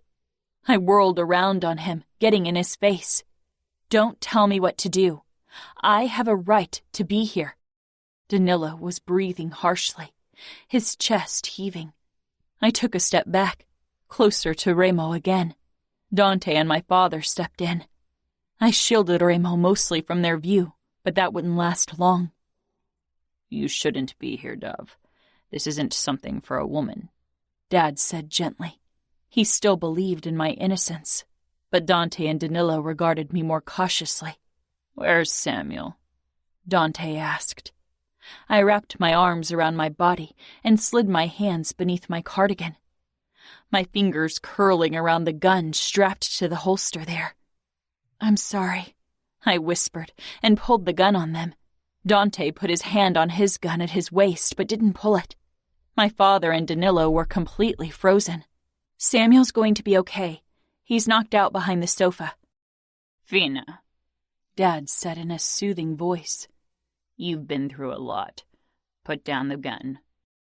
I took another step back, releasing the safety catch. "I'm sorry," I said again, biting back tears, thinking of Samuel, of what he would think once he woke up. In my peripheral vision, Remo cut through the last rope around his ankle. Dante pulled his gun, and so did Danilo, but I barred their view of Remo. They wouldn't shoot me, not even now that I was holding them at gunpoint. I was a woman, someone to protect. I was their responsibility and their failure. Remo staggered to his feet behind me, and Danilo aimed. I shot at him, nicking the outside of his upper arm. He gasped, his eyes flashing at me. "Not a single move," I warned. Remo pressed up behind me, as usual not heeding any safety measures, towering a head over me. "We only want to leave. No one has to get hurt," I whispered. Remo reached for my gun, but I shook my head. "My back," I told him. His hand slid under my cardigan and pulled the gun from there. "Dove," Dad croaked. "You don't owe this man anything. He raped you. I know emotions can get confused in a situation like this, but we have people who can help you." I smiled sadly at him, and then Samuel stumbled inside, holding on to the doorframe. I hadn't dared use a higher dose on him than was absolutely necessary. Obviously, it wasn't enough. He stared at me uncomprehendingly, his arm with his gun hanging limply at his side. My twin, my confidant. For most of my life, I had been sure my love for Samuel, for my twin, could never be challenged. And I still loved him, Loved him so much, the look of betrayal on his face splintered me in half. But now there were my children and the man behind me. Remo's gaze moved from me to him, and he touched my hip. I swallowed the rising emotion. "Please let us leave, Uncle," I addressed Dante. "This war is because of me, and I can tell you I don't want it. I don't want to be avenged. Don't rob my children of their father. I'll go to Las Vegas with Remo, where I belong, where my kids belong. Please, if you feel guilty for what happened to me, if you want to save me, then do this. Let me return to Vegas with Remo. This doesn't have to be an endless spiral of bloodshed. It can end today. For your children, for mine, let us leave." Dante's cold eyes were on Remo, not me. "Is she speaking in the name of the Camorra?" Remo's grip on my hip tightened. "She does. You breached my territory, and I breached yours. We're even." "We're not," Samuel roared, stepping forward, swaying. Remo lifted his gun a couple of inches. "You kidnapped my sister and broke her. You twisted her into your fucking marionette. We won't be done until I'm standing over your disemboweled corpse so my sister is finally free of you." "Sam," I choked. "Don't do this. I know you don't understand, but I need to return to Vegas with Remo, for myself, but more importantly, for my children." "I knew you should have gotten rid of them," Samuel rasped, his eyes glassy. Remo's hand on my hip jerked, and I knew without the promise he'd given me, he would have killed my brother for his words. Dad came up behind Samuel and put his hand on his shoulder. "Send them with him to Las Vegas. They are Falcones, but you aren't, Fina. Be free of them and him. You can start a new life." "Where my children go, I will go," I said. "Don't you think I've suffered enough for all of your sins? Don't turn me into another pawn in your chess game. Set me free." Realization settled in Sam's eyes, and it broke my heart. I ached for my family who would never understand. I could only hope they'd come to hate me one day, so they didn't miss me anymore. Remo's grip on my hip loosened. Even the adrenaline wouldn't keep him on his feet for an endless amount of time. He was too injured for that. "Let us leave. You failed me once, and now I'm lost to you. But please allow me to bring my children to a family that will love them. Allow me to bring my children home. You owe it to me." Danilo made a disbelieving sound, his hand around his gun tightening. I hated myself for playing the guilt card, but I knew it was our only chance. For Remo to get out of here alive, I had to hurt the family I loved. Dante's cold eyes met mine. "If I allow you to leave today, you are a traitor. You won't be part of the outfit. You will be the enemy. You won't see your family again. There won't be peace with the Camorra. This war has only begun." Samuel heaved a deep breath, his eyes begging me to reconsider. Could I live without him? "When will this war end, Uncle?" I asked quietly. He looked at Remo, and I knew what he would say. "Never." I whispered the answer. Dante inclined his head. Dad looked at me as if this was the final goodbye. A daughter lost for good. "Leave," Dante said coldly. Danilo shook his head incredulously. "You can't be serious, Dante. You can't let them go." Dante glanced at my ex-fiancé, looking tired. "Set me free," I said softly. "Leave." Relief and wistfulness slammed into me hearing that word. "Thank you." Dante shook his head. "Don't thank me. Not for that." Remo nudged me lightly, and I walked closer to the door, keeping my body between him and the others. I walked backward to keep an eye on my family. They didn't attack. They didn't stop us. Dad and Samuel looked broken. I had landed the ultimate hit, had broken them. I wondered how Mom would react when she found out. She'd be crushed. My heart was heavy as I led Remo to the parked car. He sank down on the passenger seat, passing out immediately. I closed the door and got behind the steering wheel. Greta and Navio were still fast asleep in their seats. I hit the gas and sent the car flying down the long gravel road. I quickly connected to Bluetooth and called the Sugar Trap. It was the only number I'd found on the internet. It took a while before the guy I talked to agreed to call Nino and to give him my number. I was starting to go crazy. Remo wouldn't survive if I had to drive all the way to Vegas with him, and I couldn't take him to a hospital in outfit territory. What if my family got over their initial shock and decided to get rid of us after all? I needed to reach Kimura territory. My pulse spiked when my phone finally rang. I picked up after the second ring. "Is he dead?" Nino asked at once. I glanced at Remo, who was slumped against the passenger door, breathing shallowly. "Not yet," I got out. Nino was quiet for a moment. "Did you call to gloat? To let me hear my brother's last screams?" That's what he thought. "I'm in a car with him. We got out. We're on our way." "You got him out?" Nino asked sharply. "Where are you?" "We're taking a helicopter and meeting you halfway. We're in Kansas City. I'll calculate the best spot now."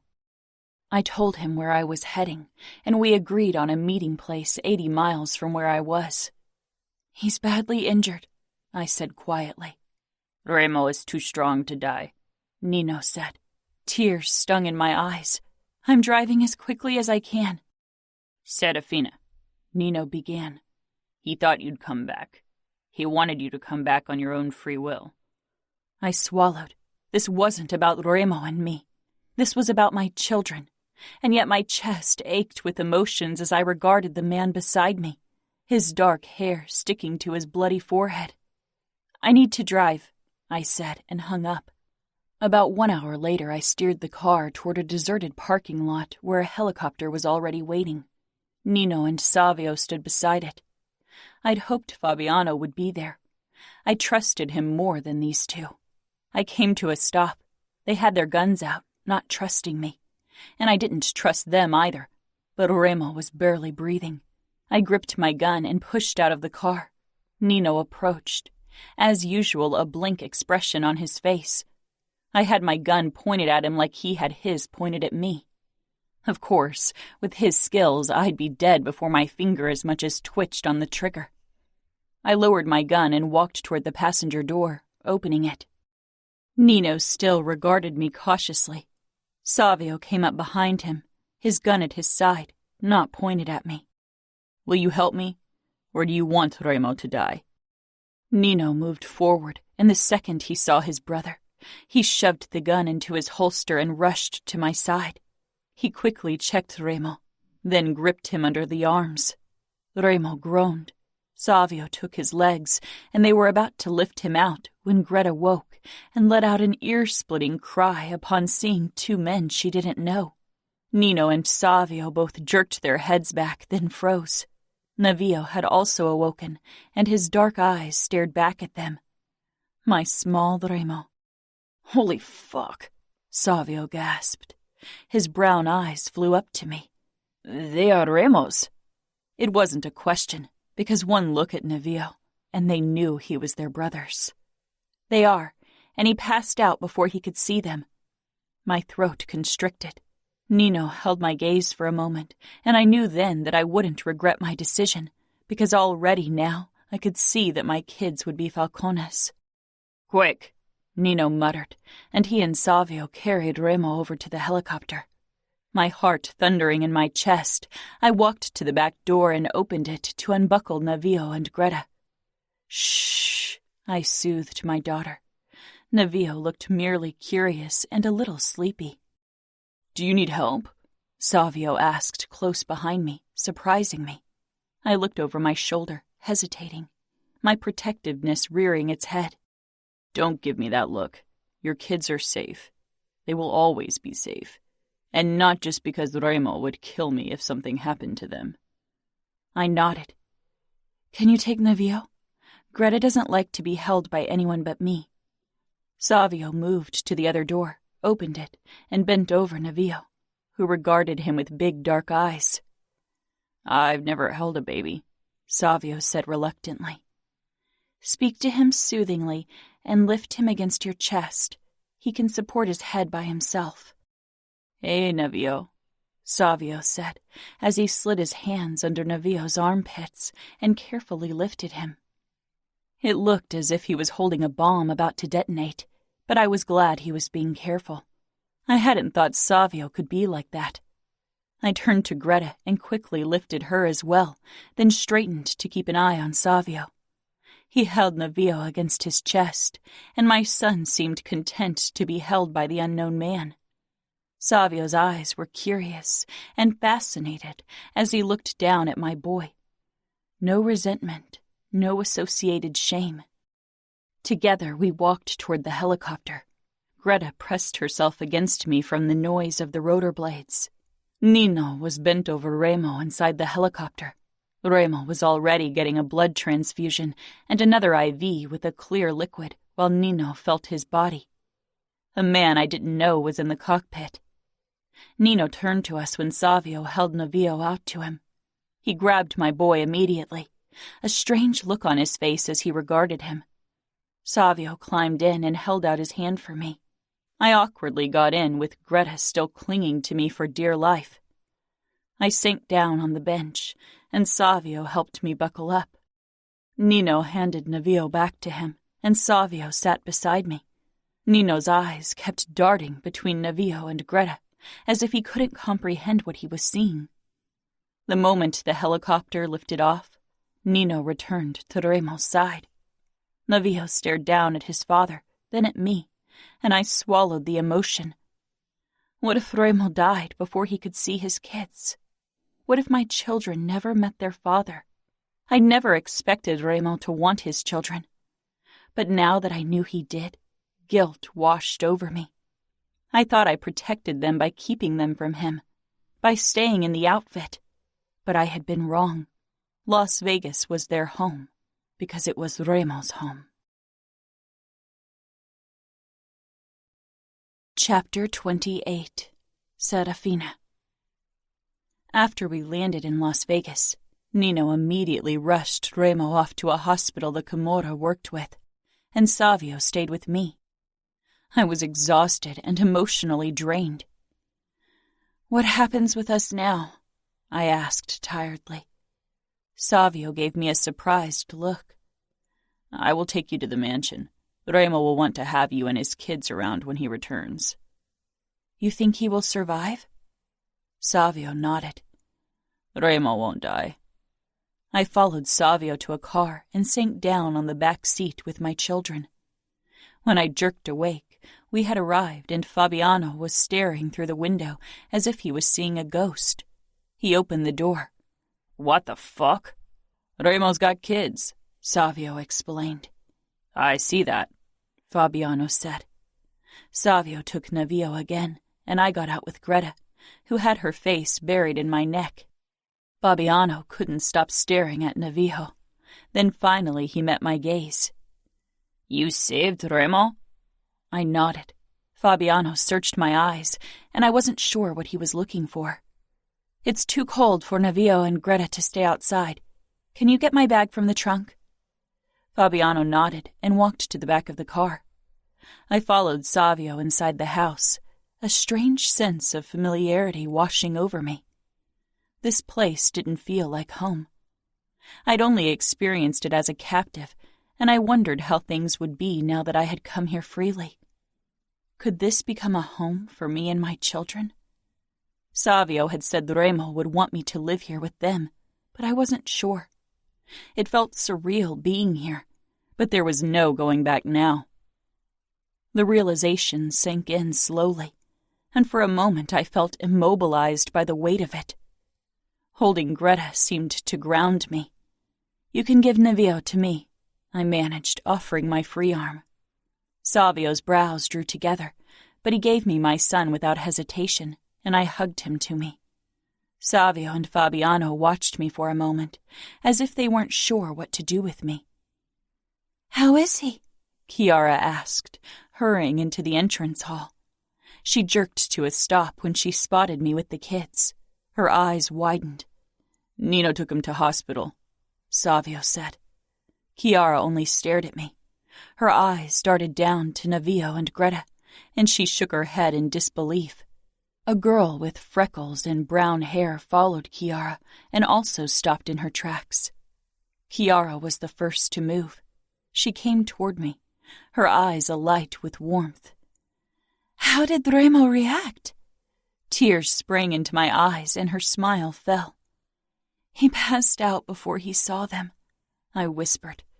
"Nothing kills Remo," Fabiano said firmly. I nodded.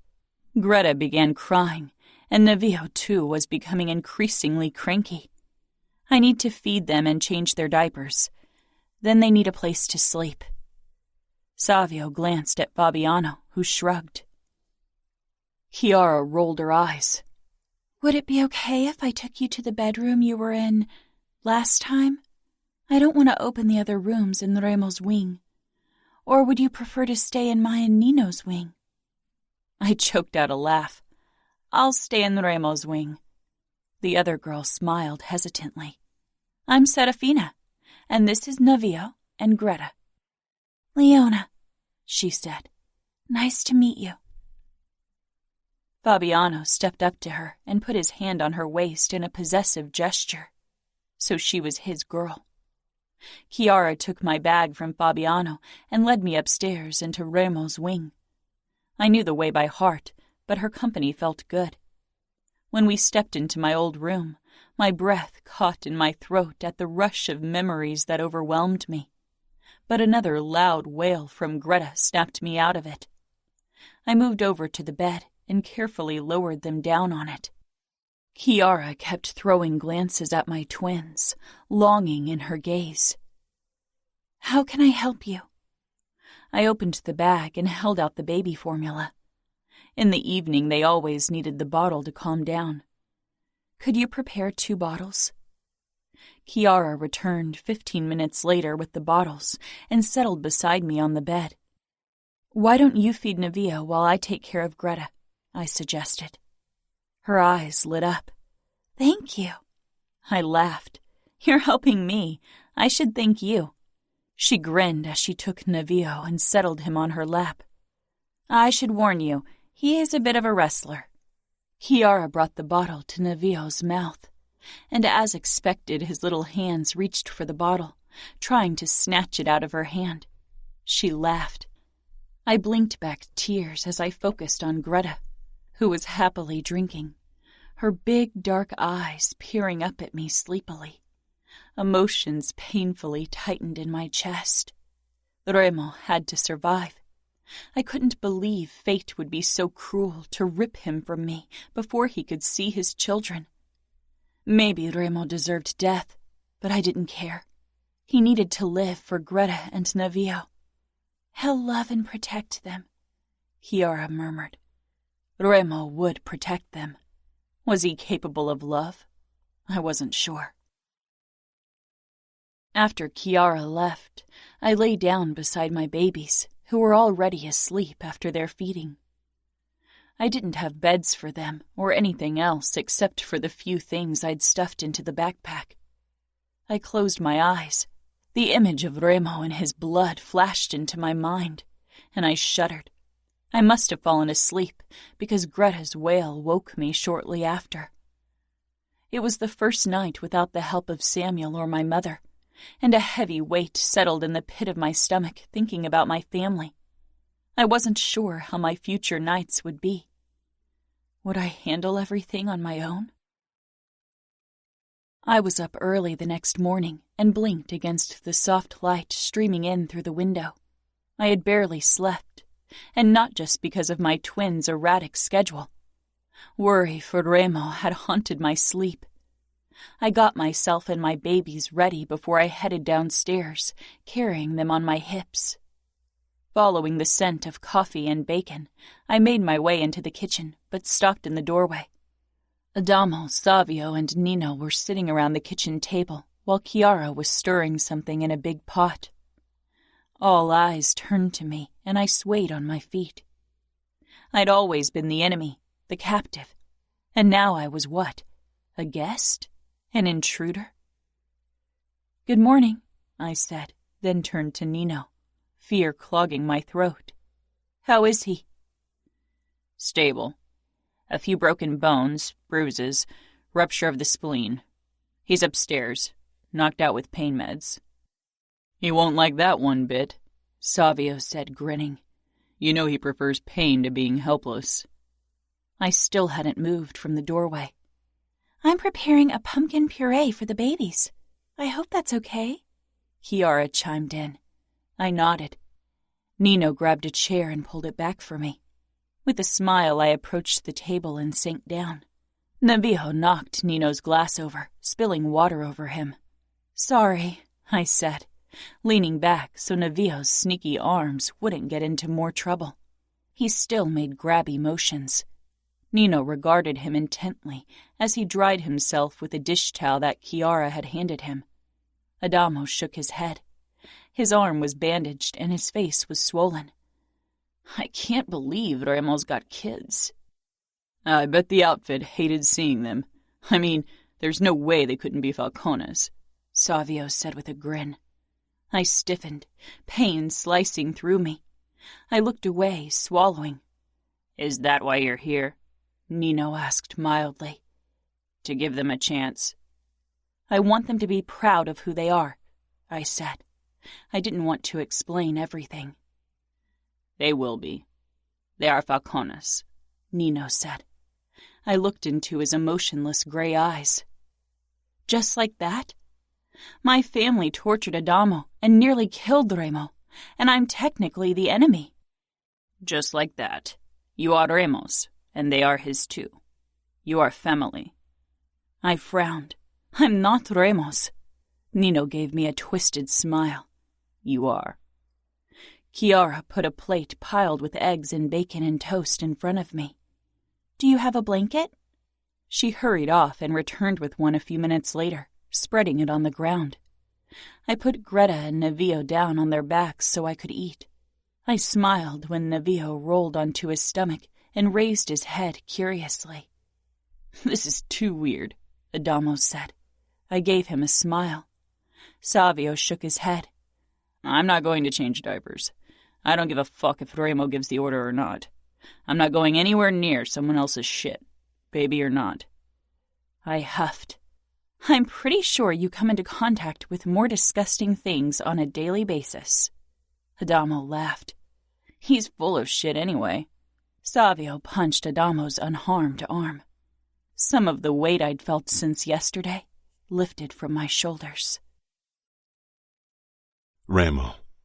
I felt like shit. Cotton mouth and a full body ache. Peeling my eyes open, I found Nino staring at me. "You asshole. You gave me pain meds and some kind of fucking sedative. Your body needed it." I tried to sit up, but my body was very averse to the idea.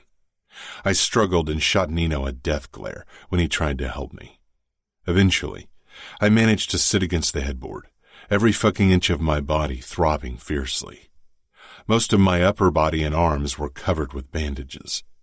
Nino sat on the edge of my bed.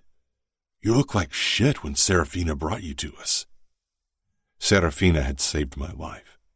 The woman I kidnapped. She'd saved my fucking life. For a second, I thought I'd dreamed up the whole shit. But the way my body screams with agony tells me it's true. I got out. "They almost killed you. And they would have if Serafina hadn't gotten you out." "Where is she?" I asked, ignoring the way my chest hollowed at the thought that she wasn't in Las Vegas after all.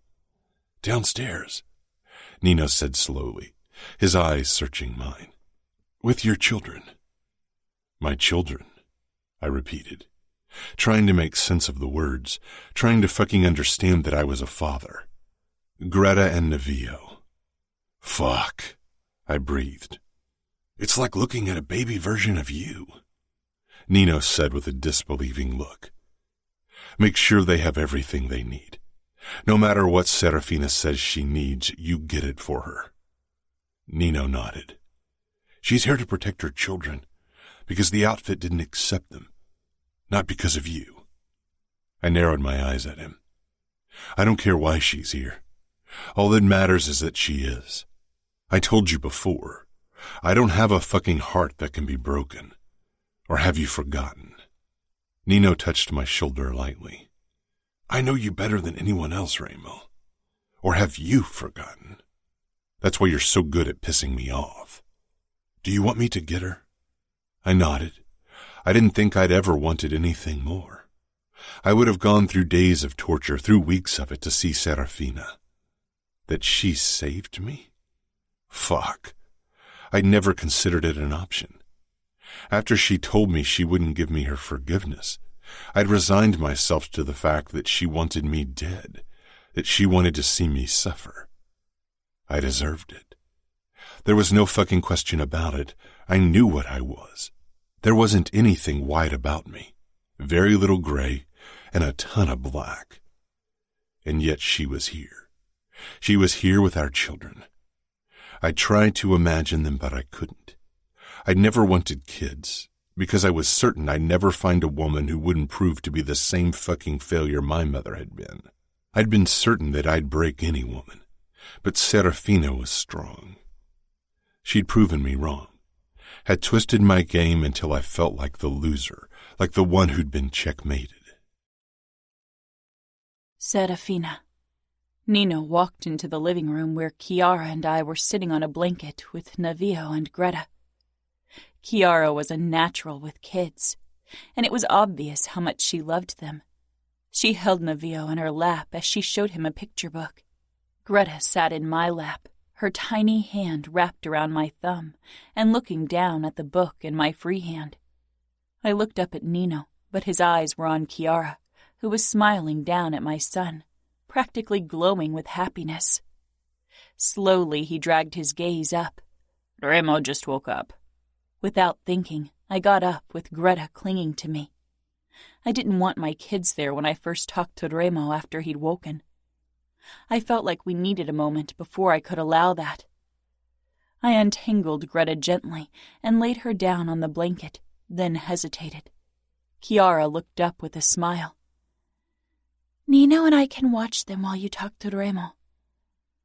Nino moved closer, but I stayed where I was. I couldn't help it. This would be the first time I let them out of sight since our arrival.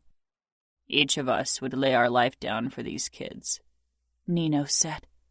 You brought them here. They are Falcone's. They are Ramo's kids. He burned for us. We will burn for them. I gave a small nod and took a step back. Greta's eyes followed me. Chiara, can you take Greta? She's very shy around people she doesn't know, especially men. Nino lowered himself beside Chiara and took Navio from her. I tensed when Chiara reached for my daughter, expecting a crying fit, but Greta's face scrunched up only briefly, then smoothed when Chiara sang softly. I took another step back. Chiara beamed at Nino as he put Navio down on his lap and pointed at the picture book. Nino oozed calmness, which was perfect for my kids. Navio ignored the picture book that Nino held up and stared at the colorful tattoos on Nino's arm, touching them with his small hands as if he thought they'd come alive under his fingertips. My heart swelled once more, and I turned quickly before I got too emotional. I took a deep breath before I slipped into Ramo's bedroom. He was sitting back against the headboard, elevated by pillows. His upper body was naked, except for the many bandages covering his skin, the cuts my family had inflicted to avenge me. He looked up from his iPad, and I took a hesitant step closer as I let the door shut. His face pulled into a strange smile.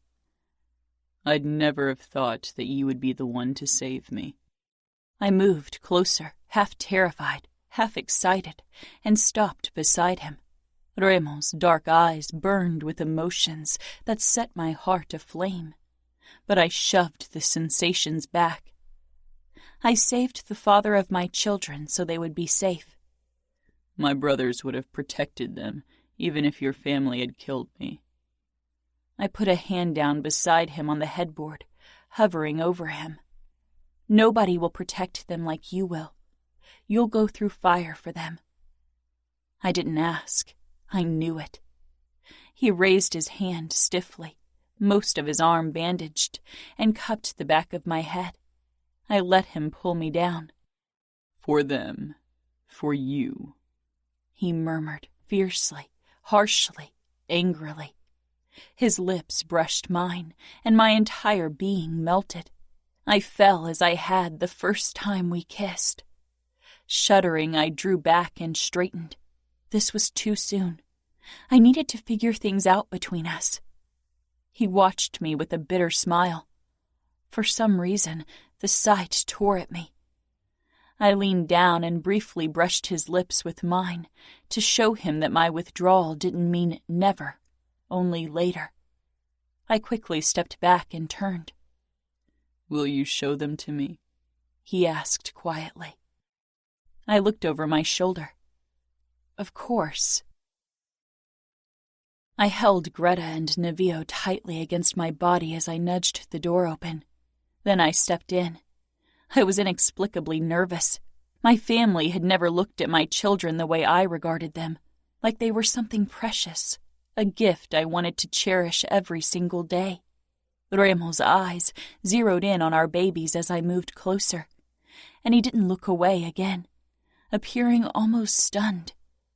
I sat down beside him and carefully put Navio down on his back next to Remo. Greta still clung to me tightly. Remo's expression held wonder, and when he raised his eyes to mine, they were softer than I'd ever seen them. He stretched out his bandaged arm and stroked his fingertip over Navio's chest reverently. Navio, being Navio, snatched up Remo's finger and brought it to his mouth to chew on it with a toothless grin. Remo's lips twitched. Then he raised his gaze to Greta, who turned her head to watch him curiously. "She's shy around most people," I said. She'd always been like that, even when she was a tiny newborn.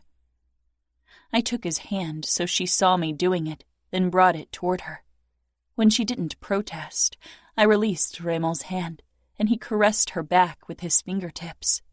He was so gentle and careful with her, I could feel a mix of happiness and wistfulness rise up in my throat. Greta watched him silently. Did she know he was her dad? Tears ran down my cheeks. Remo, stroking Greta's back and having his finger chewed off by Navio, was the most beautiful sight I could imagine. "I don't think I've ever been this happy," I admitted, not caring that I was being emotional in front of Remo. This was no longer a battle of wills, a twisted game of chess. These stakes were too high. Remo locked his gaze with mine. "I know I've never been happier."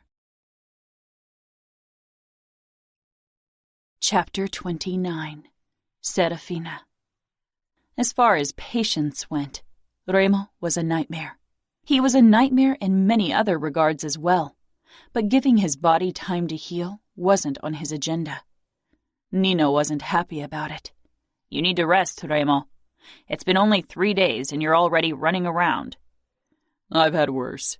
Now stop the fucking fussing. I'm not a child." "Maybe not, but I'm obviously the only one of the two of us capable of sane decisions." "Neither of you is sane. Now help me with this fucking crib," Savio muttered. I leaned in the doorway of the future nursery.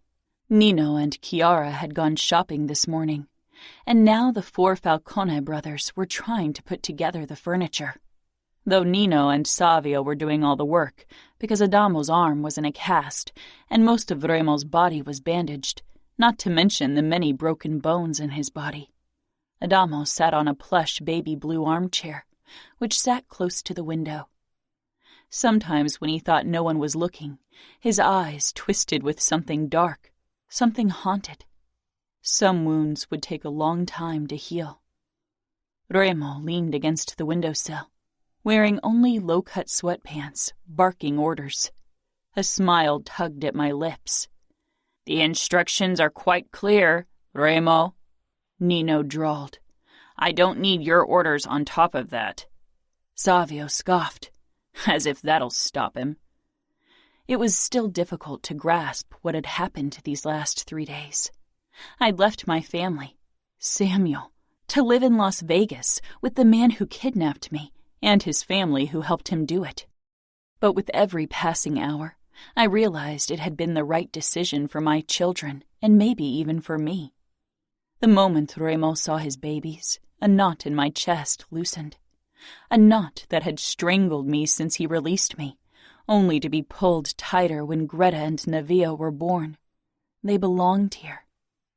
I had tried to keep my distance from Remo so far, only visited him twice so our twins could get used to his presence, and I knew he wasn't happy with it.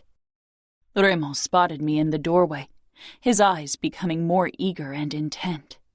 My pulse picked up, and I turned around to return to Navio and Greta, who were waiting downstairs with Chiara. Remo cornered me in the hallway. For someone with his injuries, he was annoyingly fast. "Are you running from me, Angel?" He backed me into the wall, his palms on either side of me. "I've learned that doesn't work. You always catch me," I said, leaning back because with him so close, I was having trouble focusing. "I often imagined how it would be to see you again," he said in a low voice. "But this wasn't one of the scenarios I came up with." I regarded him. "When you sent me off like a thing easy to dispose of, it didn't seem like you wanted to see me again." He shook his head, anger flashing on his face. "I gave you a choice, one you didn't have before, and you chose to stay with the outfit." I huffed. "That's ridiculous. You traded me like a piece of cattle. Why would I return to you? I'm not in the habit of thrusting myself upon someone who obviously couldn't wait to get rid of me." Remo leaned even closer. "Did you really believe that I didn't want you? Or did you tell yourself that because you didn't want to leave your family?" I frowned. "You could have—" "What?" he growled. "I could have what? Kidnapped you again? Asked Dante to send you back?" He had a point, and it annoyed me. "When were you planning on telling me about our babies? Would you have told me at all if Adamo hadn't gotten himself captured?" "You sent me away, back to my fiancé. I didn't think you'd care what happened with me, much less wanted kids," I muttered, but something in his eyes made me continue. "I wanted to tell you. The moment I saw them, I knew I needed to tell you. But I didn't know how. I was a coward." His hand came up, cupping my cheek, his dark eyes impossibly possessive. "I was sure you'd return to me." His lips brushed mine. "You aren't a coward. You saved me. You went against your family to protect our children. You gave up everything for them. And for me." I deepened the kiss. Couldn't keep the distance I so desperately wanted to keep. Remo's lips, his tongue, the feel of his rough palm against my cheek awakened a deep longing, a desperate need I'd kept buried since he'd set me free. My core tightened as his familiar manly scent flooded my nose, and memories of how Remo's hands, his mouth, his cock had felt came to the surface. I drew back, coming to my senses, and slipped out from under Remo's arm. He gave me a knowing smile before I hurried away. But I had seen the proof of his body's reaction to me in the bulge of his sweatpants. Only 1 week until Christmas. The mansion was decorated beautifully with red baubles, golden tinsel, and sprigs of mistletoe. Luckily, Greta and Navio weren't mobile yet, or the greenery would have had to go. I'd sent Samuel a few messages, telling him I was safe and asking if he was okay. He hadn't replied yet, but I knew he'd read the messages. Maybe his hurt was still too fresh. 5 days weren't enough to come to terms with the fact that your sister betrayed you for a man you hated more than anything in the world. My messages to Mom and Sophia hadn't even been received. I suspected Dad had gotten new phones for them so I couldn't contact them. I approached Chiara as she stirred a new batch of baby food, a sweet potato puree. Do you get Christmas presents for each other?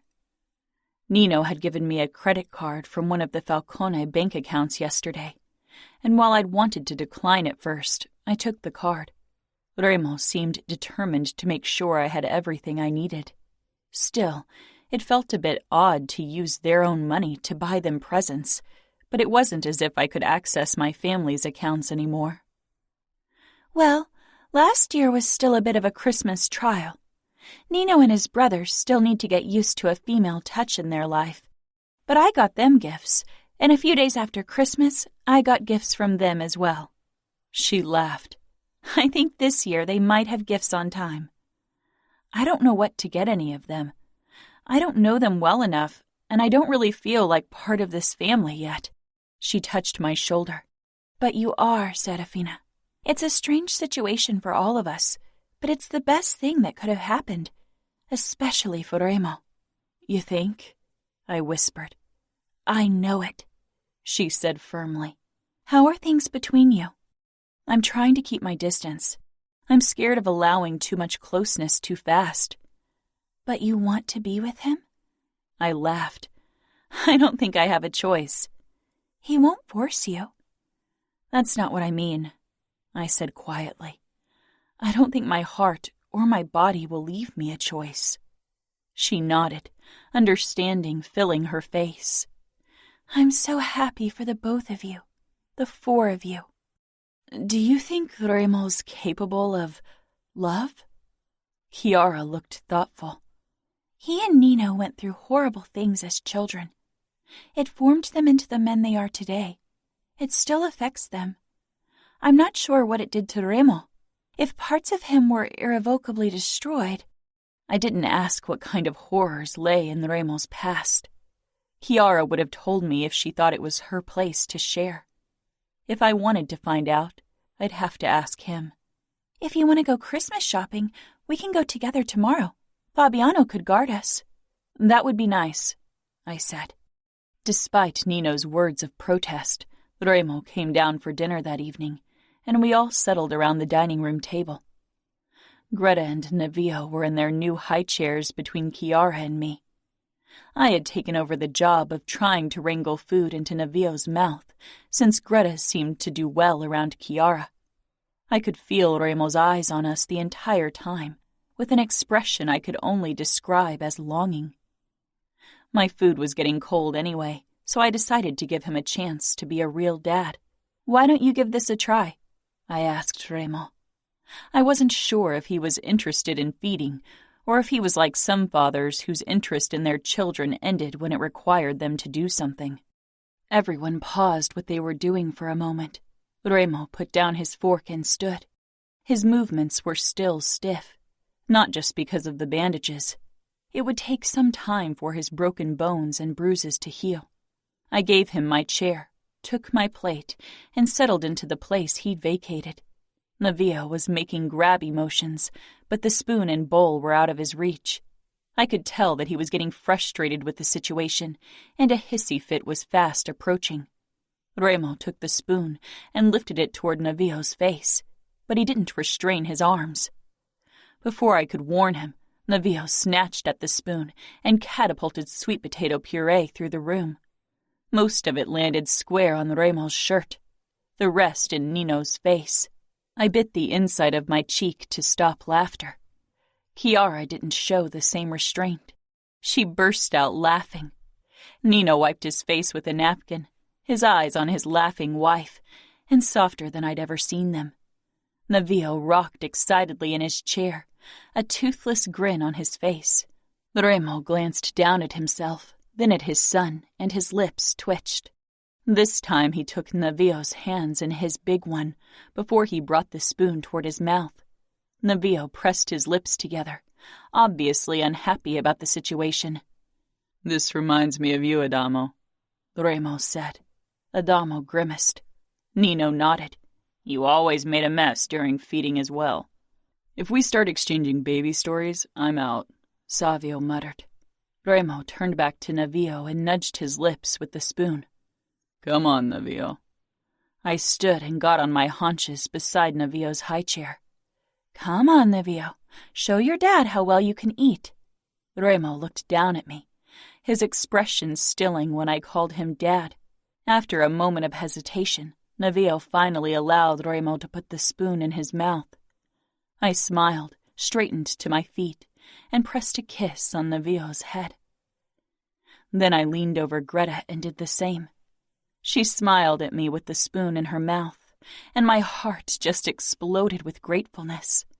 I caught Remo's eyes, but quickly glanced away because the look in his threatened to crush my resolve to keep my distance. After bringing the twins to bed, I grabbed my phone and headed for Remo's bedroom. Nino had practically dragged him there so he could lie down and rest. I knocked. "Come in, Angel." Frowning, I entered. "How did you know?" He regarded me with an expression that sent a little shiver down my spine. "Because my brothers don't knock, they barge in, and Chiara usually stays away from my bedroom." I nodded, my hand still on the door, debating if I should leave it open just to be safe. Remo smiled knowingly. "I'm practically bedridden. No reason to be worried. I won't attack you." Bedridden, as if. That man couldn't be broken easily. I closed the door. I wasn't worried about Remo making a move. I was worried I'd throw caution in the wind and do what I'd been dreaming of forever. As if that would stop you. Remo didn't say anything. I held up my phone. "I thought you'd like to see photos of Livio and Greta." "I'd like that," Remo said, moving to the side so there was room beside him on the bed. I eyed the spot, then Remo leaning against the headrest with his naked upper body. Even the bandages didn't make Remo any less attractive. Trying to hide my thoughts, I strolled over to him casually and sank down beside him, legs stretched out before me. Remo's eyes lingered on them. I was wearing a dress and no tights because it was surprisingly warm in the house. Goosebumps rippled across my skin. I cleared my throat and clicked on the first photo, which Mom had taken shortly after I'd given birth to the twins. I held them in my arms and looked down at them with an exhausted yet adoring expression. Remo leaned in and his arm brushed mine. Despite the material of my dress between us, a tingle shot through me at the brief contact. "You look pale in the photo," he said quietly. After 22 hours of labor, everyone does. Remo's dark eyes flickered with a hint of wistfulness. "I wish you could have been there. If I'd known what I know today, I would have come to Vegas sooner. I'm sorry I took that away from you." Remo cupped my chin, and I tensed because he looked like he was going to kiss me. "Regret over the past is wasted energy. We can't change the past, no matter how much we want to do it." "What would you want to change?" I asked, trying to ignore the feel of Remo's touch. He shook his head with a dark smile. "Not your kidnapping. I don't feel an ounce of regret about stealing you." "You don't?" I frowned, pulling back slightly, but Remo leaned in, fingers still on my chin. "Not one fucking bit. I'd kidnap you again to be the one you gift yourself to. You could have never been mine if I hadn't stolen you." I didn't argue, neither about me being his, nor about the fact that without the kidnapping, we would have never found each other.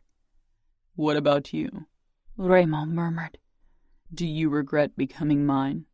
"No," I admitted, and finally drew back from his touch. "Not that. I just wish it wouldn't have cost my family so much." Remo nodded and settled back against the headrest. "Hardly anything worth having can be gained without loss and pain and sacrifice." My eyes trailed over his wounds and bruises. He'd sacrificed himself for his brother, but I had a feeling it wasn't the only reason why he'd allowed my family to capture and torture him. He'd accepted pain, maybe even losing his life, for a chance to see me again. I cleared my throat and clicked on the next photo. The first photo of Livio and Greta lying in a crib beside each other. I showed him photo after photo, neither of us saying anything. It was difficult to focus on anything but Remo's warmth, his scent, the strength and power he oozed. When I finally shut off my phone, my body was humming with need. I met his gaze, which rested unabashedly on me. Remo regarded me with an expression I knew too well: hunger and dominance. He touched my bare knee. I exhaled. His hand slipped slowly up between my legs. "Remo," I warned, but he held my gaze, his lips pulling wider. "Have you let anyone touch what's mine?" I glared, but my body screamed for more. For Remo's touch, for his lips. He knew the answer, could see it on my face. "No," he said quietly. "All of you is only mine." You set me free, remember? I belonged to myself. We both knew it was a lie. I'd never been free of his hold on me. But he, too, had lost his freedom. His hand slipped higher until finally he brushed over the fabric of my panties. They were drenched, just from being in his presence. Remo groaned, low and dark, and my resolve crumpled. His thumb drew small circles on my crotch, and I could feel myself growing even more aroused. Remo's dark eyes held mine, and as usual I couldn't look away. His thumb pushed under my panties and between my folds, spreading my wetness. I whimpered from the contact, skin on skin. So good, so desperately needed. He drew small circles on my clit, round and round and round. I parted my legs a bit more and gripped the sheets, needing something to hold on to as I stared at Remo. His gaze possessed me like it always did. "Are you going to come, Angel?" I gave a small nod. It had been too long. I was falling apart so quickly.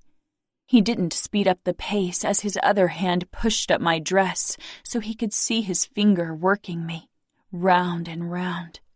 "Part your legs more," he growled, and I did. He slipped between my folds again, spreading my wetness some more. "I want to fuck you so badly." "You're still healing," I rasped. His broken bones needed to mend. One of us needed to be the voice of reason, even if my body hated me for it. He sat up stiffly. "Straddle me with your ass facing me." "What?" "Do it," he ordered. I didn't question him. Could barely think straight from the throbbing between my legs. I pushed up and climbed over Remo, careful not to ram my knees into his ribs. My palms rested beside his knees as I knelt over him, my ass pushing out. Remo lifted up my dress until I was exposed, and my core tightened in anticipation. "Fuck," Remo murmured, causing me to shiver again. I gasped when he pushed 2 fingers into me, my back arching at the delicious sensation of my walls gripping him. Remo let out a low groan, and I almost came hearing it. I could see the proof of his own need straining against his sweatpants. "The sight of your pussy taking my fingers is the fucking best." I whimpered in response and began to meet his thrusts, kneading his fingers deeper, faster, harder. "Yes, Angel, take them," he rasped. More wetness pooled between my legs. I threw a glance over my shoulder. Remo was focused on his fingers as they fucked me, his dark eyes burning with so much desire it stole my breath. I shuddered with pleasure. He glanced up, his lips curling in a pleased smile. "Come on, Angel, fuck my fingers." Remo added a 3rd finger, and my eyes rolled back in my head at the sensation. I ground myself against Remo's hand, driving his fingers deeper into me. He watched me intently, and his other hand began massaging my butt. I wanted to grasp his erection, but I could hardly support myself with 2 arms, already spinning out of control. He gathered my wetness with the fingers of his other hand, and then I felt one finger against my back entrance. I tensed but didn't stop riding Remo's fingers. Relax, Remo ordered, his eyes compelling. It'll be good. Anxious and excited, I gave a small nod. Slowly, he pushed a finger into me. "Oh, God," I gasped as I felt his fingers in both my openings. There was a slight discomfort, but it didn't stand a chance against the pleasure Remo's fingers in my center caused. Remo established a gentle rhythm with his finger while I kept grinding myself against his other hand. He didn't take his eyes off me as he worked my body, and I could feel the first traitorous spasm of my orgasm. My pussy clenched around his fingers. I moaned, the sensations overwhelming me. I felt a second finger at my back entrance and tensed again. Remo stroked my butt cheek, and as I drove his fingers deep into me, he curled them and hit my G-spot. I came hard, crying out desperately, and he pushed the second finger into my back entrance. I gasped from the pain, and my orgasm heightened in force. I shuddered, caught between intense pleasure and dull pain. My arms gave way, and I braced myself on my forearms. Remo kept thrusting. Yes, Angel. I told you I'd show you pain and pleasure. Half lowered onto him, I could feel his erection digging into my belly. He groaned again, almost in agony. I was completely overwhelmed, stunned, and a little embarrassed. I never considered allowing someone to go anywhere near my ass. Of course, Remo wanted that part of me as well. Remo pulled out of me slowly, and I gasped. His hands came down on my ass cheeks, and he massaged me gently. If I died now, it would be worth it. I huffed. You won't die today. I won't explain that to Nino. No, thank you. Remo chuckled, and the sound sent a different kind of shiver through my body. I loved the sound of Remo laughing, especially if it was earnest. I pushed myself up, then knelt beside Remo. He curled his hand over my neck and pulled me toward him for a slow kiss. When he drew back, his eyes searched my face. I knew my cheeks were flushed, not just from my orgasm, but also from embarrassment. There's so much pleasure I still want to show you, Remo murmured, tracing his lips over my jaw and cheek. He dropped his head back against the headboard, sighing as he reached for a glass filled with dark liquid on his nightstand. I recognized the scent immediately. Scotch, really? It'll help with the healing, trust me. I've done a lot of research in the past. I shook my head. And, he added with a challenging smile, it seems to be the only pleasure I'm allowed today. He took a sip. My eyes darted down to the impressive bulge in his pants. I knew what I wanted to do. I wanted to render him into a helpless mess of desire as he did with me.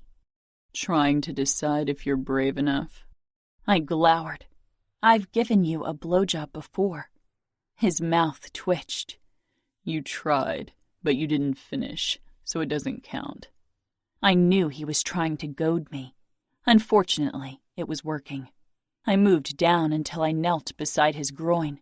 Remo reached for his pants and pulled them down, wincing as he did so. Quite eager, aren't you? I teased. He smiled, but it was dark and hungry, and his body was tense. I lowered my head and took his tip into my mouth. Remo moaned, his fingers tingling in my hair. I swirled my tongue around him, and my own core tightened with renewed need. Remo's breathing deepened, his muscles tensing as he watched me. Take more of me, Remo ordered quietly, and I did. I let him claim my mouth until he hit the back of my throat. He thrust into me slowly, his hand in my hair keeping me in place. He held my gaze as I let him claim my mouth. His other hand cupped my cheek. Remo. Brutality and tenderness. I still didn't understand him or us. Remo's body coiled tighter, his hips jerking up with less control, lips parting in a low moan. "I'm going to come," he rasped. I saw the question in his expression, and my heart swelled with affection, and God help me, love. I gave a small nod around his head before he drove deeper into my mouth again, and his grip on my neck became firmer, his face twisted with passion, his eyes almost harsh with lust as he tensed and came with a sharp exhale. I had trouble swallowing around his length, and Remo loosened his hold on my neck so I could pull back slightly. He kept rocking his hips, his breathing harsh. Remo's gaze laid claim to another part of me, possessive and warm as he stroked my cheek. I slowly released his cock from my lips and swallowed, frowning at the taste. Remo drew me toward him, brushed my lips with his, and handed me his glass with scotch. I took a sip and coughed. That tasted even worse. "You'll get used to the taste," he said with a small laugh. "The scotch or your—" He gripped my arms and wrenched me against him so I was cradled against his chest. I caught the wince, but then it was gone. "My cum," he murmured as he licked my lips, then dove into my mouth. Our kiss was slow, almost teasing, until it wasn't. It became needy and eager. He positioned me so one of my legs was thrown over his groin, my head against his shoulder. His hand parted me, then his fingers slid over my drenched panties. He pushed the fabric aside and slowly pushed 2 fingers into me. His other hand began pinching and twirling my nipple. He played me masterfully with his fingers as I lay draped over him. We kissed softly, our eyes locked the entire time until a new wave of pleasure shot through me. I'd barely caught my breath when Greta's cry rang out. I sighed with a small smile. "Perfect timing," he murmured, giving me another lingering kiss. I quickly slid out of bed and rushed into the bathroom to wash my hands before I returned to the bedroom. Remo stood beside the door, waiting for me. "You should stay in bed and rest," I said. "I should help you with our children." His voice didn't allow any objections, and I had to stifle a pleased smile. By the time we arrived in the nursery, Navio had started crying as well. I took Greta because she didn't know Remo well enough. Remo lifted Navio out of the crib without hesitation and pressed him to his chest. It was obvious that he'd held a baby before, that he knew how to handle them. I took a whiff. New diapers. Remo carried Navio over to the changing table and began his work. I watched him for a moment longer, my body flooding with so many hormones. I could feel the waterworks beginning. I blinked and looked away. "I'll go into the kitchen and prepare their bottles." Remo glanced up, his gaze lingering on my eyes, then nodded. When I returned 10 minutes later, Navio was already dressed and resting in Remo's arm. I handed him a bottle, and he sank down in the armchair, wincing again. He was moving more stiffly than before, probably from overexertion. I changed Greta's diaper before I settled on the armrest beside Remo and started feeding her. "This is strange," I whispered after a moment. Remo frowned. "It's not what I imagined when I kidnapped you." I searched his face, trying to figure out what this meant to him, what I really meant to him, but I didn't dare ask. I knew it was futile to stay away from Remo, not only because my body was already calling for his touch again, but also because my heart yearned for his closeness. After they had fallen back asleep, I was on my way toward my room when Remo gripped my wrist, stopping me. "Stay with me." I nodded and allowed Remo to pull me back to his bedroom, where I put one of his shirts on before slipping under the covers. Remo pulled me against him, wincing as I touched his bruises. "You're in pain," I protested, trying to put distance between us, but Remo tightened his hold on me. "Fuck the pain. I want you in my arms." I stilled and finally relaxed against him, my cheek pressed up to his strong chest. This felt too good to be true. Chapter 30. Serafina. Christmas rolled around. The first Christmas for Navio and Greta. The first Christmas as a part of the Falcone clan. After wishing Samuel a Merry Christmas and not hearing anything in return, I went downstairs with Navio and Greta. Remo was already in the living room with his brothers, discussing their plans for future races. After the outfit attack, safety measures would have to be doubled. I was supposed to help Chiara in the kitchen, but still needed to figure out what to do with the kids. Remo looked up when I entered. As usual, his expression stilled when he saw me with our twins, almost as if he still had a hard time trusting his eyes. "Can you watch them?" I asked as I headed toward them. Nino sat beside Remo. Adamo and Savio were on the couch across from them. "Will you take Navio?" I asked Nino, who rose at once and took my son from me. Navio didn't mind, too fascinated by the tattoos on Nino's arms. I moved closer to Remo. Greta was clinging to me, still shy around others. Remo gave me a questioning look. He hadn't held his daughter yet. The only person except for me who didn't make Greta wail was Chiara. He gently stroked her black tuft of hair, then ran his hand down her back. His voice was low and soft as he spoke to her. "Greta, mia cara." My heart seemed to skip a beat. It was the first time I heard Remo speak Italian. My family and I had only ever spoken Italian when we were surrounded by outsiders, and I knew many families handled it the same way. I carefully untangled her from my neck and gave her to Remo. Her big dark eyes blinked up at him, and her face began to twist. Remo rocked her gently in the crook of his arm, then lowered his face and kissed the top of her head. She let out a hesitant cry, as if she wasn't sure if she wanted to wail or not. I handed him her favorite rattle, and he showed it to her.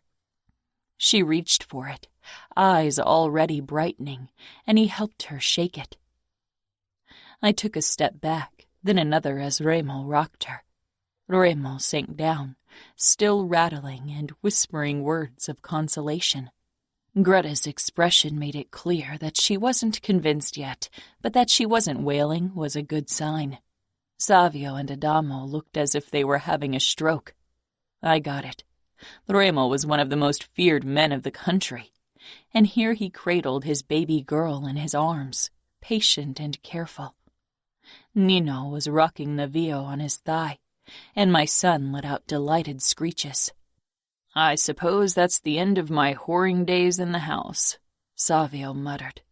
Remo looked up from Greta, his eyes narrowing. "I don't want a fucking whore anywhere near my children."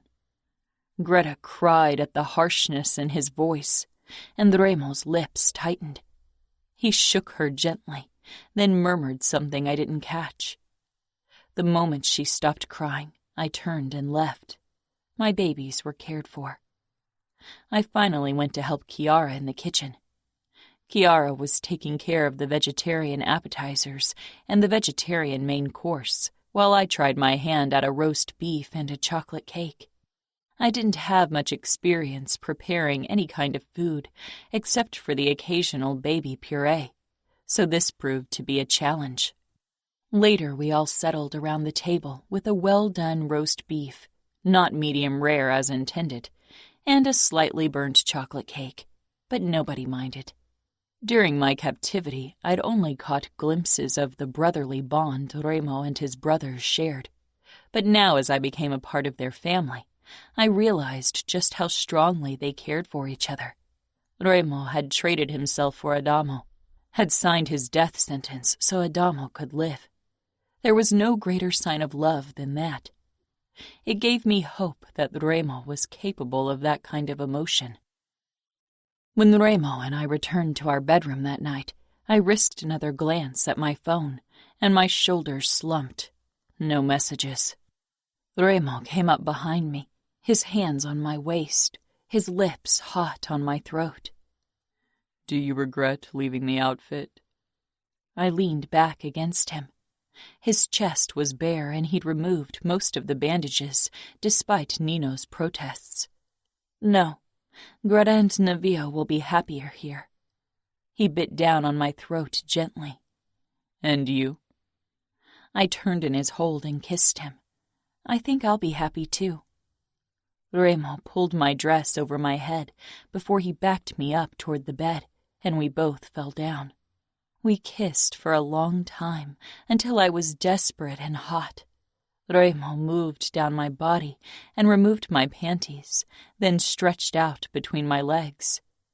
His lips and tongue pushed me over the edge within a couple of minutes. Then he climbed back up, his body covering mine, his weight braced on his forearms. His eyes held mine when he slammed into me, claiming me fully for the first time in 14 months. "Remo!" I gasped out. Despite the flashes of pain on his face, Remo's thrusts didn't falter. He hit deep and hard, his eyes owning me. When he reached between us and stroked my clit, I cried out, clenching around him and gripping his shoulders tightly. Remo growled in pain and pleasure, but kept thrusting as I rode out my orgasm. He kissed me fiercely, possessively, then pulled out. He turned me on my stomach before he kissed my ear as he settled between my thighs. I felt a firm presence at my ass and stiffened in surprise and fear. Remo stroked my back, massaged my butt. "I want to own every part of you," he murmured, kissing my shoulder. He turned my head so I met his gaze and kissed me slowly.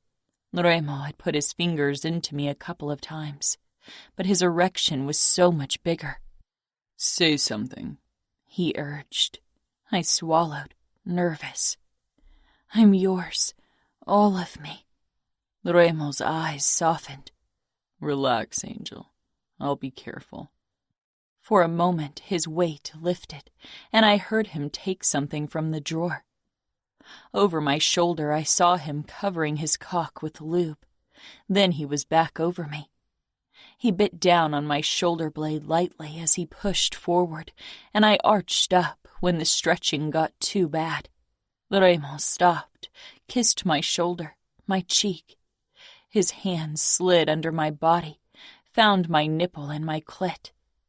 He tugged at my nipple while his fingers stroked my clit and opening. Soon I loosened around him as pain and pleasure mixed. He pushed 2 fingers into me and groaned roughly. The sound so primal and erotic, my core clenched with arousal. "I feel my cock inside you. It's perfect." I moaned as he moved his fingers slowly, while his other hand kept twisting my nipple. Despite the pain, I felt a release approaching. My lips parted, and my muscles tightened as pleasure overcame me. Remo pushed his cock into me all the way, and I moaned and whimpered, caught up between pain and pleasure. I'd never felt more stretched, teetering on the edge of overwhelming pain, and yet happy that Remo had claimed this part of me as well. I shivered, overcome with sensations. Remo kissed my cheek. "Can I?" I gave a nod, and he pulled almost all the way out. I trembled as he pushed back in. He kept working my pussy as he thrust into me slowly. "It'll get better, Angel," he murmured. His movements became faster, and I bit down on my lip. Pain and pleasure mingled, almost becoming one. Raymond's body pressed me into the mattress as his cock and fingers claimed me. With a guttural groan, Raymond slammed into me one more time, and I felt his release. I shuddered desperately under him. Raymond stayed inside of me for a couple of heartbeats, his breath hot on my shoulder, his fingers gentle, almost soothing on my clit. He pulled out of me carefully, then turned me on my side and pressed up behind me, kissing my shoulder. I couldn't move, overwhelmed, stunned. Every time I thought Raymond had taken everything, he took another part of me. "Angel?" he asked in a low voice. I turned around in his embrace and nestled close to him, my nose buried in the crook of his neck. Raymond tensed and gripped my chin, nudging my face up. I could see a hint of hesitation on his face as he evaluated my expression.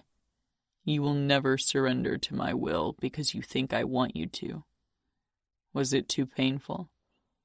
I glanced up, swallowing hard. Raymond was concerned for me. Cruel, merciless, brutal to the very core, and yet concerned for me. I wanted to surrender to you, to give myself to you like that. You already own every other part of me. His brows pulled together even further. He traced my face with his finger. "I don't enjoy hurting you unless it heightens your pleasure." I tilted my head. You sound surprised. "I enjoy hurting people, but not you. Never you." I fell silent, wondering what it meant. Raymond pushed up and reached over me and into the drawer of his nightstand. He pulled out a small parcel, then set it down between us. "For you," he said. My eyebrows rose. He hadn't given me a present earlier, but I had assumed the gifts for Greta and Navio had been meant for me as well. It had been difficult enough to get something for Raymond. Eventually, I'd opted for a guide of running trails of the region, as well as a quickly assembled photo book from our twins' first 7 months. What is it? "Open it," Raymond demanded, fingertips tracing my side and hip. I lifted the lid and my breath stilled as my eyes registered the necklace with the pendant in the shape of wings. It was a beautiful piece of finely worked goldsmithing, intricately gorgeous. I took it out carefully. Where did you get it? You didn't leave the house. "I had it handcrafted by a local goldsmith shortly after I released you." My lips fell open in surprise. Raymond helped me put the necklace on, and the cool gold settled in the valley between my breasts. "Ruinously gorgeous," Raymond murmured as he traced my skin. I gave him a curious look. "You ruined me for all other women." A wave of possessiveness overcame me. Raymond was mine. Raymond. I watched Serafina as she stroked the heads of our children, patient, loving, even though they both had been crying on and off for hours. She sang to them, whispered words of sweet nothings to them. She had left her family for them so they would be safe, so they would get the life they deserved, the life they were destined for. I had seen the look in her eyes when she'd said goodbye to her twin. Serafina had given up so much for our children. Her body was weaker than mine. She wasn't as harsh or cruel or fearless. But God, she was strong. When Navio and Greta had finally fallen asleep, she'd straightened from where she'd bent over their crib, and when she noticed me, she tensed slightly but came toward me. She'd been oddly quiet today, and I knew something was bothering her. But I didn't talk emotions if I could help it. Serafina stopped in the hallway. I've been here for 3 weeks, but I still don't know what we are. I braced myself beside her shoulders, peering down at her. You're an angel, and I'm your ruin. My lips pulled into a wry smile. She shook her head, almost angrily.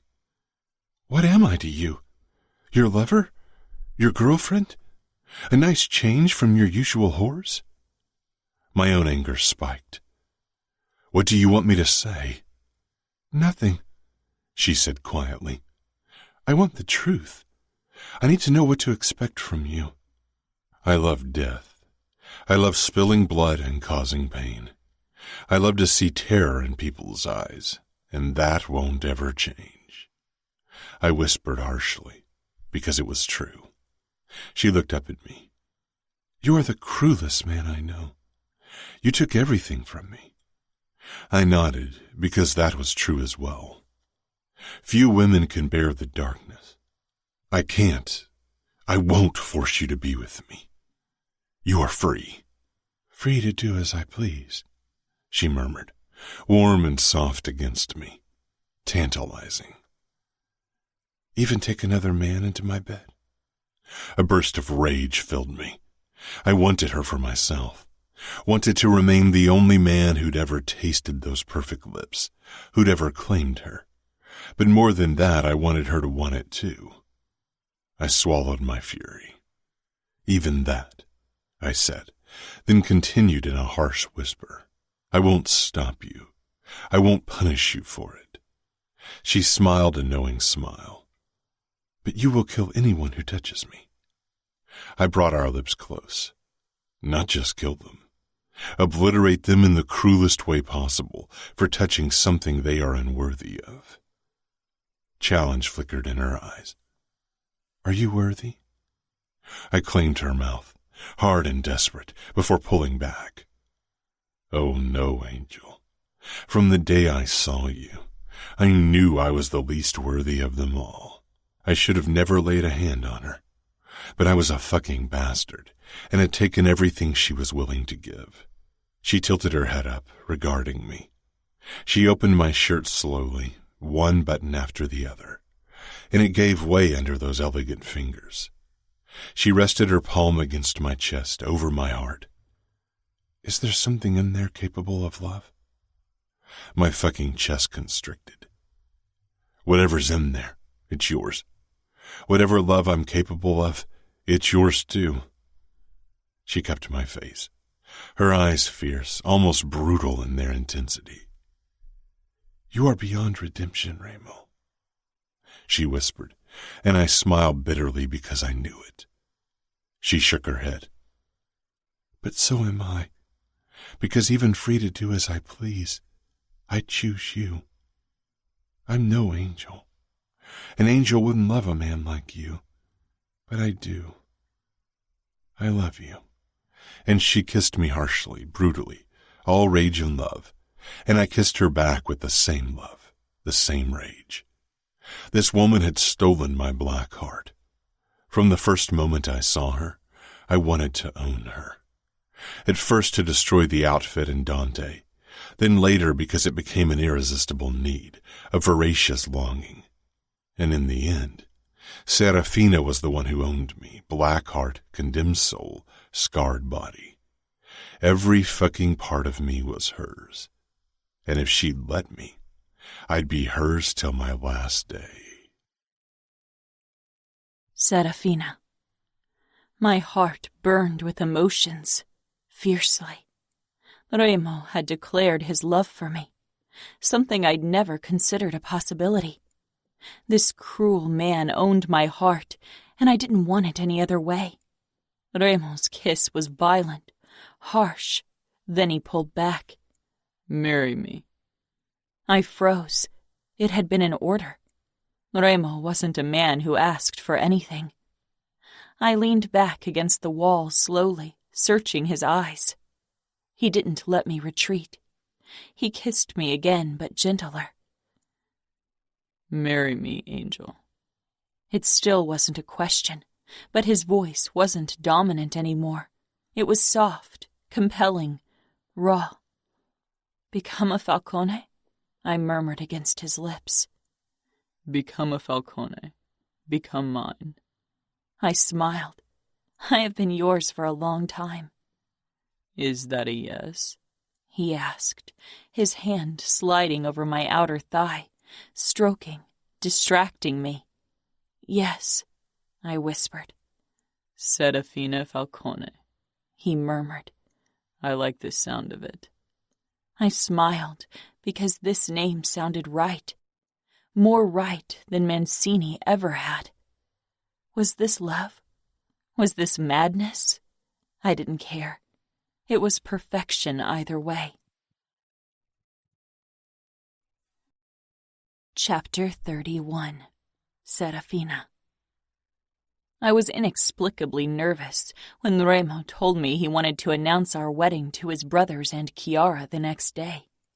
We'd all gathered in the kitchen for breakfast, Navio on Chiara's lap and Greta on mine.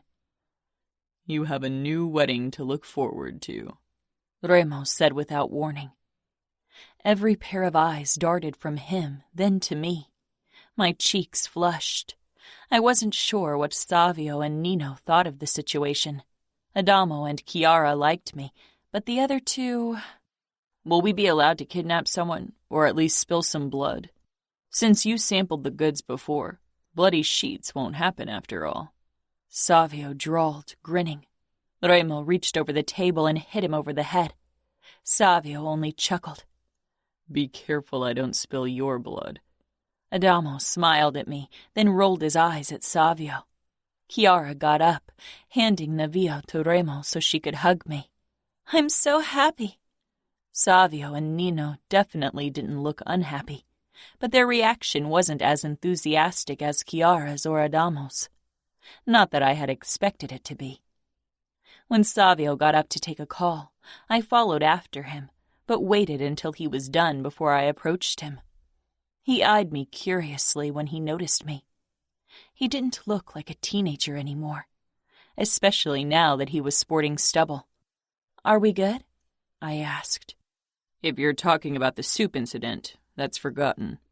Trust me, most people want to do worse to me, especially women, so I've learned not to hold grudges. He shrugged.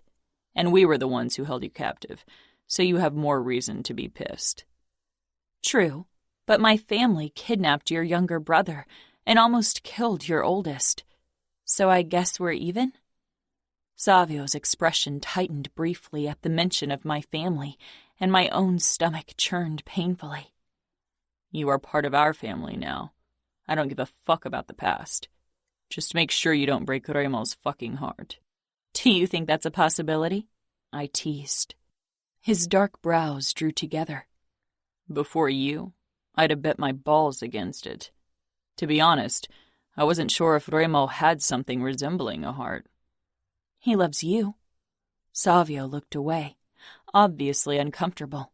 We are brothers. We'll die for each other. I smiled. We should return. Savio muttered. I don't want Remo to think we're getting it on behind his back. I snorted. Sorry, Savio. Nothing against you, but you don't stand a chance. Savio gave me an arrogant smile. You like what you see. Admit it. He sauntered back into the kitchen before I could shoot something back. But for some reason, his insufferable ego was almost endearing. It reminded me a bit of Samuel, which was consoling and painful at the same time. After my conversation with Savio, I felt better. Now I only needed to straighten out things with Nino. He and I had never really warmed up to each other, and I wasn't sure if it was because Nino didn't like me or if it was because of his nature. Remo leaned in when I sat down beside him. Did he behave? Savio rolled his eyes at his brother. He tried, I said. That's all I can hope for. Maybe they'll try your patience as they do mine. Raising twins will teach you the patience of a saint. I doubt your brothers can test me. We'll see, Savio said with a chuckle. And don't hold your breath. Remo won't reach sainthood anytime soon. I don't want him to be a saint, I said, looking at Navio and Remo, both watching me with those impossibly dark eyes. After breakfast, I asked Nino if we could talk. We headed into the garden despite Remo's suspicious expression. Do you disapprove of our wedding?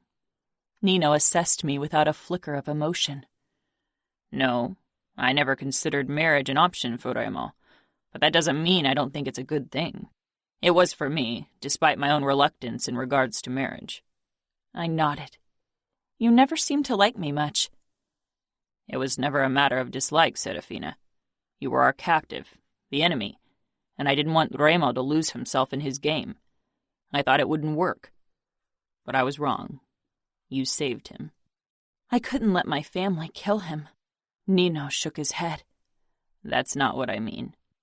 I waited, watching Nino's profile as he stared off into the distance. Remo and we are messed up in ways that can't be fixed. Not really. For someone to accept us despite what we are, it takes a lot of forgiveness and love. Our past, it broke certain parts of us. Remo never talks about the past. Nino nodded. He'll tell you eventually. Give him time. We have all our lives. Remo. I held Serafina in my arms after sex. My chest pressed up to her back, my nose buried in her soft hair, relishing in her sweet scent. She traced the scars on my palm. She did it often. In the beginning it had bothered me because it was part of me I didn't share with anyone except for Nino. I was 9, I began, then stopped because even with Nino I'd never discussed what had happened. Words had always seemed lacking to convey our shared horrors. The smell of blood filled my nose as it always did when I remembered that day. Soon, the stench of burning fabric and skin joined the metallic tang. Serafina's fingers on my palm had stilled. I love you no matter what. I've heard of every horror you committed, and I'm still here. She was. I could imagine what kind of stories were whispered in the outfit, and they were all true. And Serafina had experienced a small part of our nature when I'd captured her, when I'd cut her. Looking at the faded white scar, I still felt a fucking twinge in my chest. I brushed aside her hair and kissed the nape of her neck. That she found it in her heart to love me despite it all, that she trusted me with our children, it seemed impossible. I know what I am, but my father, he was monstrous in a different way. He enjoyed torturing the people he was meant to protect, just as much as he did his enemies, maybe even more. My mother loved and feared him equally, and she allowed him to humiliate and torture her because of it, allowed him to do the same to us. Love made her weak. Serafina gave a small shake of her head. Real love doesn't make you weak. Love how it's meant to be makes you stronger. But there's no room for fear where there's love. I tightened my hold around her. Don't you fear me? I used to, but not anymore, and never again. I rested my forehead against her hair. Very few people didn't fear me. My brothers and maybe Kiara, and that was what I wanted, what I worked for. Eventually she hated my father more than she loved him, and she decided to punish him in the only way she thought she could. I closed my eyes, remembering that day. Mother came into my bedroom in her long nightgown, which was straining over her belly. She never brought us to bed or said goodnight, so I tensed when I saw her in the doorway. I'd gotten me and my brothers ready for bed, while she lay on the sofa, staring at nothing. Remo, my boy, can you come with me? I narrowed my eyes. She sounded too caring, too loving. My boy? She sounded like a mother. She smiled and I took a hesitant step forward, more hopeful than suspicious. Nino and Savio are already in my room. That convinced me. I followed her toward her bedroom. For a second I considered slipping my hand in hers. But she had never held my hand like that, and I was too old now. The moment I stepped inside the bedroom, she threw the door shut and closed us in. My eyes registered Nino kneeling on the floor, cradling his arm. Everything was red. Rivulets of red trailed down his arms, his wrists gaping open, his eyes locked on mine. He wasn't making a sound, only crying as he bled. Blood everywhere. It clogged my nose. I frantically looked for Savio and found him motionless on the bed. A cry wedged itself into my throat until I noticed the rise and fall of his chest. Not gone. Mother stepped in front of me and grabbed my arm. Silver flashed before my eyes and I jerked. My hands and face burned as the blade cut me. I hit and clawed and roared, fighting her off. And then she stopped and the smell of smoke filled the room. The curtains were burning. We'd burn. We'd all burn. Nino began to hum, rocking back and forth, pale and sweaty. I rushed toward the window. Outside I heard the shouts of my father's men. I ripped at the curtains and flames licked at my palms and neck and arms, snatching hungrily at my skin. I screamed as I broke the window. I helped Nino out, then grabbed Savio, and jumped out of the window with him in my arms. Bones broke and I burned all over. Agony, pure and overwhelming. Staring up at the window, I saw our mother's crying, desperate face amidst the smoke and flame. Crying because I'd taken her revenge from her, because I hadn't died with my brothers as we were supposed to. I wanted her to burn, wanted her gone from our life. I wanted her dead. Serafina was quiet when I finished. She swallowed. How can a mother do that to their children? I die for Greta and Nevio. I never hurt them. And if you ever hurt them, Ramo, I'll kill you. That's a promise.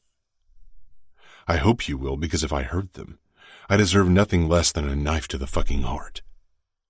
Serafina turned around in my arms, her blue eyes fierce and trusting. But you won't ever hurt them.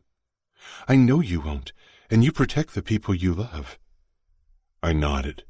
I won't, and nobody else will either. I'd fucking destroy anyone who tried. She traced the scar over my eyebrow. I know it's wrong, but I wish I could have killed your mother for what she did to you. My chest tightened. I didn't tell her that my mother was still very much alive. I brought Serafina's hand up to my face and kissed her palm, then the scar I had created. I won't allow you to be dragged down into my darkness. I was going to kill my mother one day.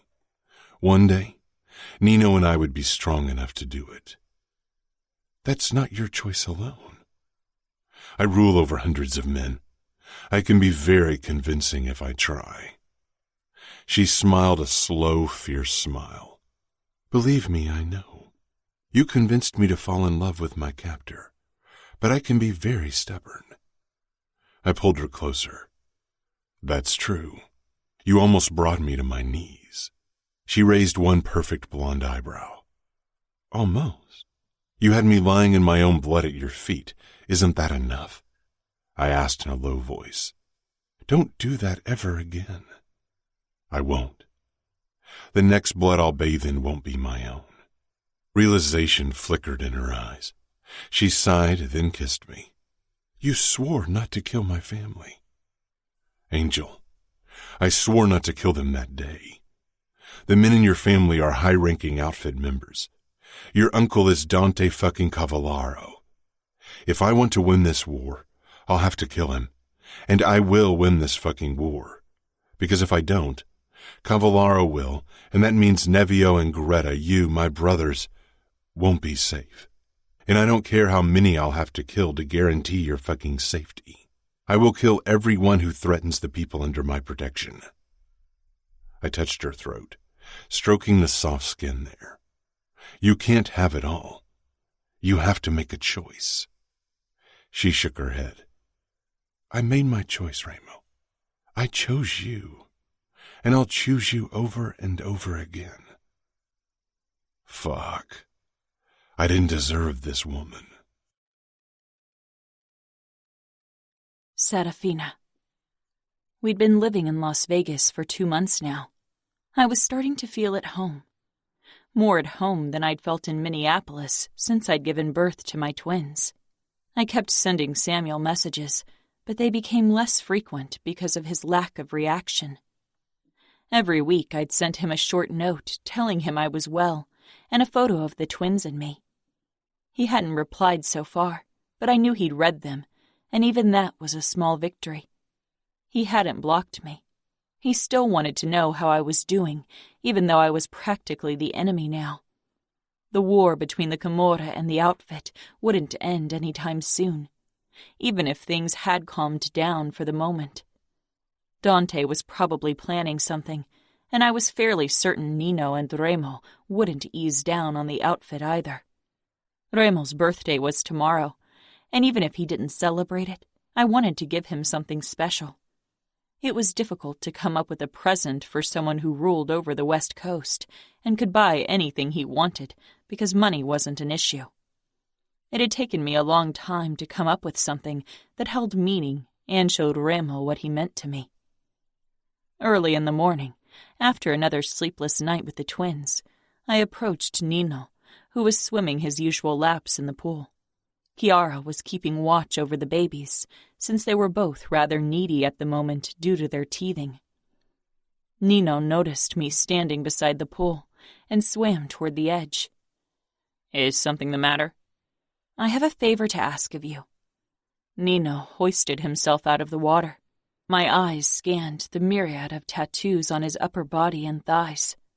Nino regarded me curiously, and I realized I'd been staring. "Sorry, I didn't mean to gawk, but I was wondering where you've had your tattoos done." Nino walked over to the lounge chair and picked up his towel. "Some of them I did myself. The ones in places I can't reach I had done in a tattoo studio not too far away." "You do tattoos?" "I can do them, yes," he said. "Why?" I hesitated. "Because I want to get a tattoo. Can you do it for me?" "That depends what exactly you want." "I want angel wings on the back of my neck," I said, a flush spreading on my cheeks under Nino's scrutiny. I wasn't sure if he knew Remo's nickname for me, but it felt like something personal I was sharing. "Wings I can do, if you have a design in mind. Can you show me where exactly you want the tattoo?" He came up to me and I pushed my hair to the side, baring the nape of my neck and touching the spot. "Here." "It will be painful," Nino warned. I sent him a look. "I gave birth to twins. I think I can handle a needle." Nino inclined his head. "That is true. While I can't assess the force of labor pain since I've never experienced it, I assume it's excruciating." "It is," I said. "So you will do it?" "If it's your wish, then yes. When?" "As soon as possible. The tattoo is Remo's birthday present." Again, Nino gave me a mildly curious look. "We can do it later in the afternoon. I can set up everything in one of the guest rooms." "Thank you," I said. "Thank me once it's done and you're happy with the outcome." He paused. "I assume you don't want Remo to find out for now." I nodded. "If possible." "It's a secret I don't mind keeping from my brother." As promised, Nino had set up everything in a guest bedroom in his wing. I was nervous, despite my best intentions not to be. Nino oozed calm as I stretched out on my stomach on the bed. He disinfected my neck before he touched the tattoo needle to the skin, and I winced at the first sting. I soon got used to the burning sensation. Nino moved quickly, meticulously, and I didn't speak as he worked, not wanting to distract him. When he was finally done, I sat up and accepted the mirror Nino held out to me. He held a second mirror behind my neck. The outcome was more stunning than I could have ever imagined. I didn't know it was possible to paint such intricate artwork with a needle. The feathers of the wings looked so real, I expected them to flutter in the wind. "It's beautiful," I admitted. Nino nodded. "Remo will appreciate the message." "You know that he calls me Angel?" "I overheard him saying it, yes. And you are the counterpart to his fallen angel on his back." "Did you tattoo it as well?" "I did," Nino murmured. "Why the broken, singed wings?" "The fallen angel is kneeling, and the tips of the feathers are crooked and burning." Nino regarded me closely. "What did Remo tell you about our past?" "He told me your mother tried to kill you, and that you almost burned to death." Nino's face tightened, and he nodded. "Remo burned to save us. I never asked Remo about the details, why he wanted to get the tattoo, but I think it has something to do with that day. Thank you, Nino. Nino gave a small shake of his head. No, thank you. Hiding my tattoo from Remo proved difficult. I had it covered with my hair, but when I moved my head, I often had to stop myself from wincing. That evening, after bringing the twins to bed, Remo pulled me against him in our bedroom, his hands squeezing my butt before they moved higher. He kissed me and touched my neck. I drew back with a wince before I could stop myself. His eyes narrowed. What's wrong? I considered making up something, but Remo was too good at detecting lies, and his birthday was only 2 more hours away. This was supposed to be your birthday present, I said softly, as I lifted my hair and turned so he could see my neck. Remo was quiet, and I risked a look at him over my shoulder. Slowly he raised his eyes from my wings with a strange smile. Wings? I smiled. Because you gave me wings. He shook his head, his dark eyes softening. Angel, he said quietly, brushing his fingers over my tender skin. You had wings all along. You only needed a little push to spread them and fly. I turned back to face him. Maybe, but I wouldn't have done it on my own. We kissed slowly at first, but Remo quickly deepened our kiss, and suddenly we were on the bed, tugging at our clothes and stroking every inch of naked skin we could reach. I pushed Remo onto his back, smiling, and his answering smile, all desire and dominance, sent a stab of arousal through me. Leaning forward to claim his mouth for a kiss, I lowered myself on his erection, groaning at the feeling of fullness. Remo pushed up into a sitting position, bringing us chest to chest, racing heartbeat to racing heartbeat. I gasped at the shift of him inside of me, at the feel of his strength as his arms slung around my back. I rolled my hips, driving him deeply into me as we kissed. We held each other's gaze as we always did, and those dark eyes captivated me as they'd done from the very start, so often cruel and merciless, but passionate and reverent when they rested on me, tender and caring when they regarded our twins. When we'd both found our release, we stayed wrapped up in each other like that, our breathing ragged, bodies slick with sweat. I ran my fingertips over Remo's back, tracing the spot where the wings of his fallen angel spread out. He trailed his own fingertips upwards, along my spine until he reached my new tattoo. I winced slightly, and Remo's touch turned even softer. My heart was ready to burst out of my ribcage from the look in his eyes. Remo scanned my expression, his brows drawing together. I sighed. Sorry. Since my pregnancy, I'm more emotional. I hope it'll go away soon. I cleared my throat, then rested my palm over his shoulder blade. What's the meaning of your tattoo? You know why I got mine, but I wonder why you got yours. A hint of wariness flashed in Remo's eyes. The walls he was used to keeping up, wanting to lock back in place. Nino did it, about 7 years ago. I nodded to show him I was listening. It's a fallen angel, like you said. It represents the fall Nino and I took on the day our mother tried to kill us. My brows snapped together. Fall? You saved your brothers. How's that falling? Remo's expression was dark and twisted, his eyes far away, haunted, angry. Until that day, Nino and I were innocent. After that, we weren't. We'd already experienced our fair share of violence from our father, but it never affected us like that day did. The flames of that day, they singed our wings, and our fall into darkness began. We became who we are today. That's why the fallen angel is kneeling in pools of blood. I noticed that the fallen angel knelt in pools of some kind of liquid, that a few of its singed feathers dipped into it, but I hadn't realized it was blood. For a moment, I wasn't sure what to say, how to console Remo. Could words ever be enough to make the horrors of his past better? "I'm sorry," I said quietly. Remo's gaze focused on me, tore away from the images of the past. "You aren't the one who should be sorry, and I won't forgive her, no matter how often she'd apologize. Not that she ever did." I froze. "Your mother didn't die that day?" "No. Even though I wanted her dead, I'm glad she survived that day, or Adamo wouldn't be here. She was heavily pregnant with him."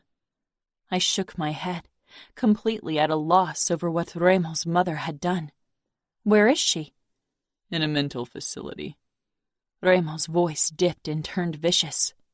"We are paying for it so she can live and breathe and exist when she shouldn't be doing either."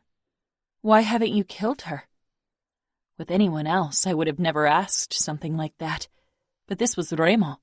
Killing was in his nature, and his words made it clear that he hated his mother. Remo pressed his mouth to the crook of my neck.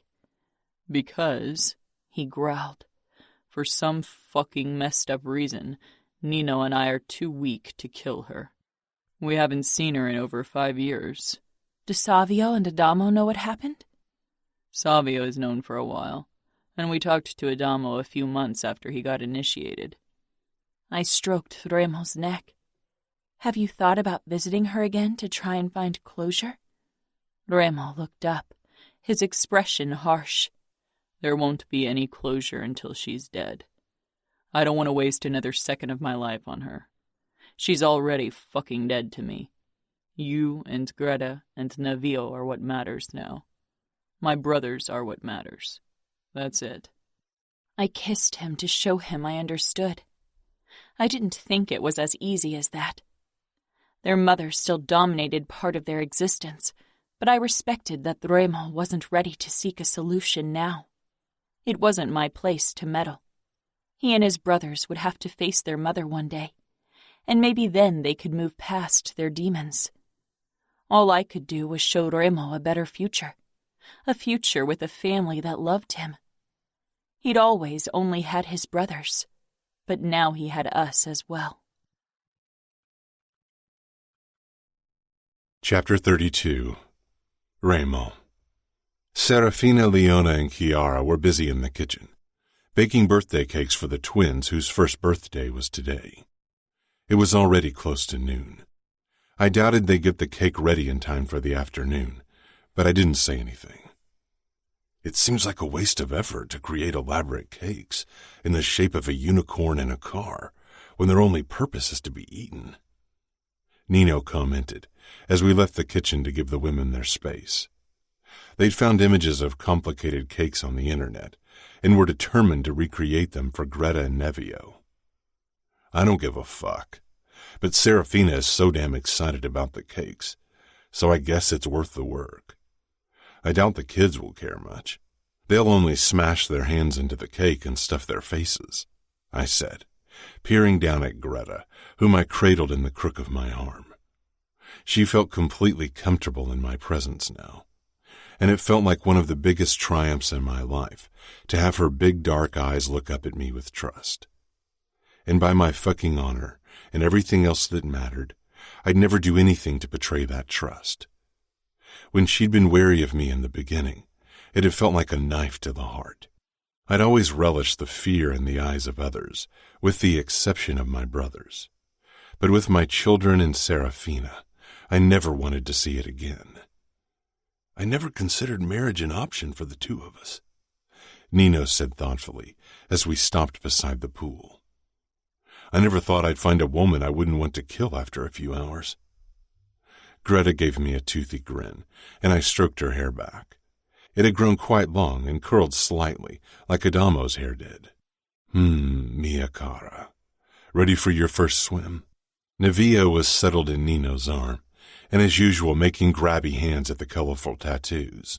I could already guess what he wanted to get once he was older. Fabiano was already lounging on the pink flamingo float Savio had used before I'd banned any kind of whoring in the mansion. I rolled my eyes at him. That's a disturbing sight. Fabiano shrugged. It's comfortable. Savio and Adama were playing water ball close to the waterfall in the pool and bickering as usual. It was the first swim for the babies, since we didn't have a heated pool before and only had it installed now that the babies were part of our household. Nino slowly stepped into the pool with Navio. Navio let out a screech, smiling at me. My fucking heart swelled with pride. That boy didn't fear anything. Sometimes it almost worried me how similar to me he was. He'd get himself in trouble as soon as he could walk better. Nino moved over to Fabiano on the float, and Navio made his grabby hands, wanting to ride on the flamingo with Fabiano. Fabiano raised his eyes to mine, asking for permission. I nodded, twisting my forearm with the tattoo. Between us, it meant more than just an oath to the Camorra, more than being a made man. The day Fabiano had sworn himself to me, to the Camorra, he'd become family, and I trusted him with my kids. I'd never told him, but I got why he'd acted the way he did when I tried to drive a wedge between Leona and him. He wanted to protect her, wanted to protect someone who could see past the fucking darkness, who loved him despite it all. Serafina had changed my view on things, and if it was in my nature, I might have apologized to Fabiano for how I'd acted. Fabiano held out his arms, and Nino handed him Navio, who kicked happily with his legs until he sat in the front of the float, holding on to the neck of the flamingo. I hope you gave that thing a good scrub. I called over to Savio, who gave me the finger. I went down the steps into the pool. The moment Greta's feet touched the water, her face twisted, but I made a low, soothing sound and she relaxed. Shifting her so her head was level with mine, I lowered us further into the warm water. Greta held on to me, eyeing the water critically. After a while, she smiled and hit the water with her palm. I went over to the flamingo float, but Greta tightened her hold on me when I tried to put her on it. Navio babbled, his tiny legs wiggling as Fabiano held him by the waist. Both Greta and Navio were big on the babbling, but they both hadn't said any word except for Mom. And while Navio was already making his first steps, Greta only crawled. She was a cautious kid and reminded me a lot of Nino. Navio grinned at me, squeezing the neck of the flamingo before he extended his arms with his grabby hands. Dad! Dad! For a moment I froze, my expression stilling. Fabiano grinned, and Nino squeezed my shoulder. I wrapped my arm around Navio and pressed him to my chest. Greta pressed her wet palm against Navio's cheek, giggling. I waded through the water with the two, dipping lower, causing them to scream with joy. Serafina headed toward us in a heart-stoppingly sexy white bikini, Chiara and Leona close behind her. She lowered herself to the edge of the pool. "Mom!" Greta called, and I handed our daughter over to Serafina. I stayed close and touched Serafina's thigh. She raised her eyebrows. "Something the matter? You have a strange expression." Navio said Dad. I told her. She leaned down and kissed me, her expression so full of happiness it filled even my cruel heart with warmth. "Dad," Navio confirmed, hitting the surface with his palm again and sending water everywhere. Serafina shook her head with a soft smile as she slid into the water with Greta pressed to her chest. "This is close to perfection," I said, indicating the people gathered around us. "Everyone who matters is here, and I'd fucking protect them all with my life." A shadow passed over Serafina's face, and she averted her gaze, blinking. I curled my hand over her neck, bringing our faces closer together. She locked gazes with mine. "I know you miss them, especially your brother." She nodded. "I do, and I wish you could meet Sophia and my mom. I wish they could see you as I see you." Serafina saw me in a way most people never would, because I'd never allow them to do so. "I can't promise you peace.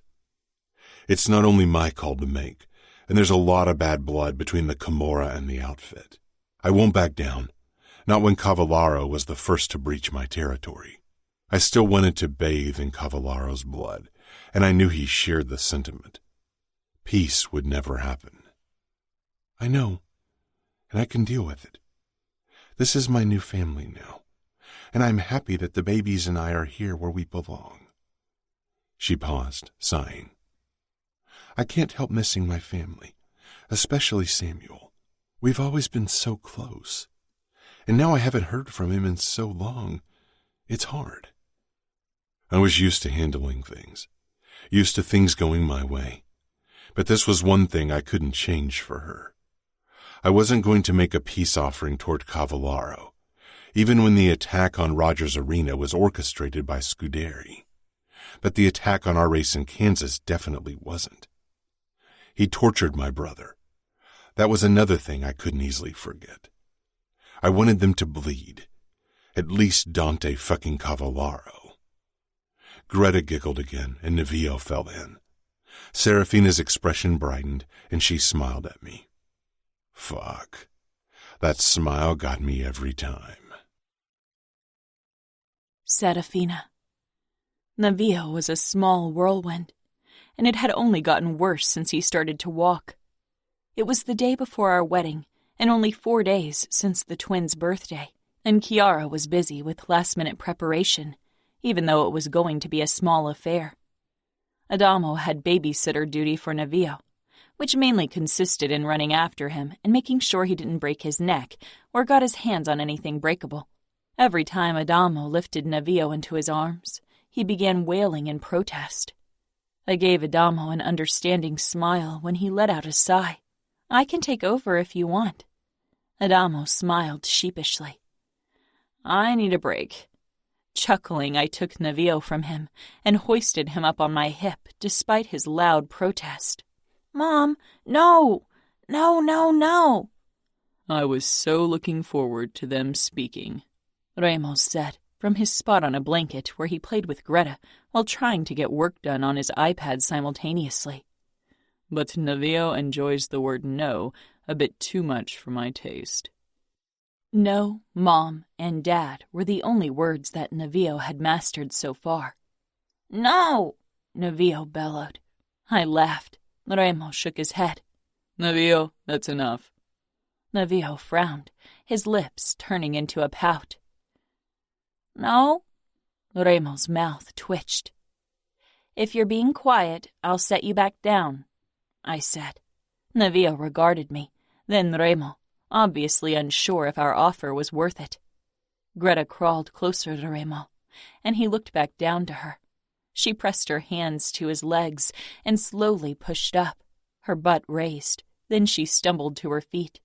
Remo reached out, and she curled her tiny hand around his index finger, and Remo's other fingers covered hers, steadying her, and my eyes began to water.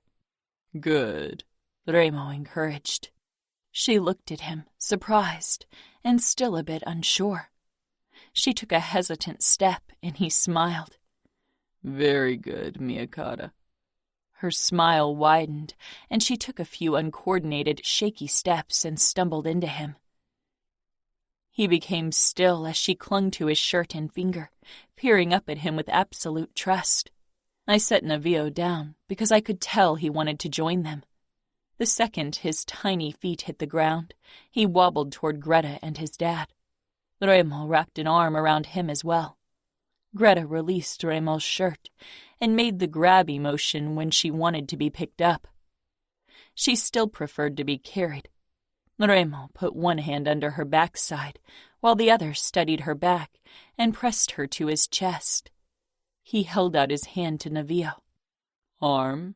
Nevillo nodded for once, and Remo bent down to lift him up as well. He straightened with a kid on each hip and pressed a kiss to the top of their heads. His eyes found mine, and I didn't care that he saw my tears. Today I gladly gave them to him. Remo was beyond redemption in the eyes of so many. He was the cruelest man I knew. But with every atom in my body, I knew that he would never hurt our children. He would protect them. They were Falcone's. They were his. Ours. We would both die for them, for each other. Tomorrow I'd officially become a Falcone, and so would my kids. I knew we'd all carry the name with pride. Chapter 33. Serafina. The wedding was scheduled for late afternoon. I chose a boho-style dress without pearls or a bodice. The top was knitted with a V-line, and the skirt flowed freely around my body, touching the ground in soft waves. My hair was down and fell in untamed curls around my shoulders. I allowed myself another moment to regard my reflection. This day felt so very different to my last wedding day. Back then I'd been scared of the unknown, but determined to do what was expected of me, content to marry a man I hardly knew and definitely wasn't in love with. Today I was absolutely certain of my love for my future husband. Remo held my heart in an iron grip, and I wouldn't have wanted it any other way. Love can bloom in the darkest place, and ours did wildly, freely, untamable. I hadn't thought it possible to feel that way for someone. Occasionally I dreamed of it, or foolishly hoped for it, but I knew it to be a rare gift in our circles. I left our bedroom and walked through the silent hallways of the mansion, a place that had become my home and a safe haven for Greta and Navio. Falcone. A name we all would carry with pride. A name that our kids would always be able to speak with their heads held high. Adamo waited for me in the game room and smiled when he spotted me. The French windows were open, and a gentle breeze carried in, warm and soothing. Adamo was dressed in slacks and a white shirt, and had gotten a haircut to tame his wild curls for the occasion. Tears sprang into my eyes, and my chest constricted painfully. This was supposed to be Samuel. I wanted him at my side in one of the most important moments of my life. He was meant to walk me down the aisle. It had always been meant to be him, but he wasn't here. Adamo extended his hand, and I put mine in it. He squeezed. "One day your family will understand. One day there will be peace." I peered up at him, at his kind smile and warm eyes, then lowered my gaze to the burn mark on his forearm, on the healed cuts. Occasionally I still saw the haunted look in his eyes, and I wondered if he hid the worst of his struggle from us. He was barely home anymore. So much pain and suffering in the name of revenge and honor. "You want peace after what my family did to you?" "You're going to marry the man who kidnapped you." I laughed. He had me there. If someone had told me on the day of my almost wedding to Danilo that I'd ever consider becoming a Falcone, I would have laughed in their face. So much had changed since then. I hardly knew the girl from back then anymore. She had been replaced by someone stronger. Adamo lightly tugged at my hand and indicated toward the gardens. "Come, they're all waiting, and you know how Remo is. Patience isn't his strength." No, it wasn't, but he'd waited for me more than once. Adamo led me out of the mansion and past the pool, toward the small congregation down the lawn.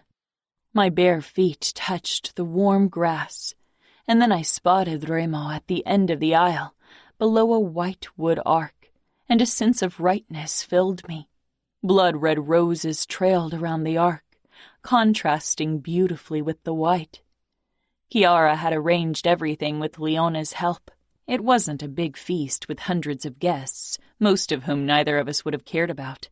It was just us, Remo's brothers, Fabiano, Chiara, Leona, and the twins, and it felt perfect that way.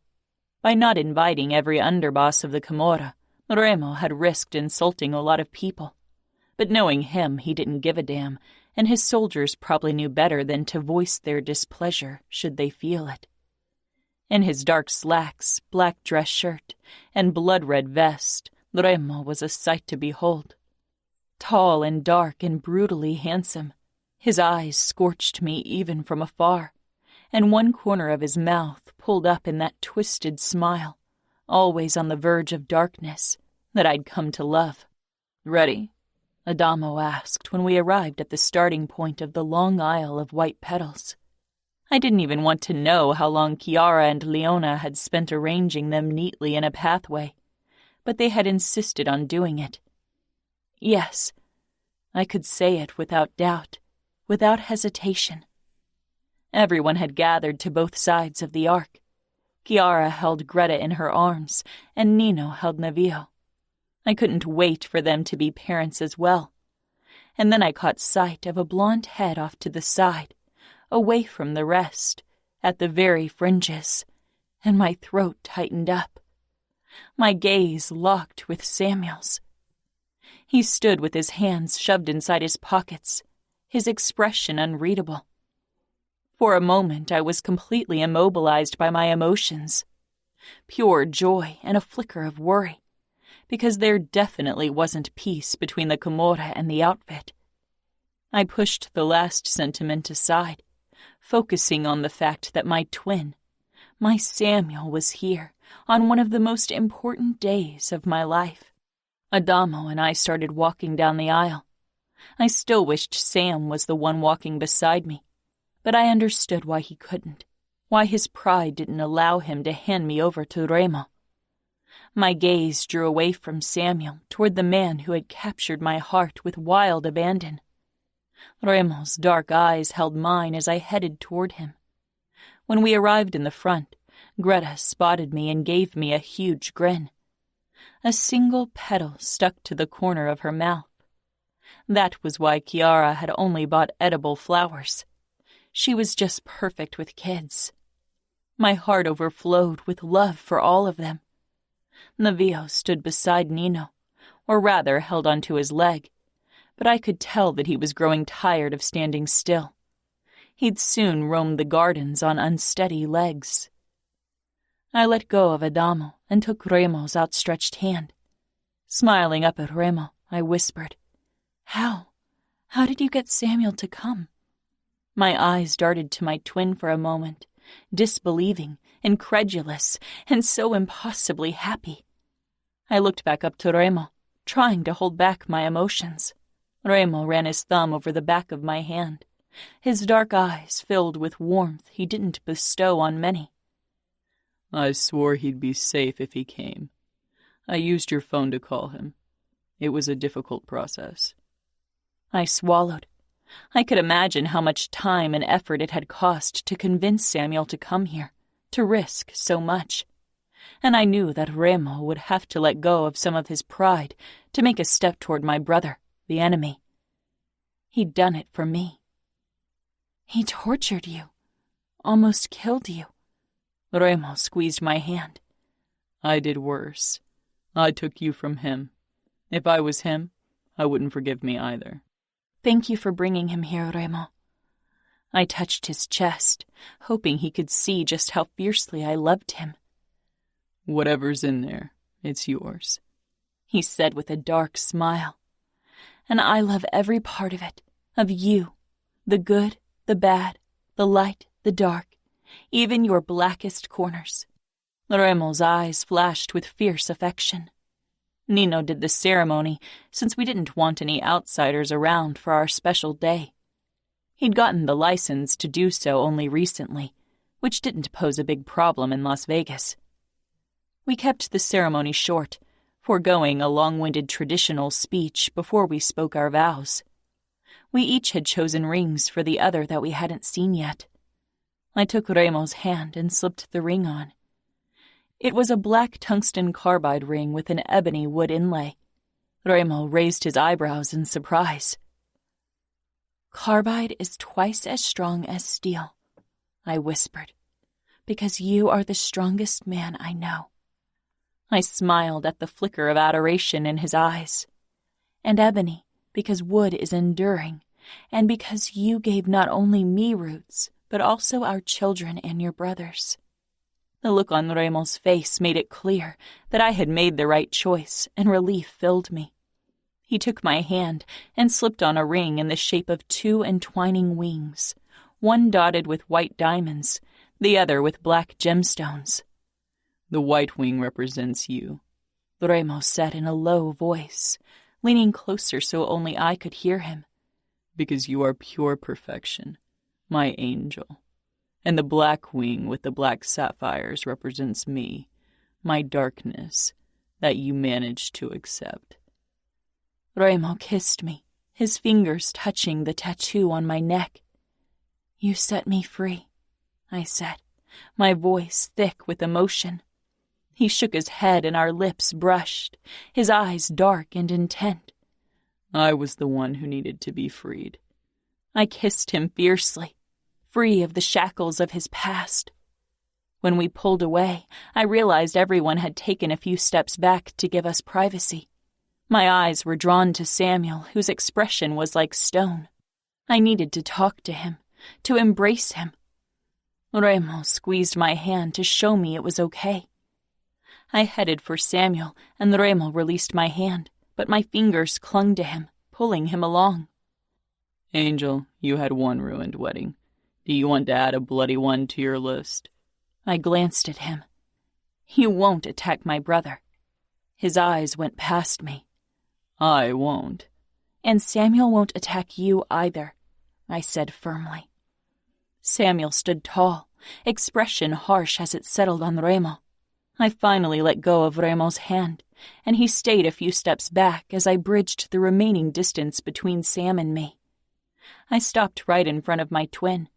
I peered up at Samuel, and he lowered his gaze to mine, and despite everything I had done, everything he knew, his expression softened with love and tenderness. I started crying because I hadn't realized how much I'd missed him, how much I longed for his forgiveness. You came. I wrapped my arms around his middle, and he hugged me back. I'd do anything for you, Fina. Even stare into the eyes of the man I want to kill more than anything in this world. We stayed in each other's embrace for a few moments, trying to make every second last a lifetime, because we knew there would be few chances like this in the future. I pulled back, searching his blue eyes. They don't know you're here. Nobody knows. If they did, it would be considered betrayal. We're at war. You're risking too much for me, I whispered. I didn't risk enough. That's why we're standing here today. He sighed. I got all of your messages.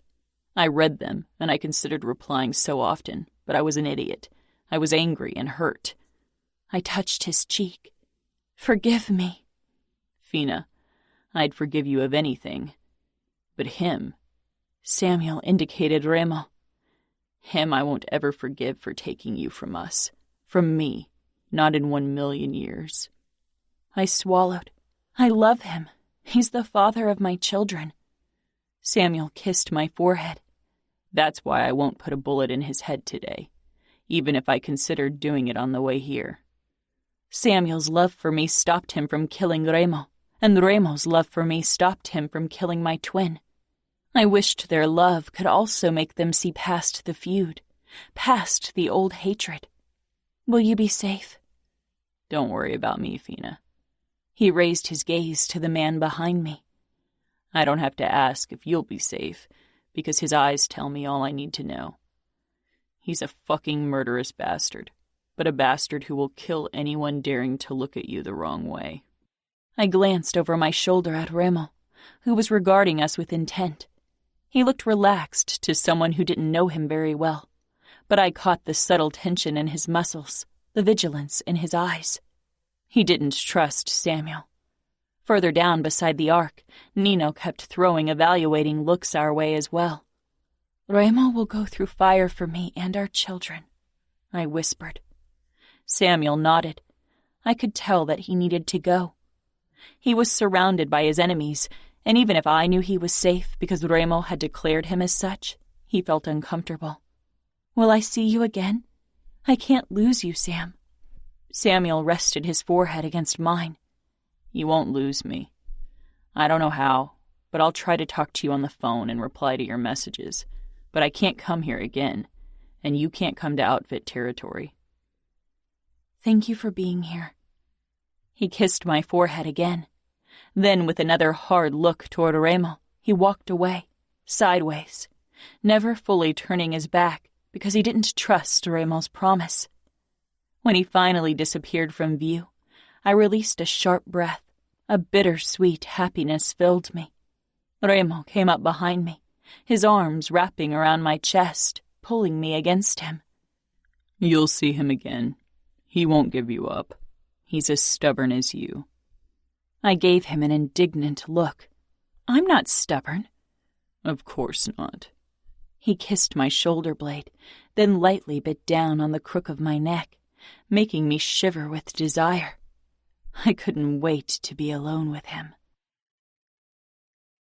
Raymond. Serafina was practically shaking with arousal as I led her to our bedroom after the wedding feast. She was a beautiful bride, free and untamed and glowing with happiness. She was everything she was meant to be. When we arrived in our bedroom, she pushed me against the door, shutting it in the process. Standing on her tiptoes, she pressed her body against mine, her fingers raking through my hair as her mouth tasted mine. Fuck. I met her tongue with hunger and need as my hands cupped her ass through her dress, squeezing hard. She moaned into my mouth, rubbing her breasts against my chest. One of her hands slid down my chest and closed over my cock, which was already painfully hard.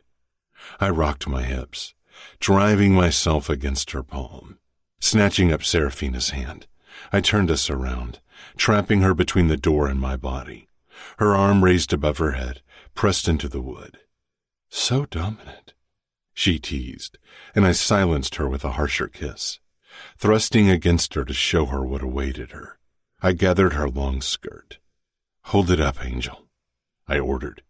She bit her lip, stifling a smile. Her fingers curled over the fabric, and she held it up, revealing a flimsy lace thong. I got down on one knee, smiling darkly as I slid the thin piece of clothing down her legs, laying her pussy bare to me. Remember the first time I tasted your pussy? She widened her stance slightly, making a small, impatient rocking motion with her pelvis. How could I ever forget? It was the best thing I'd ever felt. Her voice was heavy with arousal. I'm going to make today even better, I promised. Please, Raymond, just taste me already. I hooked my palm under her knee and opened her up as I pressed her leg up against the door. Finally, I leaned forward and took a long lick. Pulling back, I rasped, "Oh, Angel, you're already so fucking ready for my cock." Her eyes narrowed. I don't care. I want your tongue first. Now stop talking. I chuckled, ridiculously turned on by her desire and bossiness. Thrusting 2 fingers into her, I began sucking her clit. She cried out, one of her hands clutching my head as I alternated between sucking her nub and her soft lips, while my fingers worked her deeply. Her wetness and the heady scent of her arousal drove me insane with desire, my cock close to combusting. I just wanted to fuck her, but she'd get what she wanted first. Her moans and whimpers turned more desperate as I drove her close to the brink, only to release her clit and suckle the inside of her thigh, my fingers stilling. "Raymond," she said, half angry, half desperate. I closed my mouth over her clit as I slammed my fingers into her, and Serafina arched up, crying out my name as her release shook her body. I kept thrusting and suckling until she began jerking, overwhelmed by the sensation. Sliding my fingers out of her channel, I dipped my tongue in, causing her to let out another low moan. I pushed to my feet, shoving down my pants and crashing my lips down against hers so she could taste herself. "Ready to be fucked now?" I growled. "Oh, yes," she groaned, her marble cheeks flushed with desire. I hoisted her up against the door, her dress bunched between our bodies as Serafina wrapped her legs around my hips. Locking gazes, I drove into her in one hard thrust. Her walls clamped down around my cock, and she tilted her head back with a gasp, baring that perfect throat. I marked her unblemished skin, my fingers digging into her soft thighs as I slammed into her again and again. She clung to my shoulders, her lips parted, lids hooded with pleasure. Her grip turned painful as she got closer, her heels digging into my ass. I groaned, my balls tightening, but I kept thrusting into her, pushing her up against the wall, and then she froze with a beautiful cry. It took all my fucking self-control not to be swept away with her. Grunting, I kept rocking my hips until she softened, and her head fell forward for an uncoordinated kiss. "Don't get too comfortable. I'm not done with you," I said roughly. She smiled against my mouth, her blonde hair sticking to her and my forehead as I carried her over to our bed. I dropped her down on the mattress, and she let out an indignant huff, her legs already parting in invitation. I shook my head with a dark smile. "On your knees."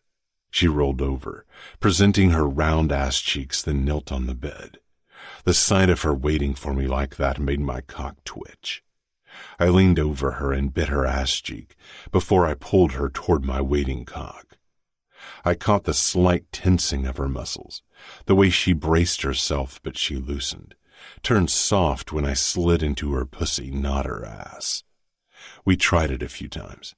It had always been my favorite before her, but I could tell Serafina only did it for me. She didn't enjoy it, and in turn it had lost its appeal to me. I wanted Serafina crazy with lust, not tense with discomfort. I established a hard, fast rhythm, my balls slapping against her pussy.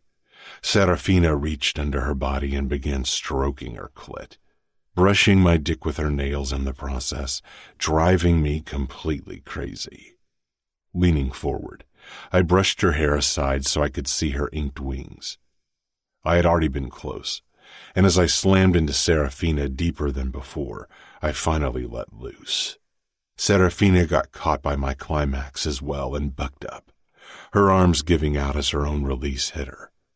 I kept pumping into her until I was completely spent. I gave her ass a clap before I pulled out and dropped down beside her.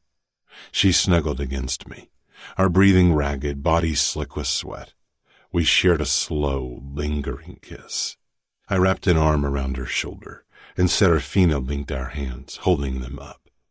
The winged ring with the diamonds and black sapphires looked perfect on her long finger. I had it made for her, and it had taken the jeweler several tries to get it exactly how I wanted it. His forehead was always slick with perspiration the moment I'd paid him a visit. Serafina had caught me by surprise with her choice for me, but she couldn't have chosen better. The black carbide with the ebony center didn't feel foreign on my hand like I'd feared it would. I'd never worn any kind of jewelry, and I had thought I never would. Marriage had been out of the question. I'd never understood its appeal. I had companionship with my brothers, and I had enough women at my disposal for sex. I'd never cared for any woman, except for Chiara maybe, but that was a different kind of caring. And then came Serafina, my angel, the woman meant to be my greatest triumph, and she was, only not in the way I'd thought she'd be. "What are you thinking?" Serafina murmured, her voice slow and relaxed. "That you are my greatest triumph." She peered up at me. "I'm the queen. You are the king, and you used me to put the outfit in checkmate." Her voice was soft and teasing, because she knew I didn't mean it like that. Not anymore. "If anyone's been checkmated, then it's me," I murmured. "You knocked me over, wiped away my resolve, captured my cruel black heart." She raised her head. "Neither of us has been checkmated. We both won the game. We got each other. We got Navio and Greta." "You had to lose something to win." She nodded, but her eyes weren't sad. "I did. But losing something makes you appreciate the things you have so much more. I don't regret a thing, because it brought me here. I love you with every fiber of my being." I pulled her in for a kiss, still stunned that she could ever love me after what I'd done. I lightly traced the almost invisible scar on her forearm. "And I love you," I murmured harshly. I never thought I'd utter those words to anyone, even though I'd admitted my feelings to Serafina before. "Because you brave my darkness every day. Because you should run, but you don't. Because you gave me the greatest gift of all, our children and yourself. I brave your darkness gladly, because your light shines all the brighter against it," she said. I kissed her fiercely. This woman had my cruel heart. She'd always have it. I was cruel. I was beyond redemption. But I didn't care as long as Serafina, as long as Navio and Greta saw something redeeming when they looked at me. I'd make sure I'd never betray their love and trust. And if anyone ever dared to take them away from me, I'd show those unfortunate bastards what I was to those I didn't give a fuck about. The cruelest man of the West. This has been Twisted Pride, The Cumorah Chronicles Book 3 by Cora Reilly. Narrated by Tortom and Charlie Angel. Copyright 2019 by Cora Reilly. Production copyright 2020 by Cora Reilly.